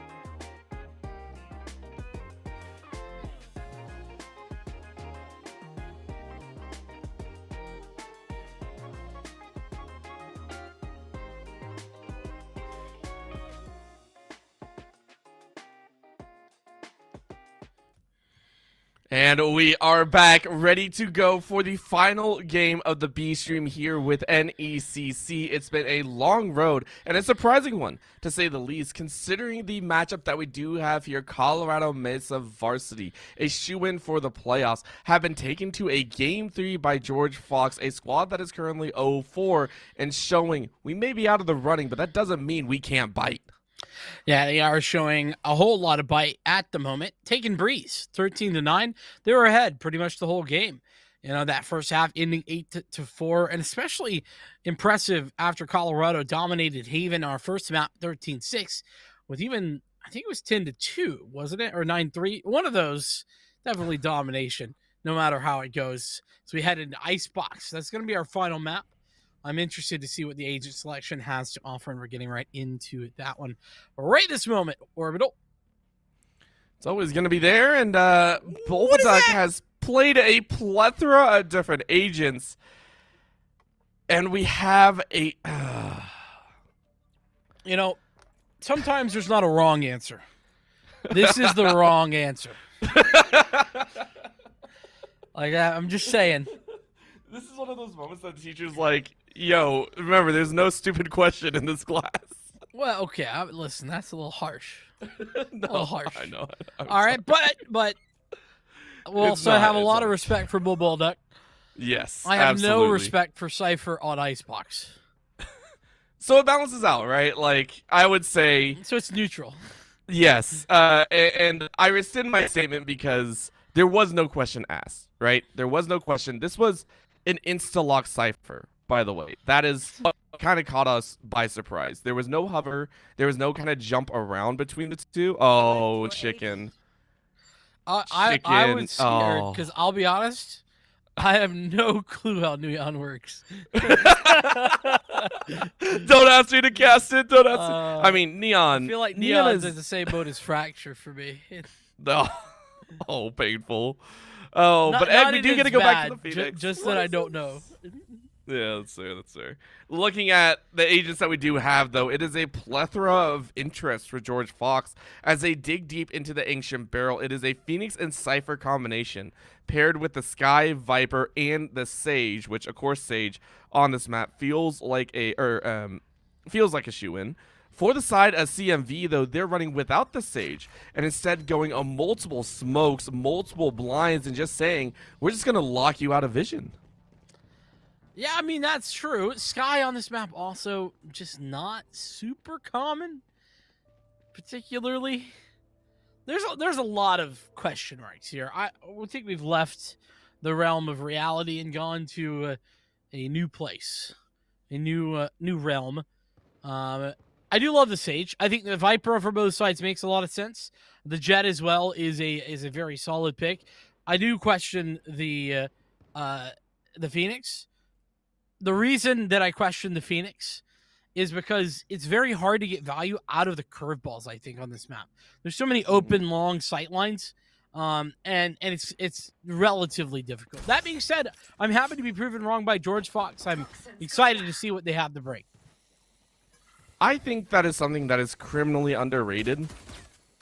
Proving casters wrong, at least for me, is my favorite part of the job, right? When our expectations are subverted, when our expectations go awry, and those that step up prove us wrong, I think those are some of the most entertaining moments in esports, and I hope to see that here. Colorado Mesa, though, coming out with a fiery opener as George Fox moved to a very aggressive plant. It's going to be a hard swing by two, taking out Fusion Marks as Velo swings on two heads. Egg is taken out, Thrak takes out Velo, and Thrak is hoping for a bit more. A double swing means Thrak is able to match, and Thrak takes out three, but immediately spotted back, and he still gets it! That's a 4K! Furious action leads to furious kills. It's a 4 of a kind for Thrak. Right click is busted. Busted, I tell you. It's not that busted anymore. But oh my goodness, what is that? Thrak, what a great clutch up that is. 1v3, is that right? That was a 1v3. Yes, Oh that was. Listen, And not numbers just any get 1v3. hard when things go that crazy. It wasn't just a 1v3. It was by far the most chaotic fight I think both these teams have had in this entire series, right? That was a culmination of, I think, frustration plus just all-out aggression from both ends. George Fox forced it. Colorado Mesa answered in tune, and it ended in just that bloodbath. So huge, well played. Bulbaduck takes out one. Thrak is able to find another, and Alpha was able to take one before falling. But it's still George Fox with the person advantage, now looking for a little bit more.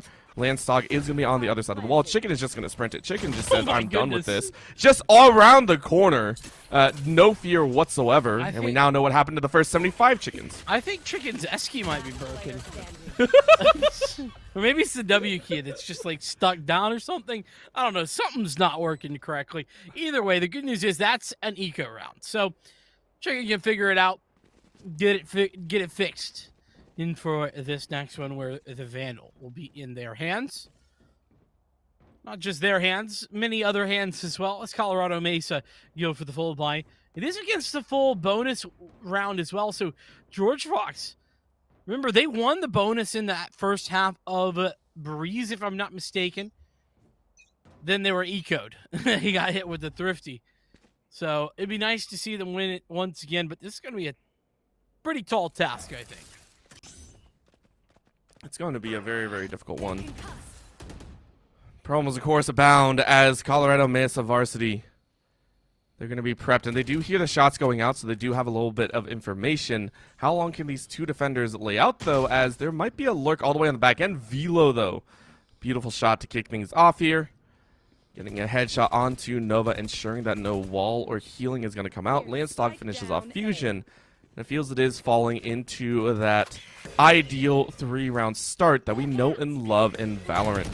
Velo is going to get blinded out and still get the kill on Thrak. That one's a painful one to be had. Velo makes it a 3K, looking for the 4th and looking for the finisher. Egg is now going to fall as well as Velo pulls 4 and has the Blade Storm ready for round 4. The question, Orbital. So if the egg fell, did it crack? Or is it still good?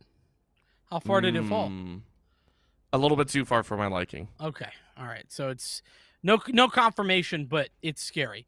Understood. Yes. You know what else is scary? The quickness with which Colorado Mesa found that round.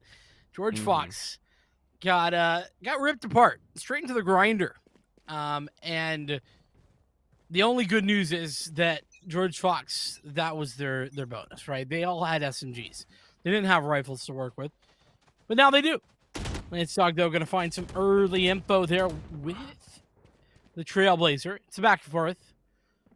Chicken going for one. Egg going to take down Chicken. And speaking of Trailblazers, we found another Trailblazer. Velo, though, could get a good timing. Oh, no, this is brutal. Very, very painful opening here, as again, it does feel like Colorado Mesa said, all right, it's done. We're not playing around too much. Thrak, though, firing right back and saying, hey, we're still a round up. This is the gun round. This is the one that we are going to temper ourselves and ensure that we give ourselves the best possibility. CJ says, nah, I'm still calling you out on that. Thrak says, not just yet. 3K for me, possibly a 4. Viper a little bit further away, but calling it out correctly as they're watching the go. Oh, shots go out. Beautiful shot by CJ Alpha. Let's go, CJ. Picking up everything that was needed. The pieces of that round falls straight into their grasp. And, I mean, the low health, to be honest, made that very difficult no matter what. But the grid read from CJ really made it look far easier than it could have been. George Fox, they had SMGs, they had rifles. Now they're working in the thrift shop once again. They've gone for the bargain bin, and it's a little bit of this, a little bit of that. Not quite anything to write home about, but definitely some weaponry that is viable to get some frags here and there. Really going to try and make their mark here. Eyes are open. Nova stepping away from that shock bolt. And George Fox just playing for those angles. Bulbaduck with that operator is going to hide here in mid. This is one of the few times that we actually do see a full mid contest, which is surprising. They're going to try and angle up, but Chicken was able to hear them, so it is spotted out here moving into this kitchen area. Woo! And Velo says, no one enters the kitchen but me. Oh, well, Egg, you might be able to get to the doorway, but CJ Alpha says, no. It's only for us to cook in here. Great shots to be made as Colorado Mesa immediately shut down that push, and George Fox are going to have to be on the back end. Velo is taken out by that Marshall, and CJ Alpha gets some revenge. 4v2 with 2 members in mid. Hard flank coming in from the sky, and it seems to be Landsaw catching 2 unawares. Beautiful job to take 3 in a row. That's tough, because you can't shoot bullets when your gun's on safety, or your knife's out, for that matter. That being said, you know, Egg probably wants to forego the kitchen, because that's where you get cooked up. And that's exactly what happened to the Phoenix in that prior round, along with one other, George Fox. Where they were ahead, they're now behind. It's 3-2 after the 3-round run. Colorado Mesa now with an operator in the hands of the Jet as well. Well, that's a heavy-duty rifle. We'll see if it's going to find much of anything. That early Trailblazer found nothing at all, and Chicken is pushed up off the back of that, but they are ready for it. George Fox are learning. George Fox are absolutely learning here. They can smell a victory on their hands, and Bubbleduck goes ahead, gets a fantastic swing. Neural Theft going to use, and that is going to force a movement out of CMV. I like this play here. Again, with all 5 up and available, they're actually going to zone off 1. Phenomenal job if they can find Landstog. That's going to put them at a 3-5 advantage, and they do get the swing. Egg is able to find Landstog. And that should be the plan. Very, very nicely done. George Fox in prime position for the defense. It's going to be hard to claw their way back in, Colorado. Especially now. Whoa, nice adjustment, though. Very nice indeed. But a 2v4, I mean, sure, the Blade Storm's there. Okay, now they'll run it back being used. That seems unnecessary, but it does take out the operator, so you could argue that that's fair enough, and CJ going to try and go back for it, I think. Checking. Here's the player coming forward. It was Fusion with the same idea, but Egg to find the final kill. The quad, in fact, for Egg on the round. But it's relatively expensive. Ultimate-wise, you know, the Neural Theft, not so bad, but there's really no need for that. Run it back. So the other thing that I really noticed there, I'm not seeing the value that this Cypher is bringing. I'm just not. I gotta agree with you there for right now, right? And I feel our vision is skewed a little bit, considering this is also on the attack, which Cyphers are notorious, of course. Yeah, on the attacking side, it's so difficult to get any value with the Cypher, and even there the cam is a little bit awkward, just trying to spot if anyone does come from the A site, which I can definitely understand. I mean, the cam is fine. I just, you know, you could have a chamber do the same thing pretty much. True. Really gonna have to wait and see, of course, on the defensive if we get anything different there, I feel. I would agree. Yeah, that's where the Cypher's going to be able to shine. But we've also not seen any tripwire placements to deny areas either. So I just think there's a lack of utilization. It's a swing and man, a double, in fact, for Egg. Really turning up the pace here on this third map. Keeping things close. And now Colorado Mesa have to fight back from a deficit. Now, granted, the B site has a pit, so they're going to be headed the other direction. George Fox now have to deal with the Blade Storm, though. Absolutely going to try. 30 seconds What left. can they get out of this? They already have the player advantage. Viper's pit is up on the wrong side of the map. Multiple knives out. Egg finds a swing. Harpsicus is able to find Fusion. But Egg with that 3K is so powerful. Egg makes it a 4K. Doesn't get the ace, but that's going to be plenty enough to give them the opportunity here. CJ, I mean, it's a tough one. Got to figure out where you're going to go. Sprays miss on both, but Thrak, I mean, you're just trying to flush them out. A great shots to be had. 4-3 for George Fox as they finally take a lead. Well, I mean, they had one. Oh, they did, right. They won the 2 openers. They did indeed. So, you know, put some respect on their name. Come on now, Orbital. Oh, I'm still thinking of bulgogi. I'm never gonna This not man's think about food. Starving right now. I haven't helped you out either, but you know that's what I'm here for, to support you emotionally. And by support, I mean just break you down. CJ, you're gonna be left to deal with a running back, and a very fast running back being created there as well. Now. That is going to only be for a moment. And, Harpsicus finding that first and even finding a second before having to fall back. Now does miss a couple of shots. CJ falling behind the toxic screen. Jeez.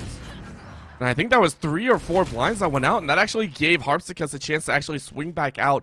Took a massive amount of kills there. 2 kills, in fact, 3 if you're counting the running back. Timing on that. That gives CJ and Lancedog the ability to swing harder. George Fox lose 4 members total, and the hunt is on for the final. Velo is able to swing and stuff the barrel of the gun straight into Egg's face. And that is going to be a 4th round to tie things up. These teams are not giving a single inch here on Icebox. Well, lead no longer. You have to find a another round if you want to bring that back, but it's going to be more difficult this time, as George Fox are left sort of half buying. They have a couple of rifles, but they don't have a full investment. It's definitely a strong buy. It's just not perfect. They even have the pit if they get onto site, but ultra aggression from Velo is going to shut it down as Lancedog does the same. Last player standing. Velo continuing to aggress, even finding a 3rd kill. 4th maybe on the cards, a dash out. And CJ going to take it away, but still a flawless round for Colorado Mesa. Doing a lot of work in that one. Again, we see glimmers of what we saw in game number 1 from CMV, but George Fox being able to fire back is keeping things on a tightrope here. Egg and Thrak, once again, both vying for that top KD spot and hoping for a bit more.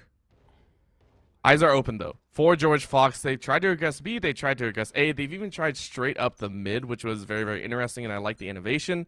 This time around, they are going to try and flush back towards A with, I believe, a total of this round and 2 more. You have the first half done, so you want to make the most of it here. Velo holding off the side, but ooh, great shot on Nova. They tried A before, remember? They just got W'd into. And it's sort of happening again. There's a double kill there by Lancedog coming up with a 2nd kill. It's more apt. But George Fox unable to claw back anything at all. That's a bit rough. Oh, and that's a great adjustment as well from Velo. Beautiful shots, beautiful shots. George Fox kind of floundering here, but Egg is ready to try and turn it around. Harpsicus is going to fall, and again, the healing coming out. Chicken finds Thrak, and one of the top fraggers here for their squad. Egg tucked in a corner is able to find Lancedog. Can you find 2 more? Maybe, maybe not. Chicken really wants to crack another egg, make an omelet, and it will be Chicken. 3 kills so far here in this game. I want to apologize to our audience tonight because I don't know how many more egg cracking jokes we're going to make, but I'm just saying I'm not stopping. I don't think either of us are. This is great. Listen, when we see the chance, we take it. That's right. Every time. When we're given an egg, we crack it. Oh, gosh. Oh, gosh. Oh, gosh. And scene. All right. Someone's going to go back, clip all these, and it's going to be like the pin of shame for us, I know. Vincent, I think. They're just going to add us on Twitter and be like, look at what they did. George Fox. Hopefully they're not going to be the ones to do that. Maybe they're able to bring this one back. Ooh, there's a Hunter's Fury. And CJ going to really play the rock in the hard place. That was a great positioning for it as well, because that was straight up mid, exactly where George Fox were going to go. And now they're stalled out right on opposite sides. Fusion with the spike is stuck inside the kitchen mark. Oh, dear. Oh man, George Fox. I don't know how that shock dart didn't do damage, but Fusion has got away with one right there. Here we go Fuse with the again. wall. Ooh. Spike down Oh. B. Double kill there by Harpsicus in the tube and making it very, very easy. Egg on the flank, but Last player standing. unfortunately, Chicken going to put him to bed. Harpsicus to the third. As Chicken now as well getting involved. It's had a slow start to this game, but Colorado Mesa really turning it around in the last 4 rounds, making it look relatively easy in some of them. Yeah, this has been them kind of coming back to form, and I was curious if they were going to do this or not, especially with how map 2 went down. This map here has felt like, even without a pause or anything like that, CMV kind of said, all right, we're done messing around. We have got to stop here. We can't let it get any closer. It's already rough that we're on a game 3, and that's all due to George Fox's aggression, but we can't let it happen again. So run it back is being used, immediately sprayed down. CJ is able to find that one. Bulbaduck is able to take down CJ. The fast-paced kills are going to continue as B-side is completely swamped over. Nova finds Velo, and that opens up a corridor. An angle pops out, and of course that is going to be the chamber. Taking one before Harpsicus takes out Egg. There you go. The rendezvous going to allow one to get away. A nice trade there back in from Chicken, even double. As the res comes through, sure, but it's now 3v3. Harpsicus has to stand tall, but Lancedog meanwhile falls. Timing, though, working out for Chicken. As Harpsicus now readjusts. Last player standing. Oh, a little bit of a wide spray there as Thrak puts one to bed. Now it's Chicken asked to win it out. Needs the ace. Ooh. Is that tripwire the first one that we've really seen laid down? Is all. Oh, he can no, jump over Chicken. it. Come on. Yep, that's going to be the jump. But you have to have heard that jump. Oh, it's hard. That's quite far. Enemy remaining. Yeah, they're Ooh. not ready. That's a big giveaway. Oh, and that's Oh. unfortunate as well. Chicken could have probably stuck the defuse. Switching sides. There would have been a huge opportunity for that. But, of course, it is going to be a 7-5 score. Colorado Mesa on the attack now. Needs to win 6. You need 6 if you want to go ahead. Take home the series. George Fox going to look for 8. And that's the crazy thing to hear. George Fox, the team that is out of the running currently, is still trying to play upset, still trying to mess with their opponents. And they are going to try and take a swing here. Again, it is very much a possibility as we get a lovely, lovely look at the worm and the chipmunk. Grenade in one, a couple top hats to go, and you make a very nice picture. How do you make like a grenade inside of a nut like that? I'm just don't answer that. Don't answer that. Don't worry. I was about about to hit up Google right there. Let's go. Let's figure this out now. it. You put on like some FBI watch list on that one. That is not the FBI watch list you want to be on. Nope. Not Nope, not at all. Colorado, though, taking the lead into the half, and Velo putting down Fusion Marks. So 4v5, George Fox have to call back, but they're going to do that easily as Spike down Bulbaduck A. has maybe been a little bit slower than in Breeze, is maybe going to be able to bring something back. Now, granted, has helped Threat Blinded. as well as Egg have given them an advantage into the round. It's 3v2 now. Colorado Mesa struggling as they rotate out. What can they really do here? Again, in a 3v2 scenario, Colorado Mesa are just going to look for a 2v1, and they do find it. Egg is down. And then you found the lurk. Chicken evens things up so quickly. What a well-timed lurk play, and Nova now has to be worried about taking a single step forward. Chicken is going to take a swing and is immediately going to find Nova. Great pistol round to win. And a huge clutch up, too. That was really good patience from Chicken on the rotation. Got all the information, heard both of the players rotating, and calls, okay, Lance, time to go, bud. And Lancedog wins the duel on the site. Lucky, sure. or highly skilled, but fortunate that Chicken wins both of the 1v1s. But either way, that's one way to set your team up for success off the back of rotations. Colorado Mesa in a good position now as they into the half 7-5, taking the pistol, and they're definitely looking to do the follow-up as well.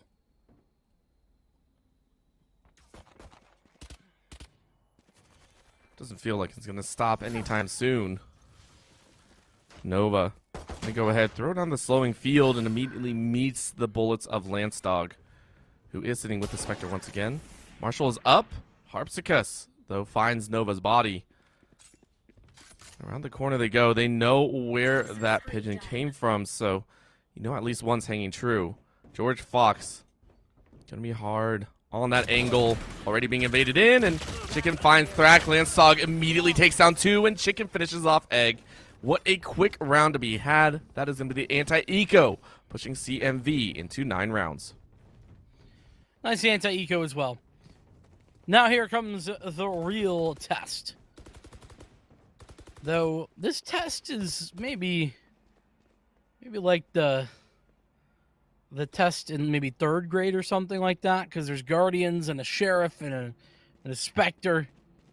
I don't really love what I'm seeing. So a low bar to overcome, but still a bar nonetheless. And with what Colorado have, that's would be impressive no matter. Here we go.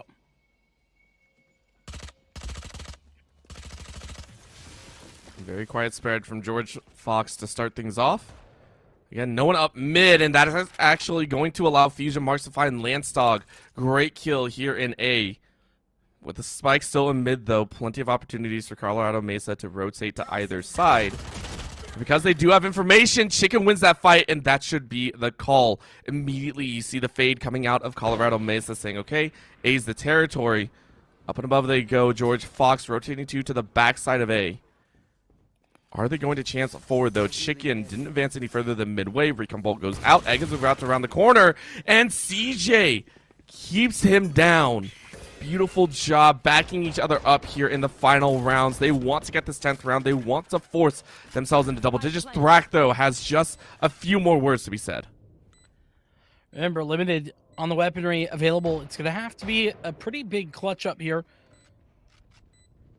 CJ playing the close range angle. Trailblazer going to be committed. It's going to be denied, though. The Guardian going at Burr as Bulldog goes for the shots. It's left just down to 1. It's Harpsicus on the long range angle. Gonna hit that first shot. Denying. He's got to go forward, though. But Bulldog sticking on the defuse. It's going to be close. He can't hit the first shot. Gonna clutch up with half a second remaining. Oh, my goodness. Colorado Mesa. That is huge. Harpsicus, that was not the time to dance. It was not a good time. Oh, so well played. CMV coming away with such a sneaky round. And that one hurts, right? George Fox now working with a bunch of buys here. You can go ahead and see it. It is a Marshall, it's a Bulldog, it's a Spectre, 1 Vandal, and another Spectre to boot. This is going to be a rough one. If George Fox do not come away with the victory, we'll put Colorado Mesa within 2. That's a powerful spot to be in. Great blind to go out. Velo is going to have to dance back.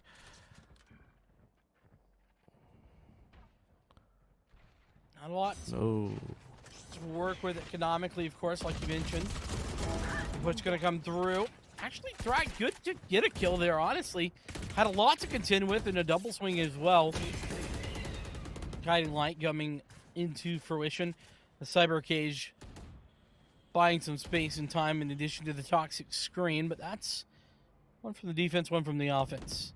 When will the spike get planted? And, well, maybe now as Bill Bulldog falls down to Velo. Lancedog following up. It's going to be on to Nova, really. How many kills can Nova find here? Last player standing. Hopefully, quite a few. That is not going to happen, though, as it is going to be Fusion Marks. Last one alive. Takes a couple right clicks. Can't find it home. And Lancedog puts an 11th on the board. Colorado Mesa Varsity can feel victory within their grasp. Yeah, I think. Ooh. Oh, an Odin, and this is going to be interesting. I mean, otherwise, it's a bit of an interesting purchase. I mean, the Guardian I get, the Ares, okay. We're just being trolled at this point. Be a good troll. I'll give him that. Like, that's... I feel like that's one way to deal with either missing shots or not winning gun battles. Just empty the whole clip. They won't be able to walk by you for the next, like, 10 seconds. Well, Chicken revs it up fairly well. Takes out Nova. Velo takes out Egg. And those Seekers are going to do a lot of work to clear George Fox of any vision that they were hoping to have. Thrak is able to make their way out of the poison, but is still one of the last few remaining. CJ is going to get the plant down. With a minute 10 left, Colorado Mesa quickly advanced this round. Should be pretty simple, especially as Chicken finds the flanking player. Player standing. Velo getting aggressive, and it's Bulldog left alone. I'm seeing a whole lot of save. Oh, nice adjustment right there. Unfortunately, it's not much more, and Colorado Mesa taking the Match point. round, setting themselves on match point as well. It's going to be a good one to be had. 3 ultimates available as well. The Hunter's Fury, the Viper's Pit, and the Blaze Storm all available for CMV. Those are great ultimates to be held onto. Really allows you to force open any site that you want. And then for George Fox, all you have is a run it back and the Neural Theft. Both of those, I mean, they're great if you're winning these early gun duels, but at this point, it's not really going in your favor. So this is going to have to be an all-for-one style of play. 3 defending on A, 1 in mid. That's immediately taken out, and that's one of your top fraggers. Thrak is down, which is going to allow the B-side rush. Immediately, Egg is going to try and go for that blind, immediately try and regroup with the rest of the team. But is going to run into CJ's arms when the wall goes down. Who wins the gun duel? Egg is able to find one, misses the shots on the second. But Velo was ready with the rest of the team. And with the 2v4 engaged, it's hard to follow up. But Bulldog, the only one left alive now, finding a kill short. Neural Theft even engaged. There ain't much left to do. 37 health to work with. Trailblazer, they're chasing him down. He's peeking into 3 and 13-5 to close Icebox. It is indeed going to be Colorado taking the victory in 3 maps. It was a well-fought battle, and I have to give huge props to George Fox. This is a squad that, when we came in 0-4 on paper, yes, you were able to draw a few other teams into a third game, but it didn't feel likely, right? And to give us a game 3 like that, and also to give us an amazing game on Breeze, a huge props to them for showing that no matter what, they're going to play their hearts out here, even into the final weeks. No doubt. And yeah, I mean, not only that, but Bulldog doing some massive work, 20, Oh my gosh, 28 yeah. plus frags there on Breeze in particular. But I think that if we're going to talk individuals, there's so many there for Colorado, it feels like. Velo had some great moments, as did Landstog, but it felt like the rest of the team were never far behind and always had a clutch in them. Harpsicus comes to mind, obviously, with the 1v3 with that Marshall, and then the Headhunter with the final kill, just off the top of my head. But there was moments for everyone. I'm very impressed with Colorado as a squad. And I'm excited to see what else they can do, because we finally learned that chicken comes before the egg, and I think that's the main goal that we wanted to finish here today. But of course, congratulations to the Colorado Mesa varsity squad. They're going to take the win. They're going to move to 5-1, and that will go ahead and close out the B stream broadcast here with the NECC. But of course, there is more Valorant to be played. We still have one more game, I believe, over on the A stream. That is going to be Warriors varsity versus Sac State Green in the Champion Cyan division. So you don't want to miss that one. Go ahead, head over there, continue watching all of the NECC action. However, for us here on the B stream, my name is Orbital. With me has been Vincent through 2 series, and of course our production crew on the back end has been absolutely phenomenal. Bolby and Tofu keeping us in this game and make sure we can see all of the glorious action. Thank you so much to you tuning in, and have a fantastic evening.